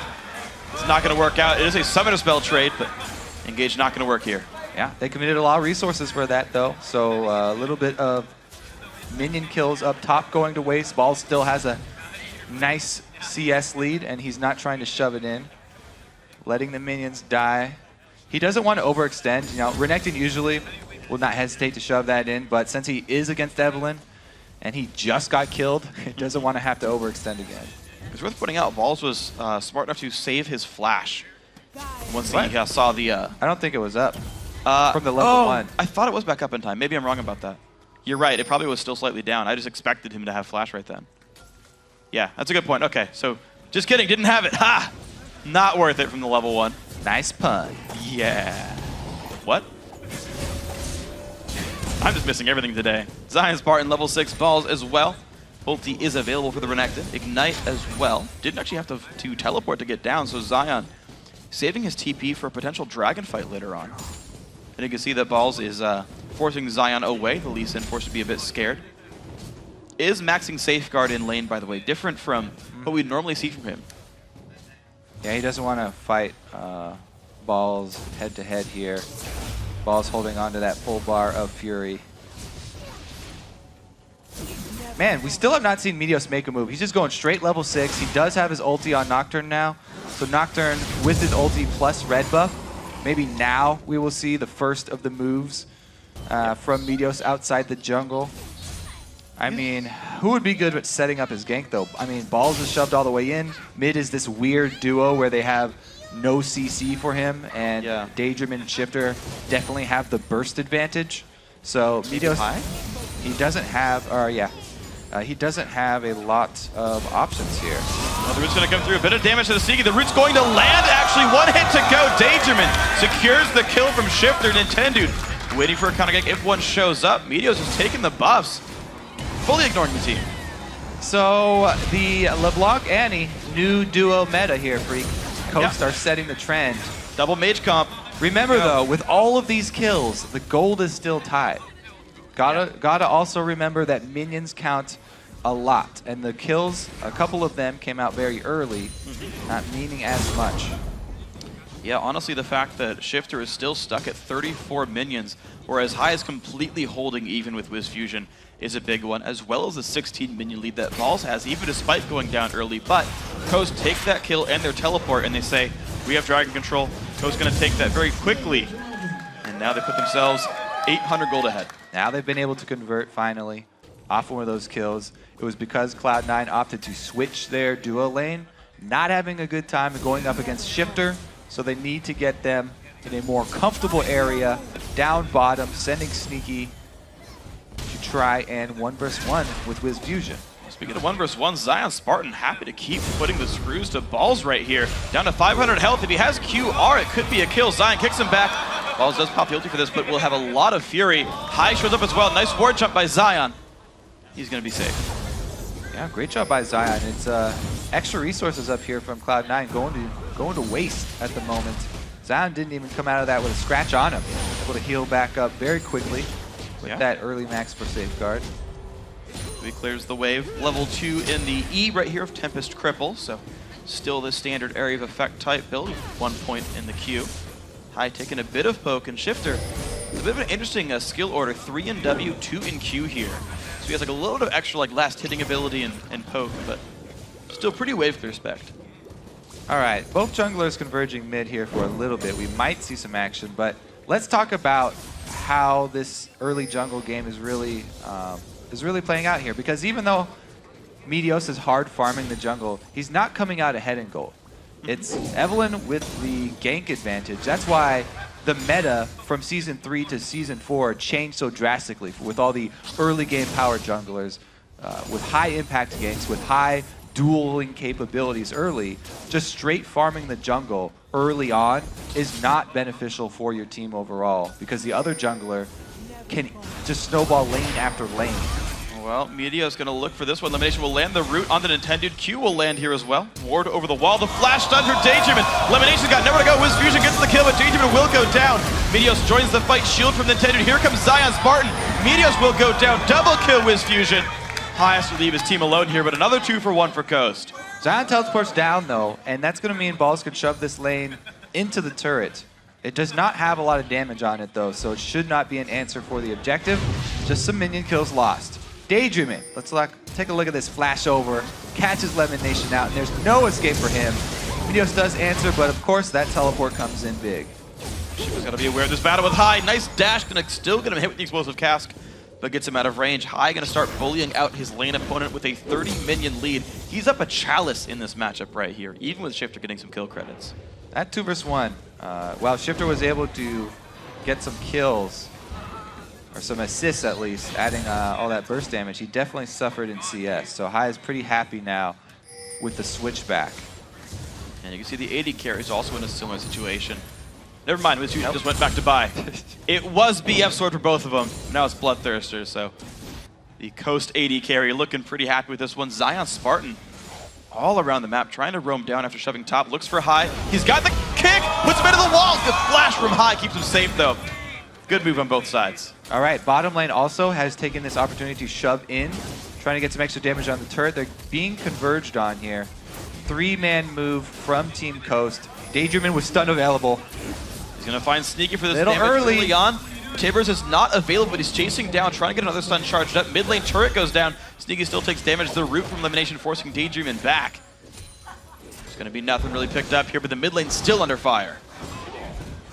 Good counter there by Cloud9. Trying to get some extra turret damage in response. Nintendo basically just spent all that time roaming down bottom, did not gain anything for it. This river is a crucial point for Cloud9 to start warding because Daydream is running back and forth here, over and over. Man, Tibbers the dash in, the burst from High though. Does some good damage on the backside. Now Meteos on the run, forced a flash away from Zion Spartan's Q. It's gonna be another kill for Coast. The roaming, so fierce from this team. C9 have to get vision back around this river. I mean, Coast are running back and forth, up and down, making plays all over the place on the bottom side of the map. This is one of the few times where Cloud9 are at a disadvantage as far as ward coverage is concerned. Coast are doing a magnificent job. And it's worth pointing out, though, that, and I know you mentioned this earlier, but Cloud9 completely equal in gold despite all of that. Big burst on Wiz Fusion. He's a hit from dead, has to get away. Sneaky almost lands the key with a stun lance. Nintendo shows up, barrier pop by Sneaky. No flash, 1 hit to go. Nintendo grabs the kill. The turret under fire. Sneaky overreaches there. It will cost them not only a death, but also a turret for Team Coast, so they are able to get a gold lead here. Now, that being said, these kills that Coast are getting are starting to get close to bounties. And Team Cloud9 could regain a lot of that gold once Nintendo and Wiz Fusion hit those bounties. Yeah, one's going to be the blue buff going to High right here. Meteos did take the second one. Gives away the third to his teammate now that he's in the mid lane right here. Zion Spartan will actually be grabbing his team's red buff as well, wanting to battle up against balls. But the mid lane's going to, or sorry, the top lane's going to reset. Dragon's up at 25 seconds, but Zion will not have the teleport available for this. So will it be a 4v4? Will they force the rotation? We'll see if Dragon forces much in the recent future. Near future. Very dangerous to force it because even though Shifter's down in CS, he's got that needlessly large rod, so he definitely has the power that he needs behind his burst potential. Even though he was denied a lot of CS from that 2 versus 1, he is a force to be reckoned with, so 4 versus 5 could change that situation. Cloud9, they know the teleport is down, looking to force this Dragon, calling balls very early here. Watch again for Daydreamin. His Tibbers is available, there's no flash, but he's had very, very good stuns thus far in the game. If Daydreamin can set that up, they've got plenty of damage to follow up his CC. The only thing Team Coast are really lacking is tank stats. So they're really relying on the initiative and that crowd control so they don't have to take much damage in return. We'll see if they can find the pick right here. Some wards are available. They see balls elimination. High waiting in the wings. Now he's spotted as well. They know Cloud9 are grouped up.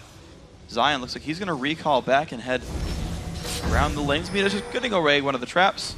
Ravenous Hydra and Ninja Tabby done for Zion Spartan. He's got a big item lead over balls right now. We'll see if he can turn that into much. He's going to run down towards the top lane. Okay, so Coast happy to slow it down for a bit and play the map a bit more. Cloud9 looking to play the mid lane with all 5 members though. Here they go. We'll see if the siege can begin right here. Zion pulled back down to defend. Daydreamin flash back available. And he's got distortion boots now, which means roughly 3-minute flash cooldown. for the rest of this game. A little bit more than that, but close Now, enough. Because, Annie is this great initiation tool for your team. However, she is also a liability because she spends so much money on mobility with the boots and then upgrading boots and then also making talisman that she's very, very squishy. If you can land some sort of poke on her, like even a barrel combo from high would take Daydream pretty much out of the fight. So definitely looking to try and poke him down before it starts, but they don't get a chance. Flash on a sneaky, big damage comes in. Shifter finds the kill, and in comes Zion in the back lines. Here comes the dives past the turret, though. Kill for Balls so far. Meteos there as well. Zion's gonna find the kill on the Karma. Meteos actually in a bad spot. He's gonna be going down. Nintendo. Double kill comes in high. Very low. Great explosive cast, but still goes down. Triple kill Shifter. Zion flashes the chase down. Balls half HP on Renekton. Here comes Shifter as well. The chase still for Lee Sin. Balls does not have many places to go. Gets slowed down. Finally succumbs to his fate. Gonna give the kill away to Shifter. 5-0-2 on the block, and now Dragon is gonna be coast. They are just not respecting Daydreamin' this time around. Daydreamin' again starts it off, and Shifter, as we said, he's got the damage to follow up any sort of CC. So they immediately take Sneaky out of the fight, plus Cloud9 are behind the turrets. There is nothing that they can do to win this fight at that point, and it's a very clean ace for Team Coast. Daydreamin' just all over this map today, making the plays. Wow, so 12-2 in kills now. Daydreamin' giving his team 8 of those in this one. Shifter being a part of 7. Also Nintendo stepping up to 0-6 on him. Gotta say, this is a very different Coast from what we've been seeing. Just level of control everywhere. Early game's been good, objective control's been great. Everybody's been, heck, I don't want to say completely winning their lanes because I know High had a better job than Shifter in the 1v2s, but they're playing around that so well. Yeah, I mean, Nintendo did not hesitate once his second buff was stolen. You can see that it isn't that big of a deal. He went for the ganks. Because he's Evelyn, those ganks are a lot easier, to be fair, but he was successful in the first couple ganks, got right back in the game, and Team Coast are doing a great job here. Now they just need to retain control. They have great ward coverage so far. Yeah. What really has been the problem for them, though, is finishing out games. Yeah. I mean, you heard Scar in the morning. He said, yeah, Coast are winning the games up to the point where they lose. Yeah, They're this is ahead for exactly most what of he it. was talking about. This is Coast right here, according to Scara. Yeah. I gotta say, this start against Cloud9 is just incredibly impressive, though. 4,000 gold right here, 20 minutes in. Meteos comes in onto his Wiz Fusion, gonna jump over the perfect flash by Meteos, though. The fear is on. Wiz Fusion's gonna accept his fate. Down he goes. Well played, Cloud9 jungler. Meteos, definitely coming up big there, but it is just a solo kill. They don't get any extra gold off of it. Next time I put a Nocturne, I'm gonna mind game 90 caliber net and just stand by a wall. Hope he flashes over. That'd be the play. See if we can do it. Right now, though, the mid lane under fire. Mid turret does go down. Cloud9 with the turret lead on this game. Meteos split pushing on the bottom as well. 2-2-1 on him. Nintendo looking for a bit of something to do, but this could be a bit aggressive for Coast. They're going to back off of this one. Meteos still pushing, though, rather quickly. This turret's going to go down just to Meteos. He heard us. It was like, yes, my kill will not be just a kill. I'm grabbing a turret for it as well. High using his ult for damage, as was recommended per Scara. Bit of damage. Sneaky's going to be fine. Shield's all right. You know, if he shielded Balls, he would have gotten there. All right, so they are looking to cut him off here, though.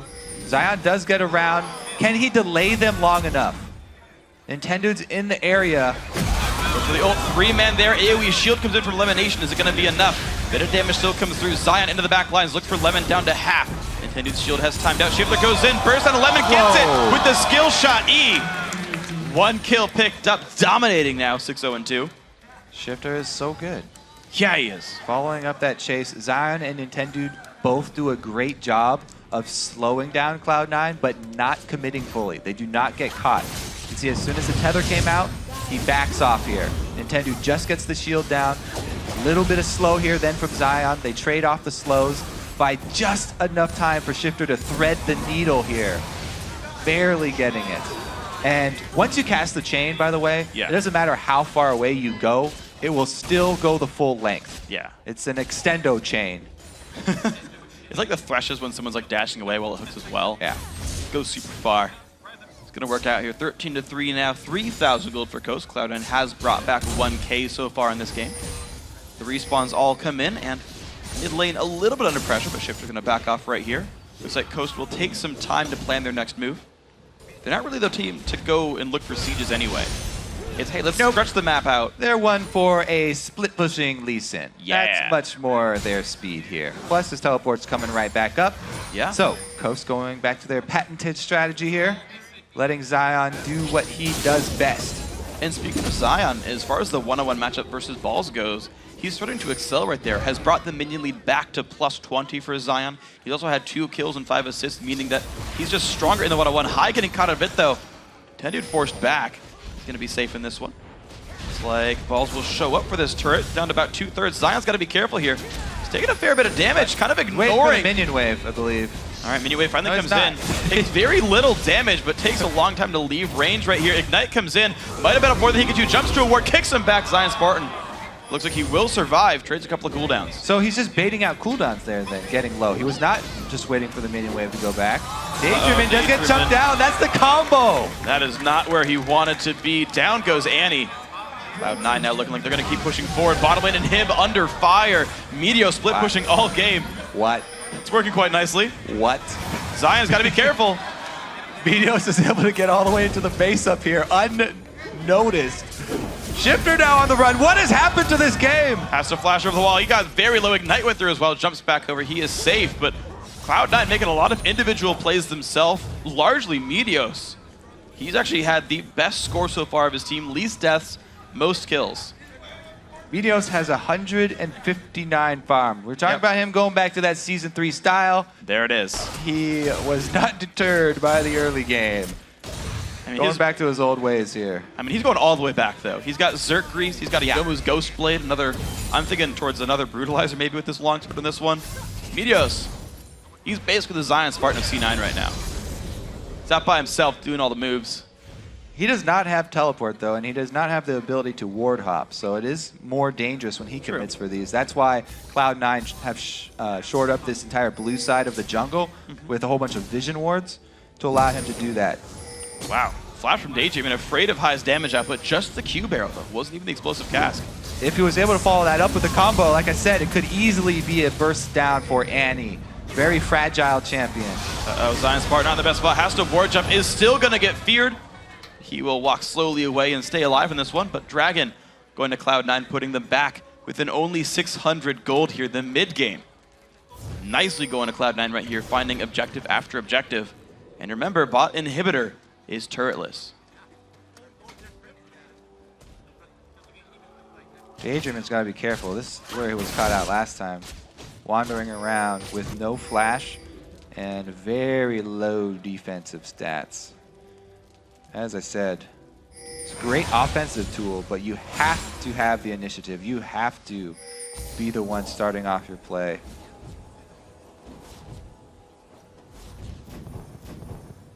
Daydream gonna hightail it out of there. High. He just traded wards real quick. It's a bit dangerous. Barrel comes through. Doesn't dodge it. It's a third of his health bar from a basic ability. Next time, he's dead. Pretty much. All right, four-man squad hope. They want to get the stun down. Oh, Daydream is one hit from gone. He has to leave this fight now. Yeah.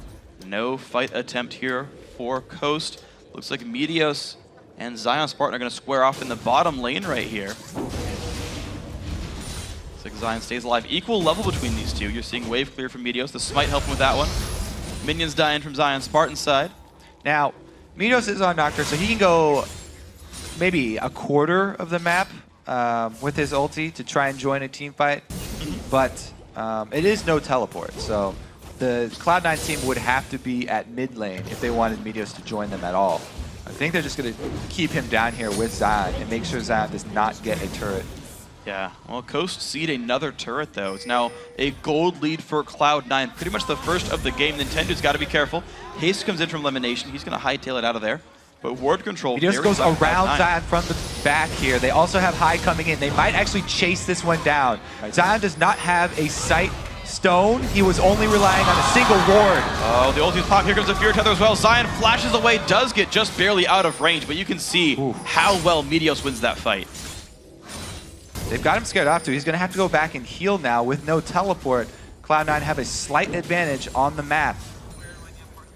Yeah, Zion going far away before he starts the recall. Does not want to get chased back down. He will, unless he gets completely blind guessed. No, he's going to be fine. He's going to get back. High now owns the blue buff, though. Cloud9 have completely pulled themselves back into this game from a 9-kill deficit. Cloud9's map control has just shown up right here. They've got more gold. They've got more turrets. Well, because Cloud9, because Coast have Zion as their tankiest member and he's usually split pushing right now, they're really looking for picks. That's why they put so much money into wards around this Baron. You can tell they were trying to hover around here with the Annie LeBlanc combo, looking for somebody to stun up and burst down. Since they weren't able to get anyone, it was actually Meteos coming out ahead down on bottom that allowed Cloud9 to go and steal that blue buff. Small win for them, but there's still plenty of vision here for Coast. See what they look for in this one. Coast still trying to get their way back in. We just have not seen a good engage in probably 12 minutes or so from Team Coast. They've been giving away the map so far. 300 gold. Zion looks for the flank on Meteos. Has a red elixir. Really wants his fight. Spell shield comes down. A little bit of damage. The double Q comes out. Zion feared, though. Means that Meteos is safe on this battle. But that's a half-health Nocturne. Yeah, he's got to worry about that turret, too. If he's not going to instantly go back to Bound to heal, Zion can look for some more action under this turret. He's going to try again. Fear Tether comes out once more. It's going to be Blade of the Ruin King, the attempted build for Meteos. The Fear doing so much, though. It's going to be the miss on the Q. He waits out the spell shield, puts down the abilities. The flash from Meteos wants to stay alive. The ulti comes out, picks up the kill, but High going to knock him away. Shut down. Actually goes because of the red buff to Meteos. The dual kill did come through, though, for Zion. So he turned on his ulti, but since Zion was already right next to him, Zion could still see him. And there was no point in just trying to run away with his ulti on. That's why he used it for damage there. Try and make sure that Zion does go down. Otherwise, if he was able to flash away and gain just that little bit of distance, he could keep his ulti on, try and use that Fog of War to escape and let High clean up the kill. Yeah. Ended up being a 1-for-1, but some extra gold did go Cloud9's way to the shutdown as well as the assist pool. So Coast still trying to make their way back in. 600 gold deficit for these guys. Killing away the jungle, seeing what they can do now that Meteos has respawned on the map, but doesn't have Paranoia for a few seconds. Blade of the Ruin King is done, though, for the Cloud9 jungler. Balls has the full tank duties right there. You can see Sunfire, plus a Thornmail, plus Spectre's Cowl. Teleport in, they're going to rush down this Baron. They have complete vision control once again. They've been able to clear everything out, but Balls just face checks it. And level 13 is going to be the jump in for Zion's part, and the Karma, though, putting the damage through. Balls only level 13 to Zion 17. Cloud9, their entire team's been grouped together for the most part this game. High still trying to wrest control. Because Cloud9 have funneled most. Oh, there it is! The flash stun, the damage in towards High. He's going to survive. Balls goes in the front line. There's the dive towards Wiz Fusion. Has to run away. Barrier's on. Down goes Meteos, though. The most part member of C9 is dead. Nintendude has very few places to go. He's trying to run away. The flash from Sneaky picks up the kill on the backside, though. 1-for-1 this fight. They're going to take this 2 minions right here and not go up to the inhibitor turret.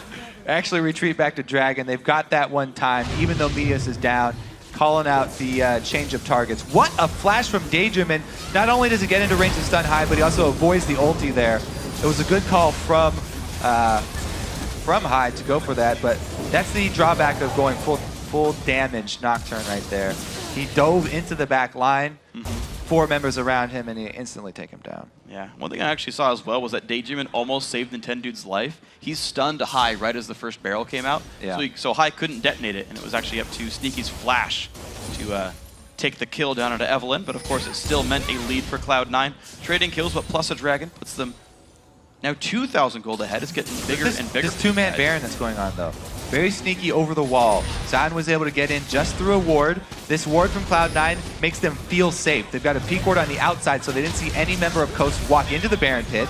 However, they've done a very, very good job of going over the back here. Cloud9 think that Coast are just looking for more picks. Oh my gosh, they haven't seen Zion in forever, but it's not going to matter too much. The damage comes through. Zion's part, the rest of the damage nearly gets knocked in the ward vision, but that does go down. Cloud9 losing control. The ward comes over, and they're like, We've been hacked. Sneaky, sneaky Coastites. Who stole the Baron? Coast did. There you go. Saw the rest of them. Yeah, so junglerless Baron right there from Team Coast. Very bold. Able to pull it off with Wiz Fusion and Zion coming up pretty big. Cloud9 tricked themselves. No actual vision inside of the pit. So you have to be very careful when there's a team like this that can jump walls so easily. Very impressive stuff for these guys. Meteos, you just see how fast he kills the jungle, though. Those things take like 3 seconds total. High, still in control of this blue buff, though. Honestly, Cloud9, despite the Baron down, they've not even stopped trying to own the map right there. Blue buff, again, is theirs on Coast's side of the map. Coast might try to group up for the fight. I mean, at this point, Baron buff is worth a good couple thousand gold. They should be the stronger team in stats on the map right now. Really, Cloud9 have to worry about the initiations from Daydreamin' and the flanks from Nintendo. It's pretty much the big two that they have to watch out for. They've got decent pink ward coverage in both pixel bushes in the river. See what C9 can do with this one. Still down the 9 kills. High still wave clearing. C9 taking their time with this one. I suppose at this point it makes sense. They're waiting on Baron buff for timeout. Thornmill does for Zion, though. He still wants to fight Balls, wants to fight Meteos, wants to fight Sneaky. I like a bit more up to High. I really like what Daydreamin' is doing with his build here. After he's got all this mobility, spent everything on the boots and the upgrade and the talisman, he's going for a Banshee's Veil because he knows that's the biggest threat to him. Being chunked down by Gragas, as I said, the combo can take him out of the fight, and they really need him to be able to pull off that initiation. His flash is back up. It's a very real possibility once again. He has to time it very well with Nintendo, though. They can get that Agony's Embrace down at the same time as Tibbers. It will be a very good combo for Team Coast, and Shifter can choose his target. And Shifter is 7-0-2 and has 3 completed gigantic offensive items. Like, someone's gonna get one shot by him pretty much. Unless it gets blocked by a Banshee's Veil, so that's a guy to watch out for. I feel like we haven't seen him much like in the fights, but like when he shows up, he just like immediately destroys someone. But like Shifter's not the one making the plays, but he's following up on the ones opened up by his team. Zion already level 18.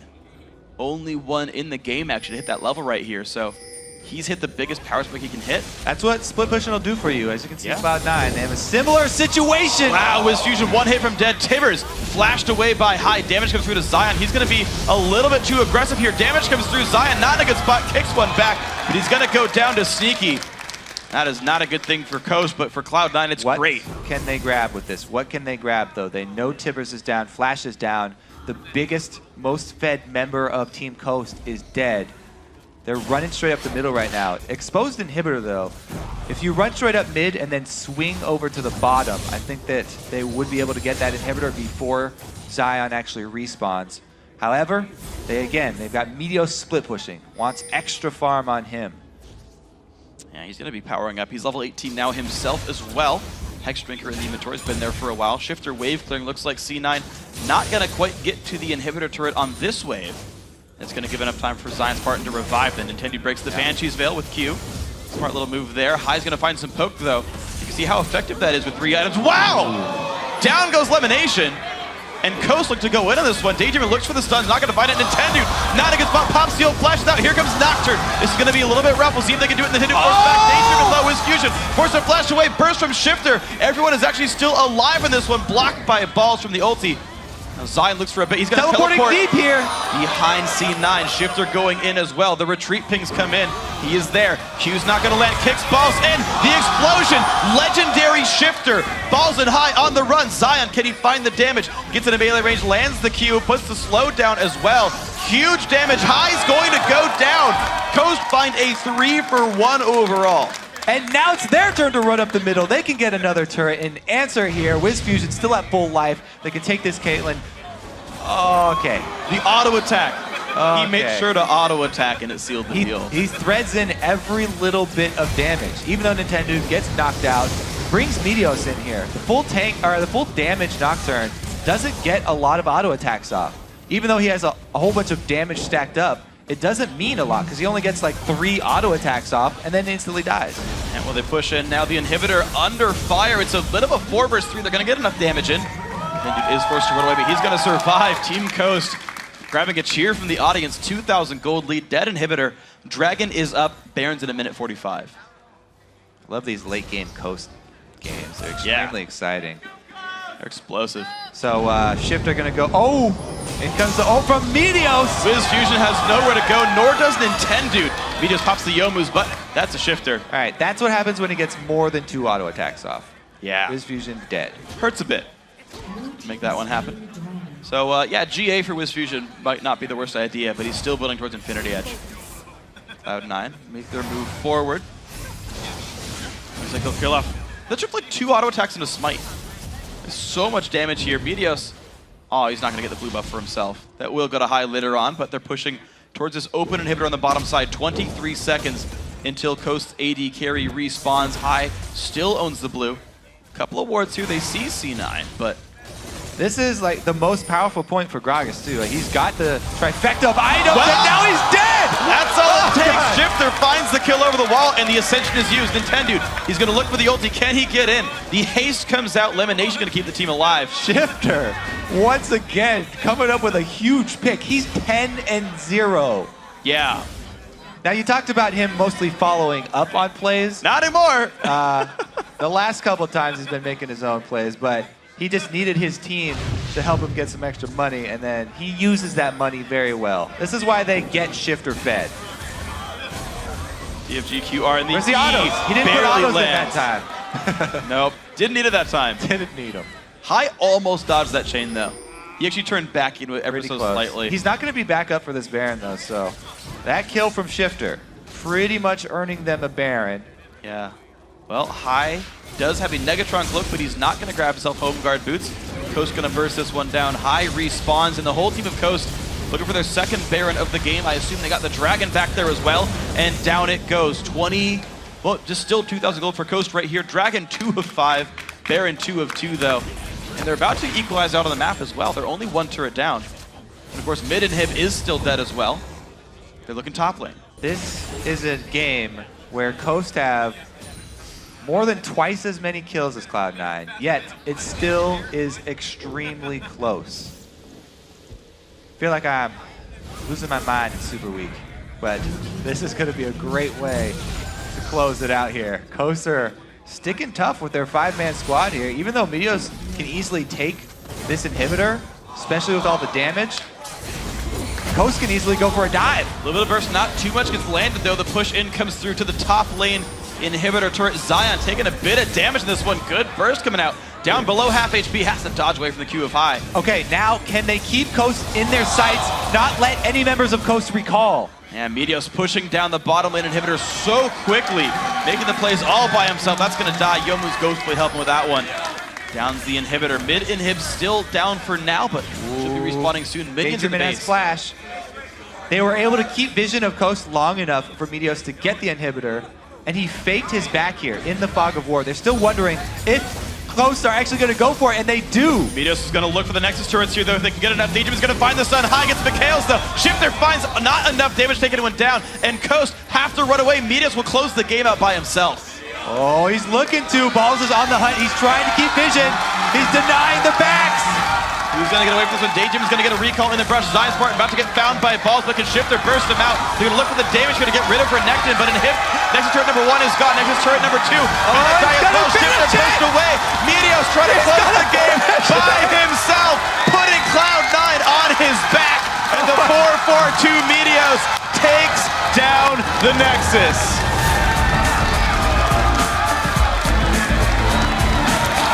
Wow. Well, that's a way to win a game. Yeah. The last one of your season, or the split at the very least. I'm pretty happy about that one.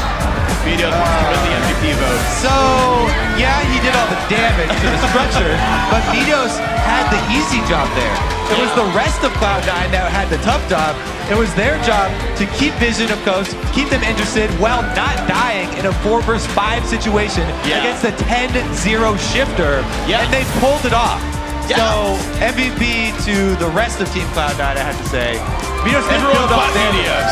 He did all the damage, but the rest of Cloud9 were the ones with the strategic play, defending the base and keeping Coast from going back. Wow. Wow. All right. Cloud9, they end their season 24-4. They tie their Summer Split 2013 win record of 13 in a row at the end of the season. Undisputed #1 at the end of the regular season as well. Chat, give it a thumbs up to the camera as well, helping someone take the peripherals away. But I was going to look good. tired because of Super Week, but I'm wide awake now. That was ready. the most exciting ending that we've seen in a while here. We've had these Coast games never disappoint. They never do. There's always something funny about a Coast game. And honestly, today's games, there's been something special about each one.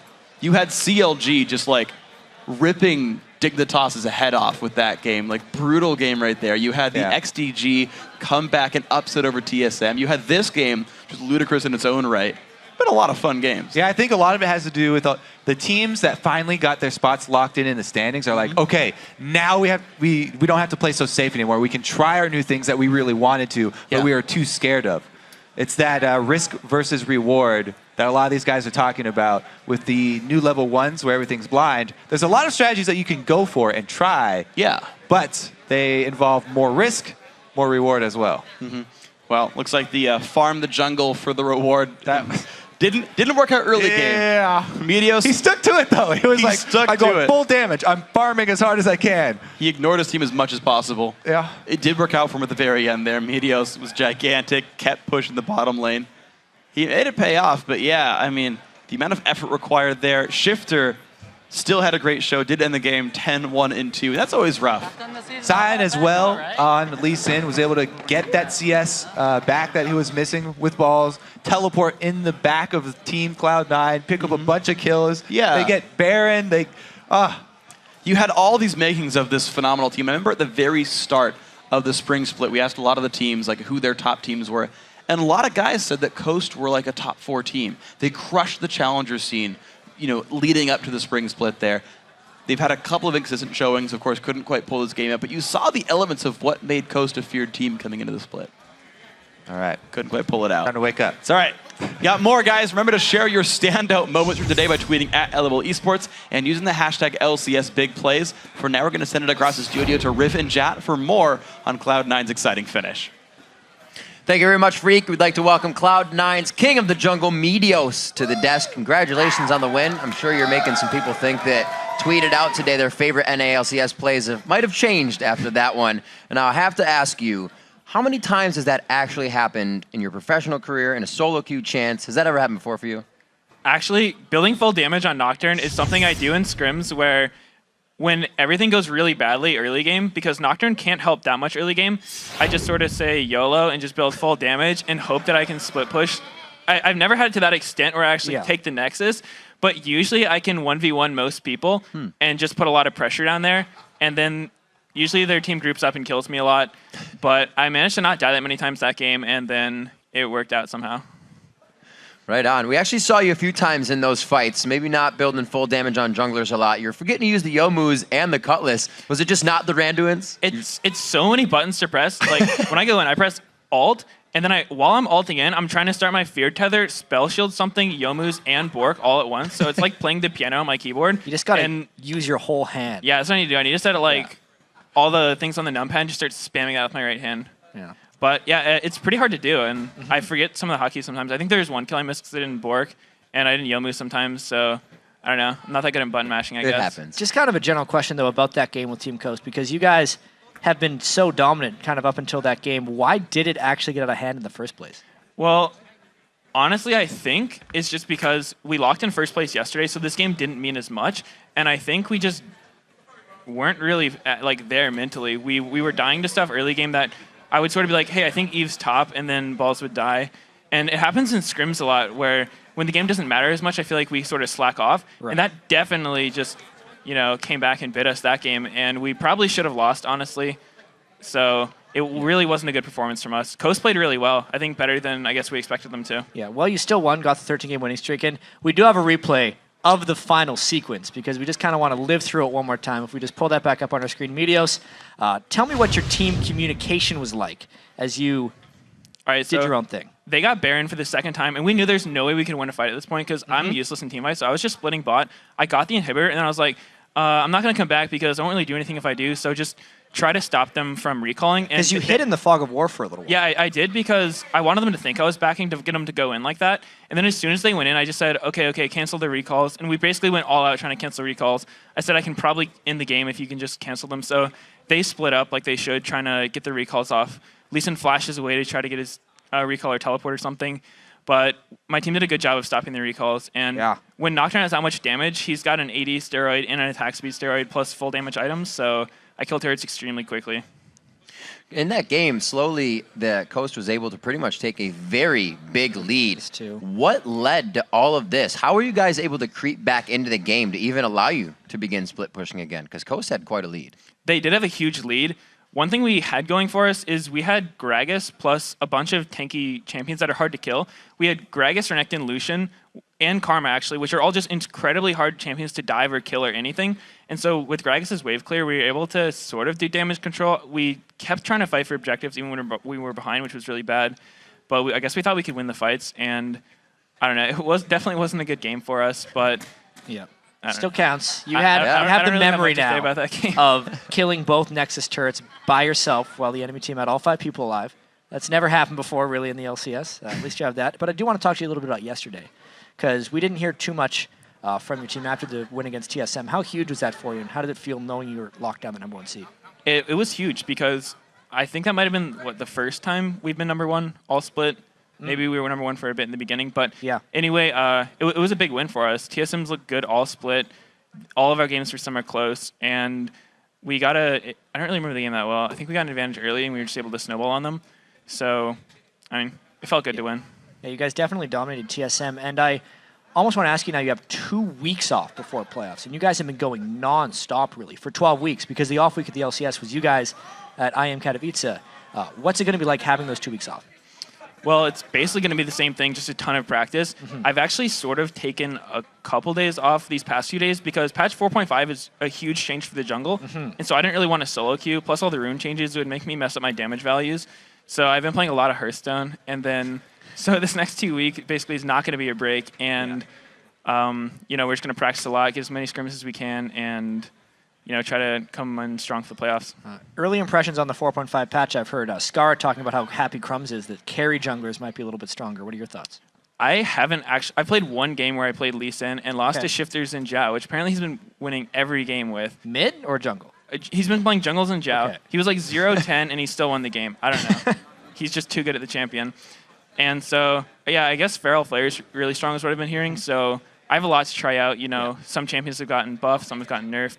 The items have gotten changed, so there's a lot of work to do. And what happens when something like that, where the jungle will be affected a bit? How does the team kind of respond to that overall? Is it like, let's see what Meteos can do now, or are you going to kind of roll with the punches as they have been for Cloud9?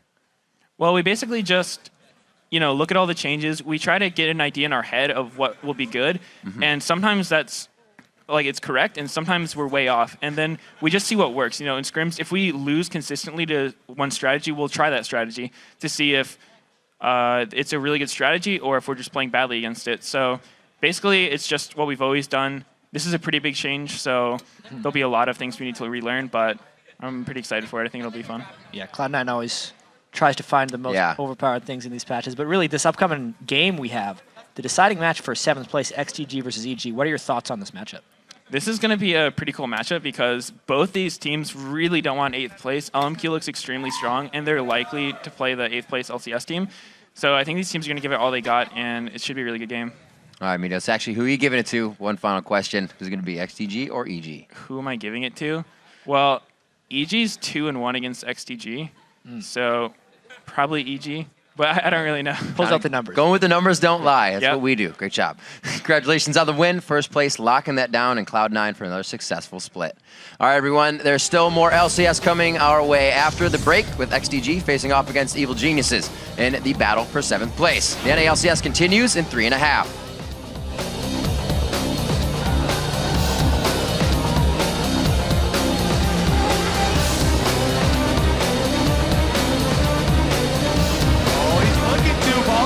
He's trying to keep vision. He's denying the backs.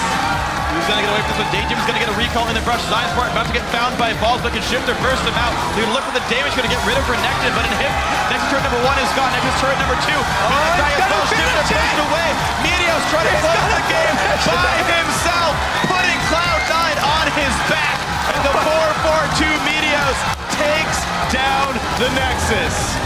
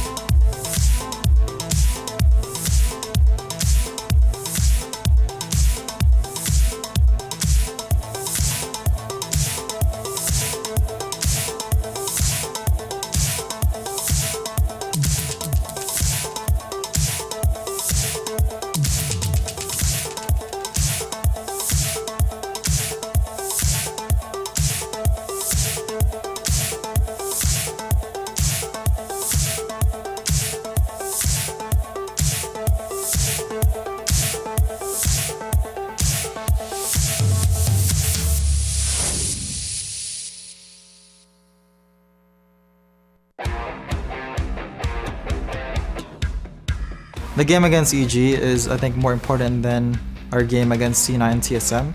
Whoever loses that has a huge chance of finishing last. We're actually fighting with them near the bottom of the league. One win for us is also a loss for them, so we get even farther ahead of them. They do play unorthodox, so being able to adapt against them is probably the biggest key to winning. Last time against XDG, we had the sort of poke comp coming in with Nidalee top and Gragas mid. We have to not get caught off guard by all the wild stuff that they throw out. It's been relatively inconsistent in the past few weeks in terms of beating them, so we really need to perform on the day. Welcome back, everyone, to the North American LCS. Guys, we're going to get to the battle for 7th and 8th in just a minute. But first, here's a name that's been percolating in the Challenger Series this year. The pros use it as a tale to scare kids, misbehave, and LMQ will come and get you. And for the teams going into the summer promotion tournament, there is the danger that they might have to face LMQ if they want to return to the North American LCS.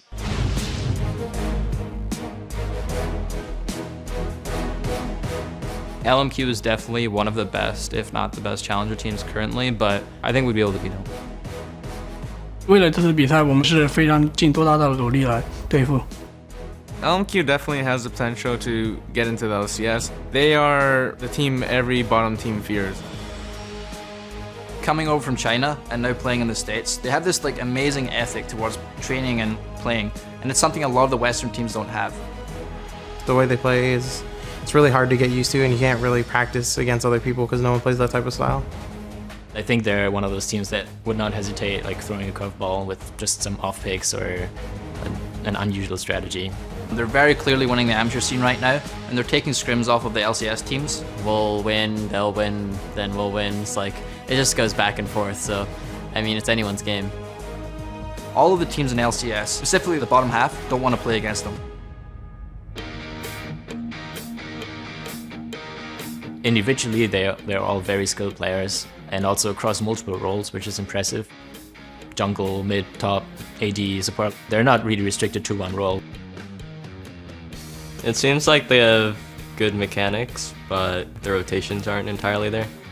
Their ball lane's been really good. Like Vasily, very good mechanical player. Ackerman, who was godlike for Team Royal, and they got second place at World, so they're definitely a really strong team.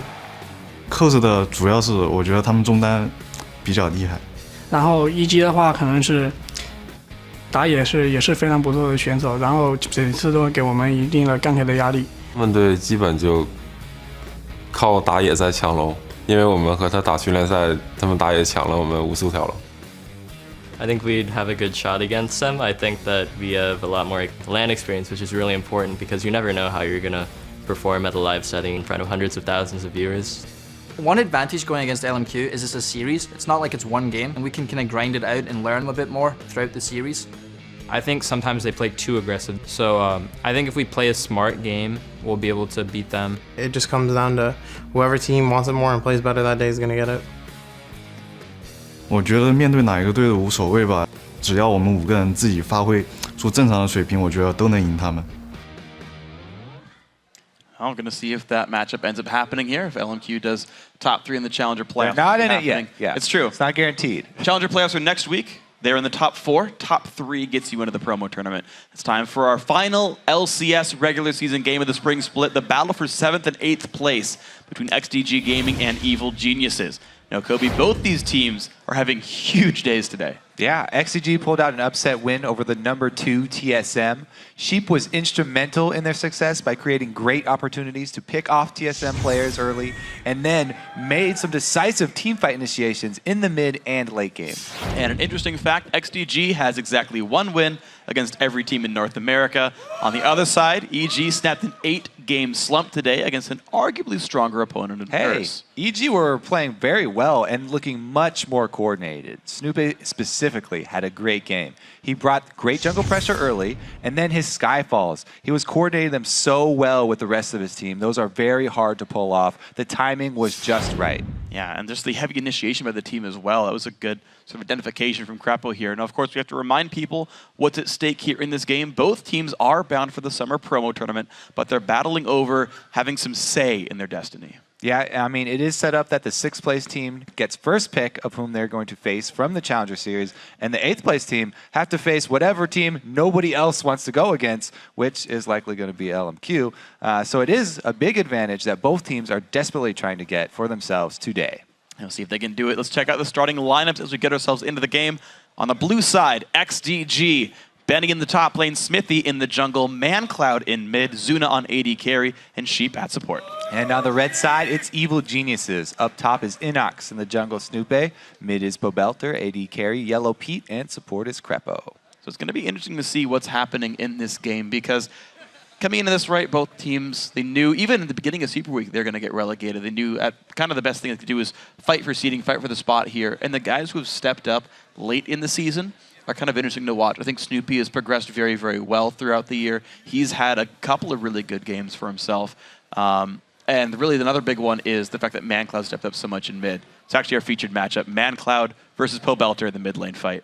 Now, you could argue that these are the stars of both of these teams, and whoever wins this matchup will probably win the game. For ManCloud, we've started to see him step it up. And the last couple of weeks, he has actually averaged the highest CS at 10 minutes for any mid laner. And by comparison, Pobelter is the 6th highest CS at 10 minutes. That's partially due to the fact that Pobelter is much more focused on killing his lane opponent, though, so ManCloud will have to watch his step. Yeah, honestly, it could be a pretty brawly mid lane here. One thing worth pointing out is that ManCloud died like at the buzzer in the last game. He was like 10-0-6, and I think it was like a lone rocket from Wild Turtle took him down at the end. He's like almost had that perfect game. Now, coming into this match, nobody expected these teams to be coming off wins. Yeah. Both of them actually coming up really big with a couple of upsets that are giving them really, really high levels of confidence here. So both these teams are definitely coming in at the top of their game, I think. Yeah, and one thing to point out as well is there definitely can't be a tiebreaker now. They're both tied at 7 wins here, so the winner for sure moves on and takes 7th place. There's a couple of scenarios in the backgrounds depending on who won what and who took losses, but they're both 1-0 on the day. It's both coming fast. Leave that stuff in Europe. They didn't even have any either. They didn't either. Europe failed us. The dream, the six-way tie did not happen, but we're here now. The end of Super Week, the end of the regular season. XDG versus Evil Geniuses. The battle for 7 and 8. Here we go. Early Heimer ban. Interesting. I mean, he's a very strong laner. A lot of people do not want to deal with that. The turrets, this is the patch where the turrets have not only really high damage, but also high health late game. Yeah, they do. And XDG, coming into this, their bans took like cumulatively 10 seconds. The Zed away from Pobelter, the Heimerdinger and Nidalee away from Inox there. But the first pick, Ryze, will come through for many. And it could even be ManCloud. He used to play that champion a whole lot last year. But Kha'Zix, Lulu, and Thresh all dropped from XDG. I like that first pick away because Inox had a lot of damage on his Ryze. Benny as well likes the champion. So even though it's an early pick Ryze and there are counter picks available, I don't know if they've actually been practicing any counters for Ryze. Yeah, I want to see what XDG goes for, because I feel like just recently they've identified that like playing late game comps is their fort, which I think was really good for them last year as well, but they're kind of coming back to it now with champions like Jinx and Ryze. But also in the interview, we heard them say they're saving their special sauce for this game. This is the game they saved their strats for. So we'll see what's new for these guys. Evil Geniuses, normal stuff for them. LeBlanc for Pobelter, Leon for Crepo. Pianta and Caitlyn stand They're just taking everything they can away from EG that EG were able to have success on. No, it doesn't remove everything though. Evil Geniuses, the hover on Lee Sin, maybe going to come through for Inox there. I think his most successful champion so far on KDA might just be Lee Sin. I think he's had a couple of good games on him so far in the last couple of weeks. Definitely preferring those carry junglers. I like that you instantly jump to Inox, though. It's definitely not a Snoopy jungler. Yeah. I don't see him going on that Lee Sin anytime soon. Well, as TSM showed us, they'll just pick whatever they want. Top Lee Sin came in for Dyrus, was not champion for either of them, so we'll see who picks it up. Never quite know. I mean, Snoopy's done a couple of A to Z jungle marathons, so he's had to play Lee Sin at least twice. But not liked it. Lucian comes through for Yellow Pete. So not much poke shaping up for either of these teams. Looks like we will have one of the more brawly games on our hands this time around. More excitement here. Yeah, pretty much consistent damage focus for these guys, aside from the heavily burst possibility of LeBlanc. Lucian, exactly 50% win rate for him. I think it's always funny, the really common picks, the ones that have negative win rates. In the LCS, like Caitlyn was at like 41% or so. They're like, yeah, we got to pick this champion. They don't win with it. Well, that's because a lot of the teams that are performing poorly as well also try and take away those picks. So it does even out. Now, I am interested that Pobelter, first pick with that LeBlanc, even though Evil Geniuses have last pick, they could have counterpicked for one of their solo lanes, but it looks like they just straight up got both their solo lanes, don't care what they're running LeBlanc into, not scared of what ManCloud is going to be bringing to the table. And to be fair, ManCloud has run farm-heavy champions pretty much all the way around, Ziggs or Orianna. Well, so Orianna does come through on this one. Ziggs was available, but he didn't want it. Sheep's going to get them Morgana here.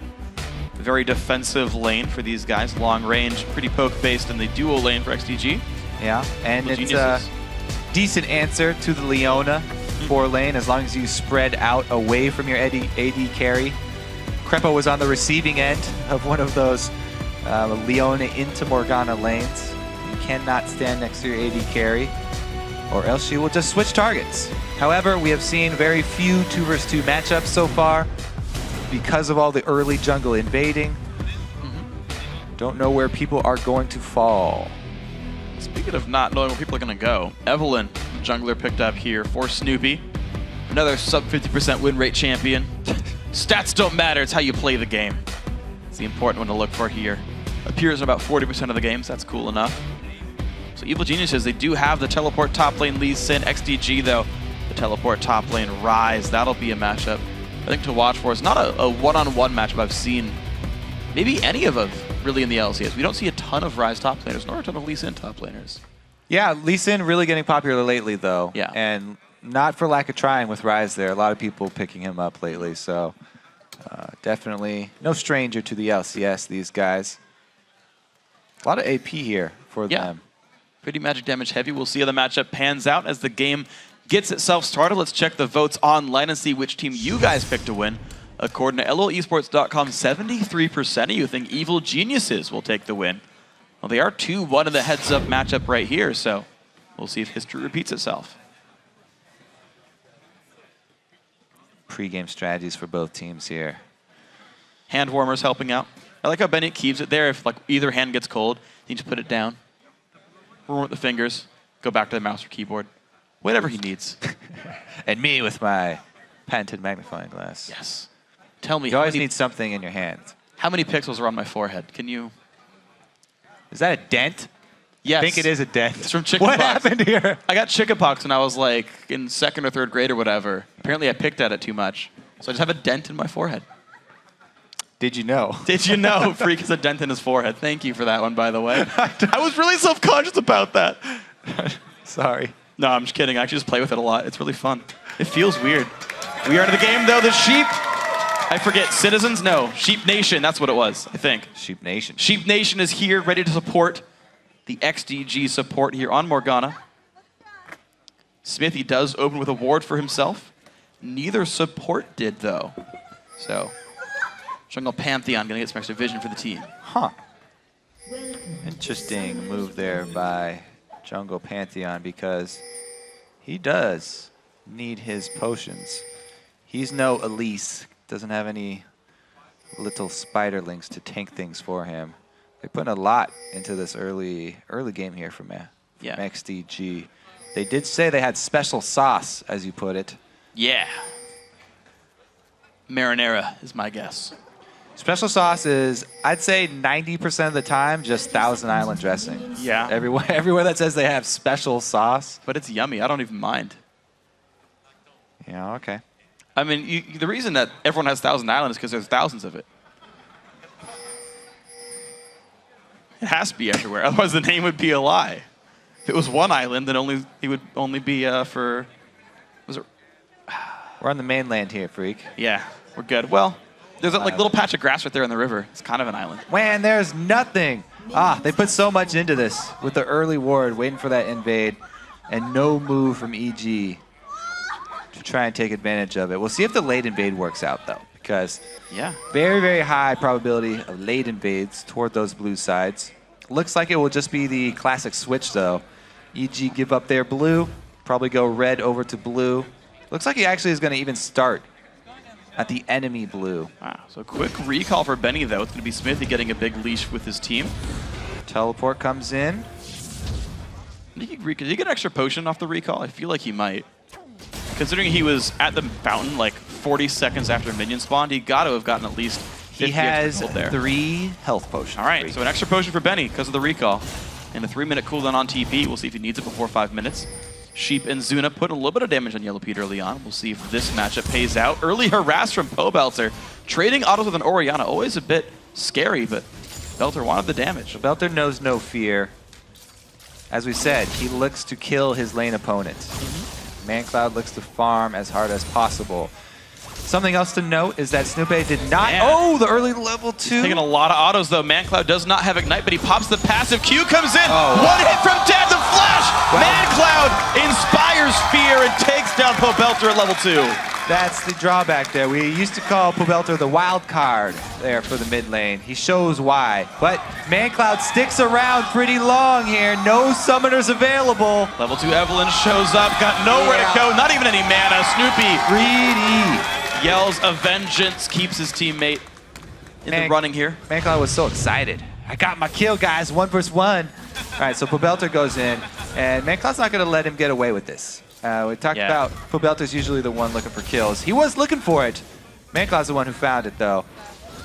Just got a little greedy here after. Sticks around, and Snoopy makes him pay for it. Oh, Sheep got a black shield. There it is. Zuna's the one who Switch gets of jumped on. targets. Nice switch by Crepo. Half HP. Yeah. Xpecial taught him that one. Yep.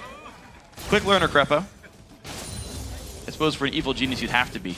Oh, man. Sheep just getting right into melee range here. Not what he wanted. 150 health, the jump in. Crepo's still there. Ignite comes off. Sheep trying to run. The chase. Yellow Pete should pick this one up. Support for support. Zuna gets it back, though.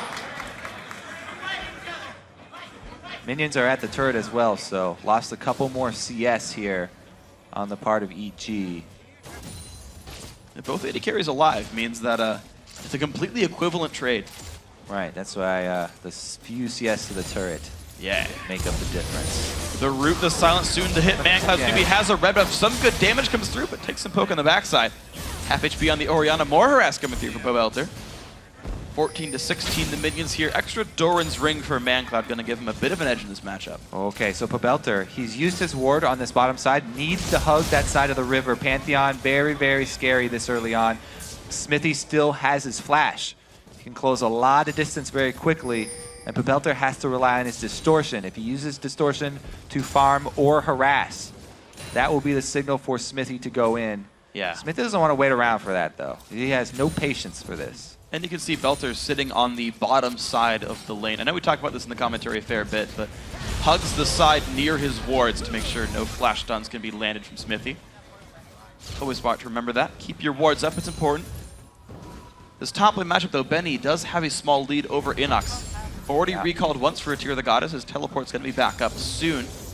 Benny's already powering up. Yeah, he's cultivated a nice wave here that he can prune at his turret and force Inox to overextend over and over. Not only does it put Inox in a dangerous spot, open him up to Pantheon ganks, but it also keeps Benny relatively safe from the Evelynn. Once he shoves it out, though, he's got to be really, really careful here.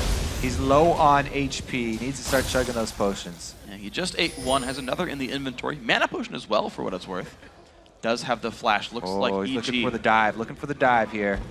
Good word by Snoopy. Here comes the push on in level 5 for Benny. Has flash to jump in. Inox, Snoopy going for it. Snoopy has aggro. Takes a bunch of bursts, flashes out of the range. Inox one hit, flashes, takes it. Safeguards on cooldown for a couple more seconds. He's going to be safe. Nicely picked up, EG. Yep, good dive right there. You know, even keeping that minion wave close to your turret did not save him. Rise vulnerable early on. EG taking advantage of the champion there. Rise scales up very quickly. They don't want him to get to that point late game. Now Smithy's going to take the farm up in the top lane. Is level 4. So he's got a bit of an experience lead over Snoopy, who hasn't... Who's level 5? Huh? Snoopy? Oh wait, he's 5? Yeah. Oh, I'm just fully dumb. They got a kill. I can't even read numbers apparently. That's okay. My mind's going. It's the end of Super Week. It's okay. Snoopy has the experience lead over Smithy. What a great play by the Evil Geniuses jungler. Pretend I said that in the first time. Smithy catches up to level 5. Snoopy, shockingly on his way to 6, is going Blizzard Elder. Par for the course for Jungle Eve. Down goes the white. I don't know. A lot of action up top early on from these junglers. Ooh, good harass by Sheep. Now who's gonna get the ward? Sheep does. Landing the binding. Asserts his dominance over Snoopy. Also picks up some extra gold for himself. That spell thieves. Yeah. We know, audience, when you cheer for Sheep, there's a different sound you're supposed to make. It's not woo. They're so smart. Don't worry, next time I trust you guys. Next Dark Binding, I want to hear it. I heard some ba. All right, we want to hear some more. Nah. What noise do you make for a Snoopy? Is that a dog? Yeah. It's something it's some Irish accent is what it is. Quick, what does the LeBlanc say? What does the LeBlanc say? Well, Yellow Pea can help the team out with the dragon kill right there. Takes the dragon down. Early dragon here. Not worth that much. It is going to hurt the jungler, though. Getting Snoopy behind in health pretty early here. All right. Good little win there for EG. Get some extra global gold. See, we got ManCloud level 7. Has a blue buff. He's happy with that one. Pobelter not too far behind him. Looks like pretty normal builds on all sides. Athene's build for Ori, no surprise. Smithy is going to hit, I think he'll hit 6 off this camp. He's 5.5 right here. He's going to have to go back to base, but this is perfectly timed by him. He's going to hit 6, have a red buff. That should be a gank onto bottom lane because Lee Sin, very hard for Pantheon to gank. He can get out of the ultimate if Benny doesn't snare him in it. Benny has to have a perfect snare to keep him there, or else Inox will easily escape. Same thing with Pobelter. It's going to have to be Pobelter, overextending or using his distortion in a poor manner for him to get ganked by the Pantheon ult. So pretty much all Pantheon ults will probably be concentrated towards this bottom side. And Snoopy should probably be aware of that as well, since he just hit level 6. Be looking for that counter gank. However, he's topside farming up the golems here, looking to try and punish Benny, keep that rise down. So interesting choice here by Snoopy. EG looking to try and get this Inox split push ahead, keep the rise down, rather than support the bottom lane here. And here's Smithy. He's looking for this one. He's in range of the man drop. That ward won't spot an Eve counter gank, but this one does. Snoopy does get seen. Says, wait, that's a ward, hold on. He's gonna get that one down.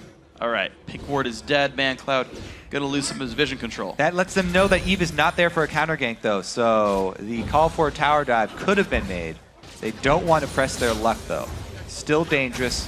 Leon is extremely tanky and has also hit level 6. Yeah, very, all very summoners. Scary to go tower dive when there's that much crowd control available to the enemy team. Oh yeah, all summoners, all ultis. That's Leona's really good at punishing things like that. What? Snoop is Scottish, not Irish. Yes. It's okay. Solve the mystery. ManCloud level 9 right here. Just kind of trading in the mid lane, but a 15 minion lead. They were equal about the time he got the kill in the one-on-one, but growing a bit of a lead on this one. Smithy gonna walk by a ward as he wards for ManCloud. Good guy, Smithy. Helped him out. Synergy's back. We're gonna see where the next opening is. Dragon is still about 3.5 minutes away on this one, so it's gonna be some time before either team looks for that. Smithy will sneak into the bottom lane though, and they are far from Smithy's Pantheon.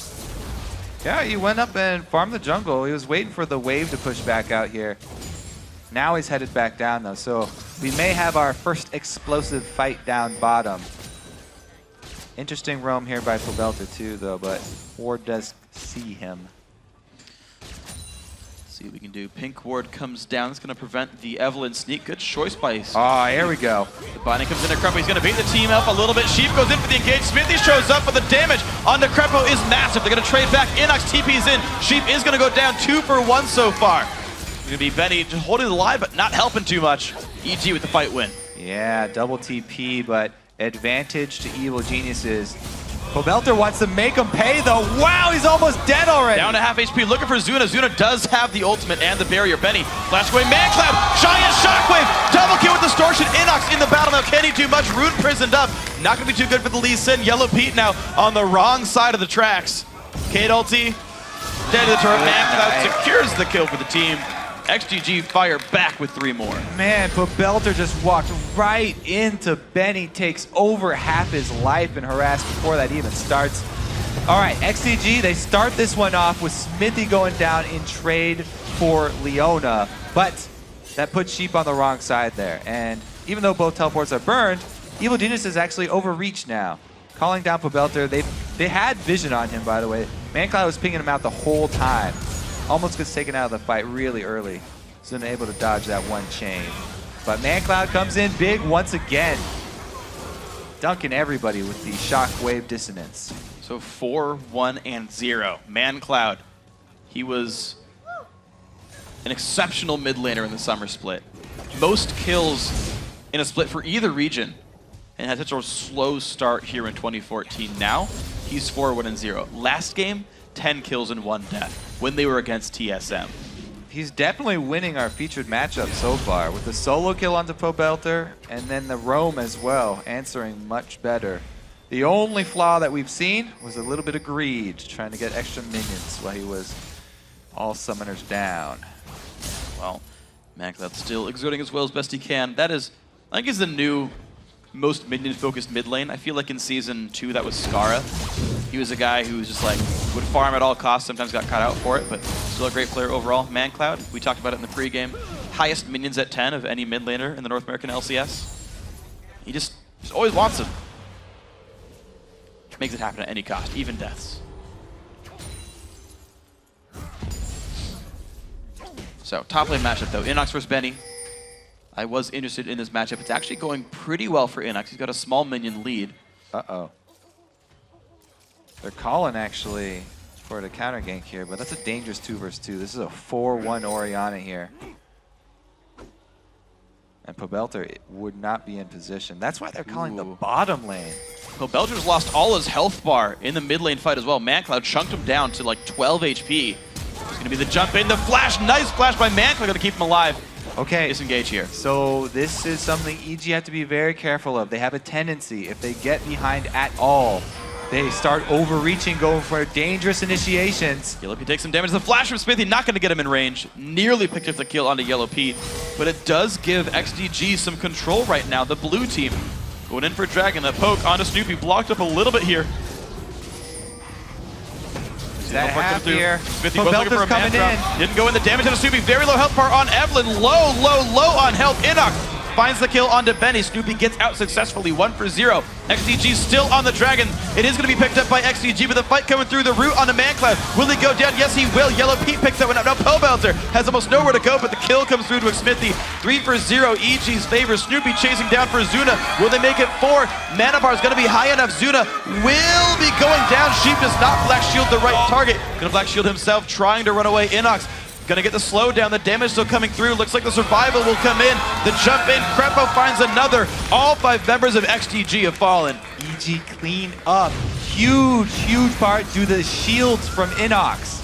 He actually shields Snoop here once, saves his life. Snoop is gonna circle around, come back in. Even though XDG claim the Dragon, they get that global gold. Pobelter has made his way back into the fight and gets his revenge on ManCloud. This Peacemaker that just barely misses Pobelter, that could have been a kill on him, and that could have been an answer there for XDG.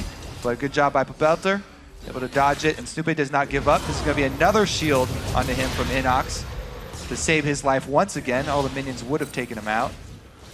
And it's a clean ace. Max range Zenith way as well from Crepo.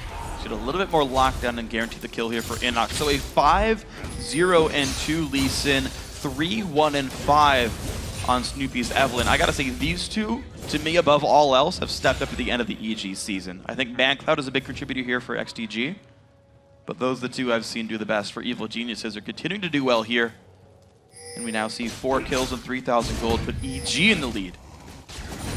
Fight for 7th place, very, very close right now. We'll see when the next move comes. Yeah, I mean, we talked about the synergy between Inox and Snoopy, that they've been improving so well, but it's not usually Inox utility that we're talking about. Him coming in with shields, saving Snoopy. Looks like they want to do another dive onto Benny. He does have flash once again, but that did not save him last time. Right, here we go. It's going to be the Pantheon counting the burst coming through. Benny's going to flash away. Inox still coming in as a jump away from turret range. The damage. Benny doesn't go down. Finally, Pobelter finds the kill. The kick back onto Smithy. Wow! The damage from Pobelter. He's going to survive just barely. Oh, his clone blocks it. Didn't have to flash. But Pobelter gets out. Dark Binding, only 25 gold. Meanwhile, in the mid lane, we have the AD carry duel here. Well, there's more summons for Yellow Pete, though. Not a fight Zuna could easily win. ManCloud joins the fight, though. So the counter gank here from Smithy, a little bit too late. Yeah. Right? Sorry. Yeah, there's a solar flare. Zuna had to run. It's going to be okay. There was a Storm Brewing in the mid lane. XDG does get the mid turret for it. Actually, with Crepo having to disengage there. All right, so after that fight, a lot of items were completed that are core to a lot of these guys' builds, but Rise completing a Rod of Ages is not a power spike. It's a core item. However, it takes 10 minutes for him to charge that up. So it's going to be a while. Right now, EG definitely have a big advantage in power. They have the Deathfire for Pobelter, and then Inox also, with his Hydra completed, feeling pretty good about his situation. Lands the Q onto Benny. Some good damage going to come through. Nice AoE gets rid of some of the minions. It's a bit of a slow there. He's going to be all right. Just for what it's worth, on the Rod of Ages point, he's missing right now 16 AP and 160 health and mana. Right now, he's only 2 minutes into that Roa. Pretty good ward coverage here from EG. They're looking for more picks on this top side of the map. Interesting, because they actually have the turrets down on that bottom side around Dragon. But they're not returning, and they want to get mid-turret.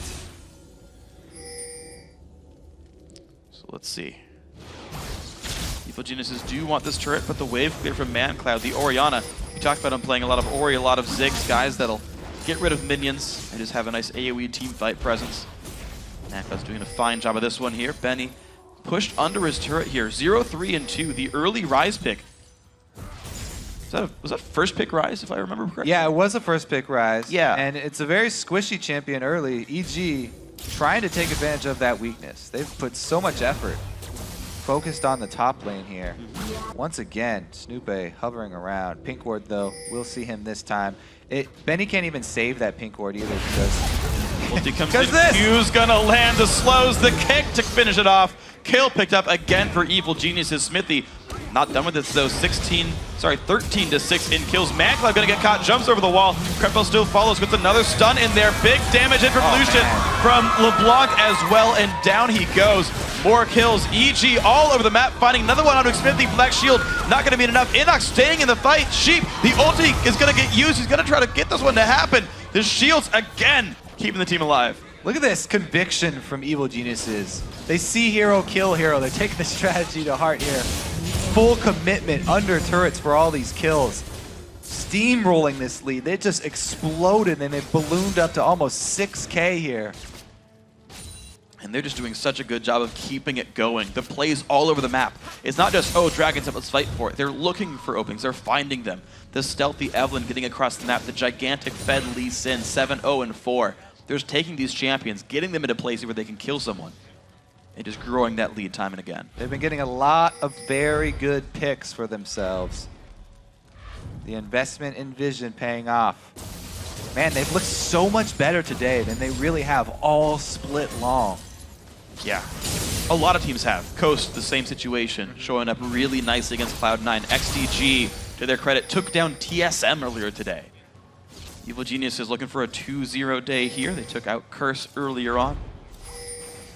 All right, very dangerous actually still for EG to start the Dragon because Pantheon ult on top of you guys inside the Dragon, still very dangerous. There's a lot of AoE from XDG. So EG have to be very wary about giving away gold in the mid game because this XDG team also scale up very well. So Belter is going to be on the wrong side of this right now. Gets hit up by Caitlyn. Teleport is up for Inox. Lee Sin could teleport in here. Dragon's going down so quickly though. A lot of damage goes through. Snoopy in the front line, taking so much burst. He goes down right away. Just gets the ulti. Actually doesn't even get it off. It was still on cooldown. The fight's still coming through. Inox, legendary though, finds a second kill in this fight as well. Smithy forced to run out of this one. Gonna see if any more kills get picked up, but Evil Geniuses still go 2-1 to go for Dragon. Inox barely saving the day for EG right there. Belter had gone heads up with ManCloud and come out pretty much even. Snoopy being caught out before it even started. There's no smite for this Dragon, by the way. Sheep almost getting the steal right there, but Inox secures it. We talk about Lee Sin securing buffs. Does it here in the top lane. Inox is all over the place this game. He is dominating for his team here. 9-0 right now. Yeah, he's giving his team the better share of a 7,000 gold lead because of this, actually. To be fair, they did focus a lot of their efforts getting in the head, you know. It worked Early out. ganks up top has worked out. So Snoopy comes in from the side, little bit early there. But as I said, Belter goes about even with ManCloud in the back line. It's really Inox coming in that turns the tides, flashing away from the shockwave. Wow. Nobody gets hit by that shockwave. A lot of the power there. I think the kick came out fast enough. He stopped the shockwave mid-cast.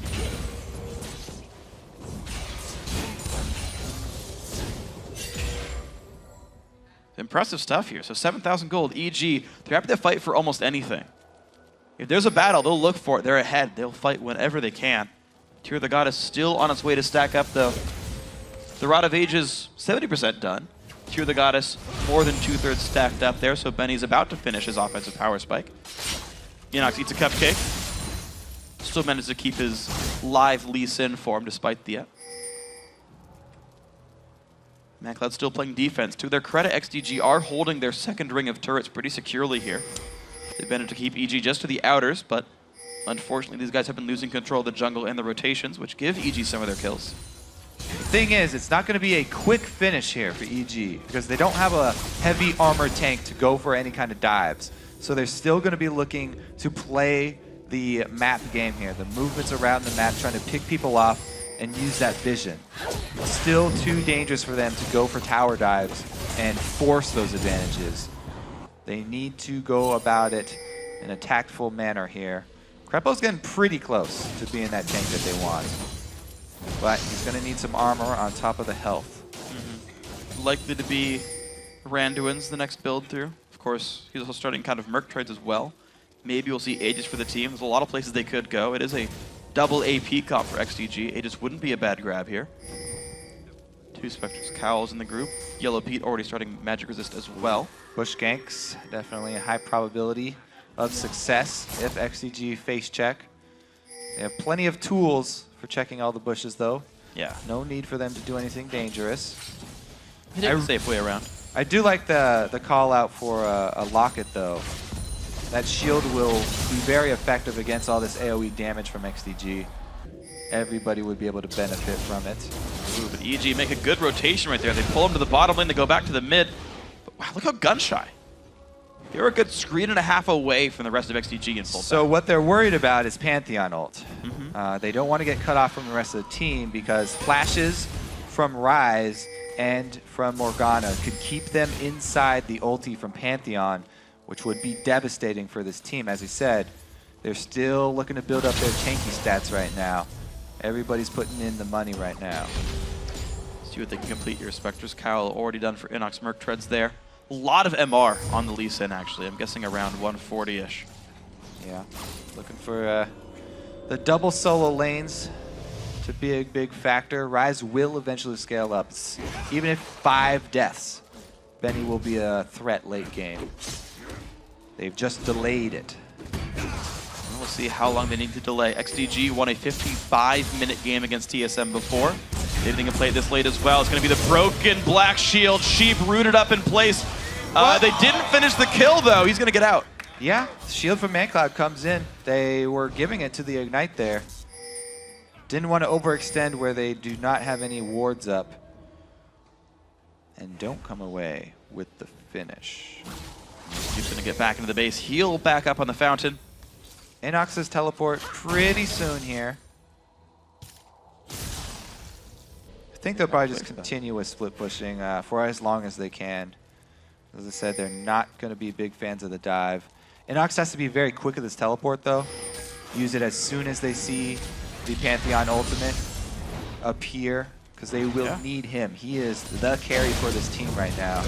Wow. Evil Geniuses though starting up on Baron this one. The chain's coming out doing some damage. Sheep, have to check that he's going to see the entire team. Their root's going to land onto Snoopy. Damage back on a Sheep. It's going to be the disengage. The double teleports next to each other. Looks so pretty. Here comes the jump in though. Damage onto Smith. He's going to find Inox. A bit of damage there as well. But the burst going to come through. Down goes Pantheon. It's going to be Crepo securing the kill. Damage into Yellow Pete. He's going to back off. But Evil Geniuses do bait out another kill plus the flash off Smithy. XDG though. They're trying to press their luck right now because they know EG are low on health. However, being down one man is very dangerous for XDG. Even though the health bars are low, all that EG have to do is send him back to heal. He's already coming around for the flank, and Pobelter has healed. Oh, a giant shockwave though. Crepo forces to shield himself to stay alive. Pobelter goes in. A multiple man ulti from Eve. The cleanup coming through. Kill after kill. Triple for Yellow Pete. Only Benny alive. It's gonna be the last one coming in for Inox. Only Smithy left alive And Pobelter sacrifices his life. He goes full AoE damage right there. Distortion into Mimic Distortion, which leaves him in the middle of the team. He does go down, but plenty of AoE and the rest of EG collapse here. Oh, he gets snared up, so he could not go back to his Distortion. Oh man, they just get annihilated. Great flank from Snoopy coming around the back. He did not go back to heal. Oh, the Pantheon desperate steal. Too early. Crepo is low. He finds the kill onto one. Smithy will go down afterwards. Quick shield from Inox helping to keep Snoopy alive with this one, but the 1-for-1 Baron will be going down. No one is around to stop this one. Picked up by the Smite. Evil Genius is now up 14 kills and the Baron over 10k in the lead.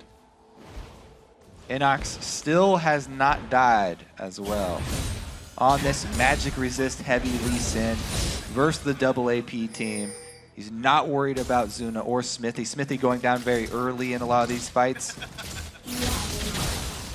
Yeah, and a 9 KDA for Snoopy right now. 3, 2, and 15. Putting on a great performance on the Elise, going tanky as well. Early Banshee's Veil. Evelyn. A couple of the frontliners. What did I say, Elise? Evelyn. I don't know why I keep getting that wrong, but I do it all the time. I just look at the first letter and stop. The magic damage Well, hybrid damage, junglers. All right, another dragon here. No chance of a steal. Let's try. He tried. It's the thought that counts. There's a really long wind up on the Peacemaker. He was revving it up. He's a sniper. You have to take a deep breath. Yeah. Before, and then hold it. Zuna's got really big lungs, so he had to breathe in for longer than normal.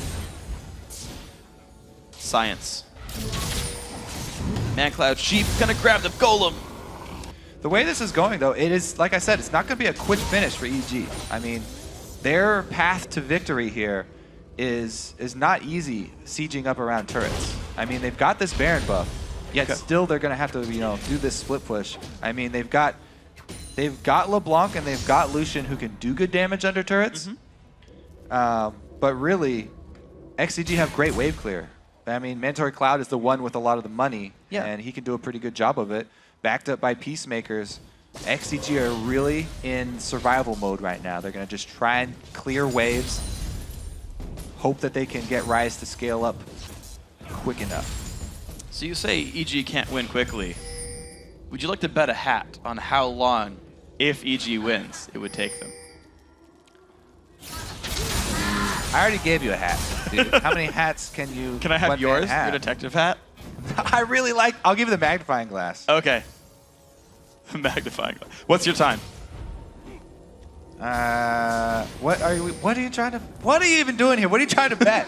So you say it'll take EG a long time. If they do win, what's your ETA? For EG to win? You want me to call it already? If EG don't win, it doesn't count. It's a null bet. But you're saying it would take EG a while if they win. 42. 42 minutes. Okay. I'll give you plus or minus 2 minutes. That's pretty generous of you. Yeah. Now, if I win, you have to shave your chin strap. It's not a chin strap anymore. It's just a beard. You already made the bet. Ha-ha! You didn't even know the terms. All right, let's look at the rotation here, though, because EG are pressing in under the turrets.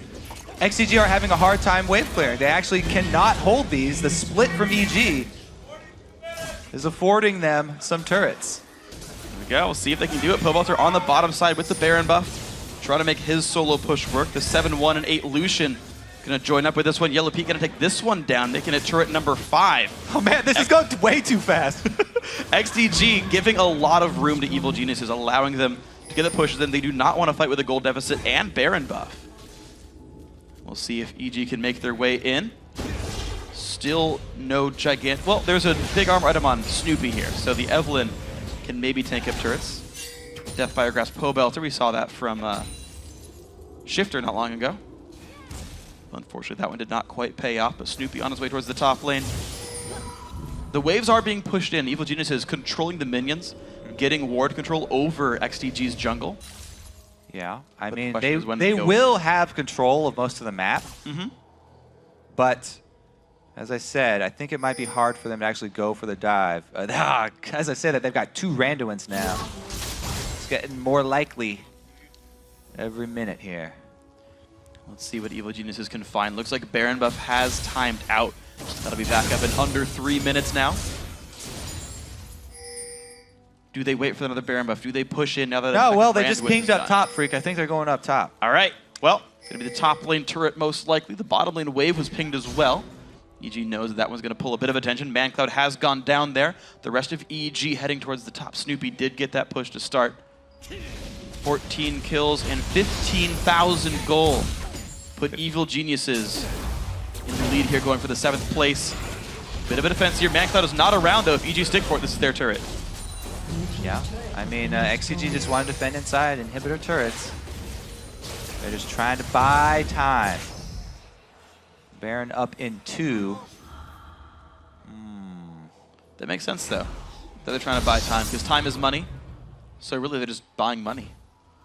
That's XCG's plan this game. How does buying money make sense? I don't know. I'm just doing math here.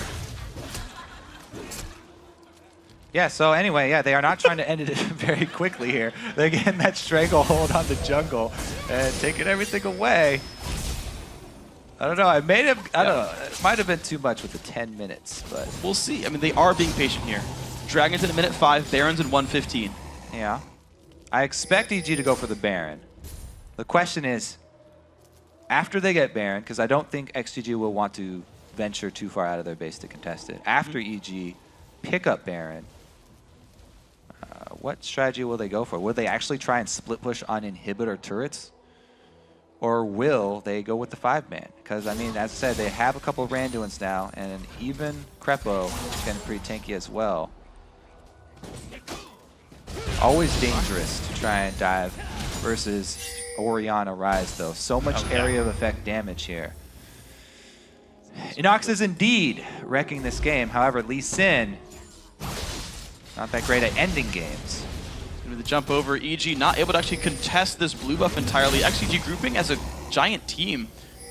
Make sure that none of these things get stolen away. With power and numbers, they're able to actually take their buffs back.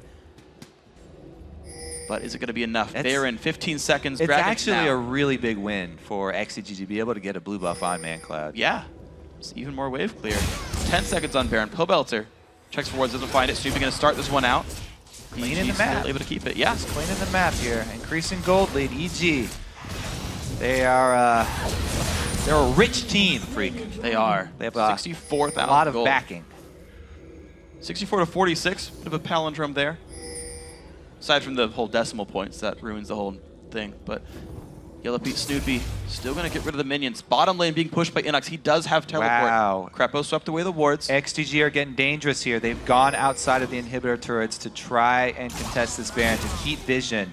They have to be so careful here. There's very, very high pick potential from this EG team. Leona plus Evelyn plus LeBlanc. Very dangerous for them. 14 to level 18 here. Benny, he's got to be very careful. All right, they are giving up the Baron. Good call. Baron has started up down below half HP. XGG all the way back in their base. Inox pulled Benny down, so that was enough. I don't see them. Inox backs off, keeps his 0-death game, but 36 minutes in, Baron Nashor goes down. Evil Geniuses now 66,000 gold. They're taking their time, Freak. See? Nah, going back to purchase. Okay. See how long it takes to shove up the mid lane, though. Snoopy is going to farm double golems. That's a good sign. That's a good sign. All right, Evil Geniuses, here they go. Back towards the mid lane. They're going to all go maybe towards the middle. Inox, nope, going back to the bottom. All right. Takes the scenic route around. He likes water. All right, so let's take a look at how this fight will play out. It looks like they're going for the split push. So the 4 versus 4 in mid lane. It's dangerous to leave Benny against Inox, I think. Talked about that 4-level advantage. EG really trying to bait XDG out so they don't have to fight around turrets, but don't think it's going to happen. If they're not coming out of the base to contest buffs or Baron or anything, they're not going to come out while those are off the map. True. Baron buff, a minute and a half gone. 2.5 minutes left on the buff. We'll see if that's the timer that EG wants to use. Where are they going to place these pink wards? XDG got a lot of pink wards as well. Inside the base here at the inhibitor turrets, they won't need them, but they are even placing them just barely outside of the walls as well. Yeah. To see the movements around the outside here. Yeah. Well, EG have put theirs in right outside the walls. See, Inox going to get a little bit of damage down, but does pull turret aggro, meaning he doesn't get much more in this one. Top lane is the location right here. Pink wards defensively sort of used by EG to watch for wards over the wall. 3 Banshees Veils for Evil Geniuses. They should be able to get good harass on this turret. Feeling safe with those Banshee Veils, they can get some nice shots on. I think that XGG might need to force a fight pretty soon, in which case they will need Benny probably. And we're seeing this turret down right now to half HP. 90 health per minion wave is what inhibitor turrets regen. Then again, Inox still scoring off 18 to 15. The levels are going to get better for XDG because Inox can't level anymore, nor can Yellow Pete. Only 14 on Crepo's Leona. The jump over, Poel does some good damage. Misses the chain. Black Shield comes by a bit late though. Zuna down to half HP. The push in. Snoopy, will they find it? There's the engage from Leona, the top inhibitor turret. That's going to be going down. The teleport comes in from Inox as well. They have all 5 here for the top inhibitor. The health bar is forced to be regen from XDG. Down goes the inhib Benny to look for a little bit of damage. They back off! Minute 15. Evil Geniuses. Inox going to make his way back out of the base. See how much Baron buff is left. Not much, I imagine. I was worried about them doing it too fast, but at the current rate, it might be going too slow. And we'll see. All right, minutes. Rise has a GA. What is that? Third item GA here. Very, very interesting choice from Benny. Now, the thing is, they just need to win the next fight. Everything rides on the next fight. Most powerful item for a single fight is a GA. True. Because Rise does have Spell Vamp if he gets back up with his ulti. You know, there are things that he can do when he gets back up. He's not like an AD carry who, if you drop and you're in a bad spot, you get back up, you're just going to drop again. Yeah. So I kind of like this buy, even though it's a very uncharacteristic for Rise third item buy. He's just putting everything he has, all eggs in this next fight here for XDG. They really want to be able to take this one. Well, here we go. 40 minutes into the game, XDG trying to defend in the mid lane right now. Remember that the top inhibitor is dead. Dragon's up in a minute and 10 seconds. Blue buff does go over to Evil Geniuses this time. Bowalter has that one safely. Yellow Pete pushes the bottom side of the map. He's actually full on items. Crepo bit off maybe a little bit too much right here. He's gonna get rooted in. There's the engage coming in there. They're gonna flip for the fight anyway. Crepo forces a flash away. XDG gonna disengage as well. EG missing a couple of cooldowns. That really could have been a good window for XDG. No AD carry in that fight. We're in my window. Yep. Inox takes a little bit of harass. Giant minion wave up top. Yellow Pete has been able to shove up the bottom, so they will have pressure on top. Pushing all waves in here for EG. They're very, very hesitant to dive. As I said, so much AoE from XDG as well as lockup. Benny right now just getting rid of super minions up in the top lane right here. Teleport down for Inox, up for Benny here. At this point, it's quicker to walk the distance than it is to teleport because it's only half their base. So I'm pretty sure teleport is no longer relevant unless they want to teleport somebody in behind EG. Very, very dangerous move to get somebody behind enemy lines. I think they just really need to hug the turrets here. 21,000 gold. Turret's going to help ensure some of that doesn't go through too badly. Dragon's alive. Baron in 140. Evil Geniuses. They've got so much minion control. Even if they lose the fight, they wouldn't lose too much of the map for this one. See if they can find anything here. 41-27 into the game. Somebody's in pain in the audience. Weird. I think he was yelling fight. Maybe it was going down. Damage coming through. Yellow Pete does lose the Banshee's Veil. He's going to back up a bit. Has to wait for the next minion wave for that to come back up. Oh, Crepo's going back? No, don't play around. Crepo low on health. Does have a lot of shields available to him. Quick wave clear from EG. Snoopy's pushing the mid lane, but he's got to be aware of Benny. A bit of harass comes in. Crepo, Dark Bind to the back of the head. ManCloud finds a bit more damage. Crepo's going to get rid of a couple of wards here. EG still pushing the bottom side. Inox going to eat one cupcake. Smithy still on the wave clear. Ulti in from Yellow Pete, doing some pretty decent damage. Dodges the Dark Binding here. Yo, my God! Pole Bouncer can't quite find Zuna the barrier. There comes the Shockwave, finds Inox the engage. Here goes the fight towards Smithy. Inox in the back lines. Can they find ManCloud? Down goes Smithy. The fight still coming through. Benny's GA is going to get popped. Here comes the battle. Evil Genius is waiting on the corpse. Benny goes down right away. 3 dead. EG, can they take the game right here? Second inhibitor gonna go down right now. Zuna and Sheep have to do it all themselves. But there's minions in the top lane flooding in towards the Nexus. EG taking their time. Yellow Pete takes his shield. Bottom inhibitor goes down as well. EG maybe has a disengaged Sheep. And Zuna pushing him back. Black shield broken. And EG Zube, you have a GA. EG disengaged from the base. Oh, that is a buzzkill. XDG gonna hold on. Top inhibitor does that was 42 minutes, man.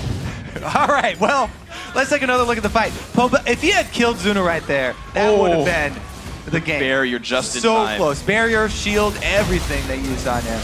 But then the re-engage after Shockwave is down. Snoopy has a good Agony's Embrace to allow them to go for this dive. And that's what awards them the inhibitor down on bottom side. It will now be extremely easy for EG to return because the top inhibitor is exposed. Yeah, doesn't look like we're going to make it here. It was a really good kick by Inox that fight, actually. He jumped in the back lines. The kick onto Benny, knocked up ManCloud, and shoved Benny on the wall. Yeah. Helped him get the follow-up. That was really well played. It was. At least All it's so right. tricky. 11-0-11 for Inox. So they're going super safe here. Everybody's got their matching bubbles. Baron's gonna try and pop all the bubbles. Can he do it? Oh, he's got 2. Still 3 up there. Doesn't get Crepos. Wow, Baron sucks. A couple of them. Baron goes down 44 minutes in. Evil Geniuses All right. now look for the Well, top lane.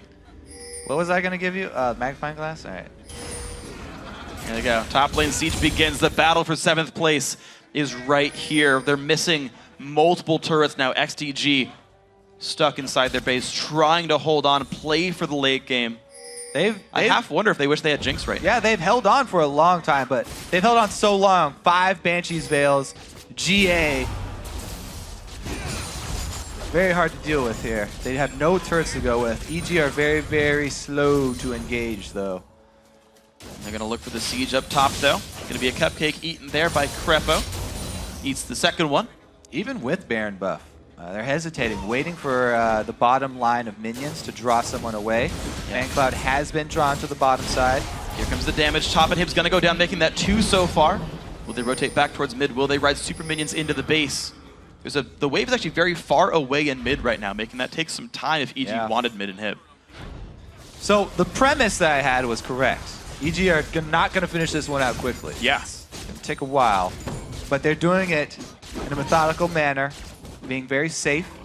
They've collected every advantage from the map that they need to. Red and blue buff just got taken. Red, blue, purple. Got the... The rainbow is strong with EG.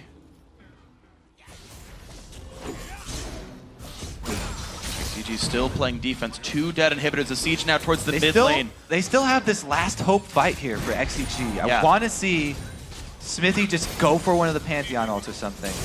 The thing is, though, since they're getting pushed in on all sides, there's not really a place for him to do it. Man, look how low this Nexus turret is. It'll die by itself. No one from XTG. Finally, they come down. They're going to defend this just barely in time, but it's nearly dead. Mid inhibitor turret taking a bunch of fire as well.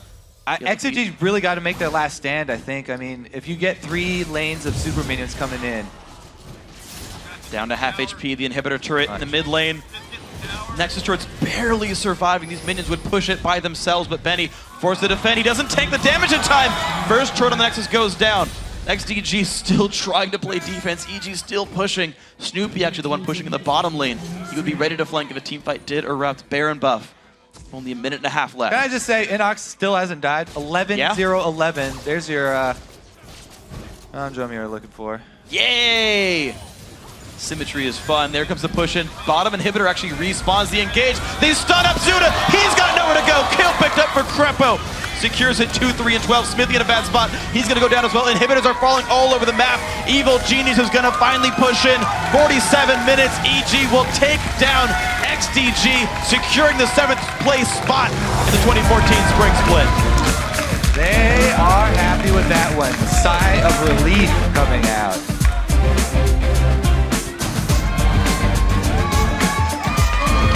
They still are going to have to fight one of the challenger teams, though.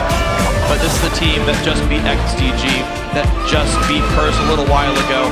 They're on a roll. Yeah, they're a team that rebounds at the last possible time. The spring promotion tournament, they've been losing scrimmages, losing all the time. The day before, they start playing well, and they 3-0 the team that's now Complexity Black. Here they come in towards the bottom of the table, win 2 games in the very last day of the split. Can leave the stadium with a smile on their faces and the fans and say, okay, you know, we'll watch the playoffs next week.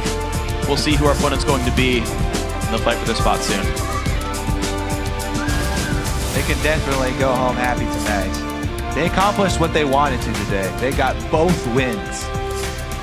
Very happy with that one. And XTG are going to have to regroup because they will not have any say in who their opponent is. Yep.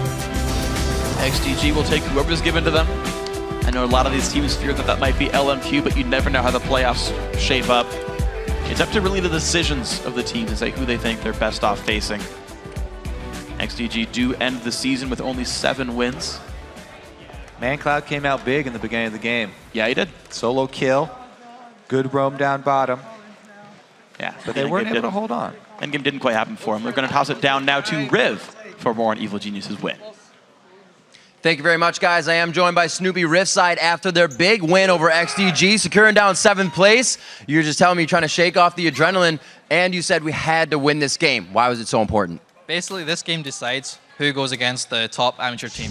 And right now, it's looking like it's LMQ, and everyone wants to avoid LMQ. Because in scrims, they're taking scrims off LCS teams, and we had to avoid them. And I can't believe it came down to the very last game. Like, XDG beat TSM, we beat Curse. It was down this last game. It's pretty intense. All right, so there's a little bit of a relaxation here, but you guys have packs to go to. Are you going to be trying to watch the Challenger matches and see what they're going to provide? We're going to practice as much as we can at PAX. We're going to PAX East on Thursday. It's a bit like we just need to practice while we're there. We're going to try and practice as much as we can on the off time. Right on. We got to bring up Inox in this game. 11-0 and 12 coming out. What does it do to the team when somebody is playing that powerful? It's actually quite funny. Our game plan with playing Evelyn was to go bottom and focus on bottom. Ended up doing 2 really risky dives top for Inox, and once he got snowballing, he just managed to put so much pressure on the map, and it did play really well, exceptional Lee Sin. And people say he can't play these off the meta champs like Lee Sin or Nidalee, and he actually got to play it, and he did really well, so good job Inox. What was the strength coming out for EG today? Curse, then XDG. You guys looked on top of your game. Where did you find it coming into Super Week? I think it's when it's all on the line. It comes to crunch time and you just have to perform. And it's one thing that we've done the last 2 years, me, Mitch, and Pete. We've done it the last 2 years, is when it comes to crunch time, you have to win. And we pulled out today, which I'm really happy about. And what are you guys thinking about the other Challenger teams? Obviously, you got Curse Academy, Complexity Black, a few others. LMQ won't be your choice, but what are you looking at there? What would be your liking? I actually think all 3 teams are really good. And I wouldn't say I want to play against a certain one right now. We need to scout them out thoroughly first. But Complexity Black especially, I think they're a really good team. C9 as well, they're good, and obviously LMQ is good as well, so we have to do thorough scouting first. All right, I want to pick your brain real quick. Last question, 4.5 is coming up. Jungler's going to get some love here. How are you feeling about the patch? I've not actually played on the, I've been trying to avoid playing the Feral Flare and the Master Yi TP strat and just stuff like that. So I've not really got time to adjust to the patch just now. So after the next 3 weeks, basically playing as much as I can and learning what the new jungle is. But it's going to be a lot of fun. Well, congratulations. You played quite well today. EG picking up 2, grabbing 7th. We're not done yet. We're going to throw it back to the guys at the desk. Thank you very much, Riv. Now, guys, with a lot of impressive gameplay in the books this week, let's take a look at the players who turned in some outstanding performances in their positions. In the top lane, it's Cruiser. He stepped up big when Dignitas needed him most, and they pulled into 4th place. He found champions that he looked very comfortable on. He grabbed wins on Jace and Lee Sin. Now, OP in the jungle is Cloud9's Meteos. He's been a consistent player, but today we saw him carry his team and single-handedly took down Coast's Nexus.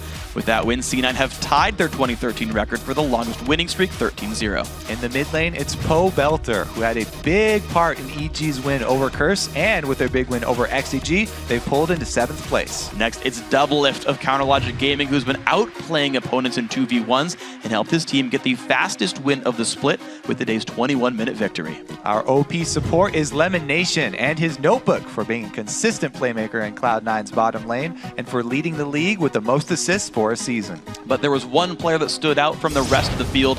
This week, our MVP goes to Cloud9's High. His Soraka pick was at the heart of Cloud9's impressive win over TSM and helped them reclaim 1st place. He is a selfless player whose roaming game costs him CS, but helps his team press their early lane advantages. And I think he's actually the mid laner who buys the most wards of any mid laner. So the guy is very much team focused, kind of the thing for Cloud9 here.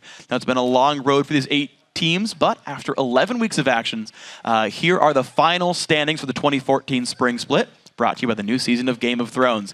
In first is Cloud9 at 24 wins and 4 losses. And in 2nd place, it's Team Solo Mid, followed by CLG in 3rd. In 4th, it's Dignitas with 12 wins, 16 losses, then Curse in 5th. In 6th place, it's Team Coast, then Evil Geniuses in 7th. And in 8th place, it's XDG Gaming. Now, the North American LCS returns with the summer playoffs on Friday, April 18th. So let's take a look at the bracket. All right, with the first round buys, it's Cloud9, and with the top spot, also TSM in the 2nd seed is going to take that one. Yeah, now of course CLG has 3rd and will face off against Coast, who took the 6th place spot. And in 4th, Dignitas will take on Curse in our playoff quarterfinals. And remember, you can still grab tickets to attend the spring playoffs over at lolesports.com. Now for myself, Kobe, Riv, Jat, and the entire LCS broadcast team, thank you for watching, and GG.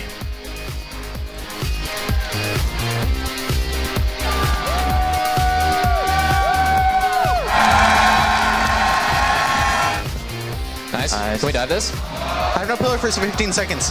15. Ultrums. Can someone just tank? Sure. Who do you want to go on? Okay, going. Crumbs. Nice. Run. No, we don't need to run. I'm on GD. I have pillar pin 5, pillar pin 4. No.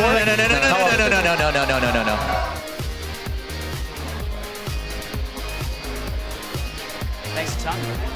From Pantheon. Let's see who the Black Shield decides to protect. And we hear Snoopy in the background screaming out mid, and it's gonna be Cobb that goes down first. Very nice teleports into the fight as well. EG is just dropping from the sky everywhere. They come out very big with 2 kills on this.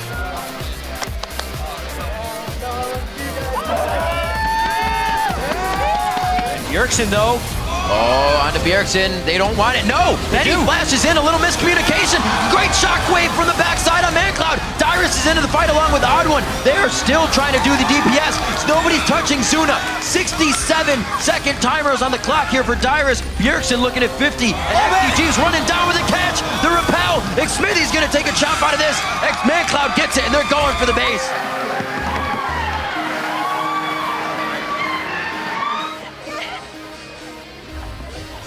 Oh, he's looking to. Balls is on the hunt. He's trying to keep vision.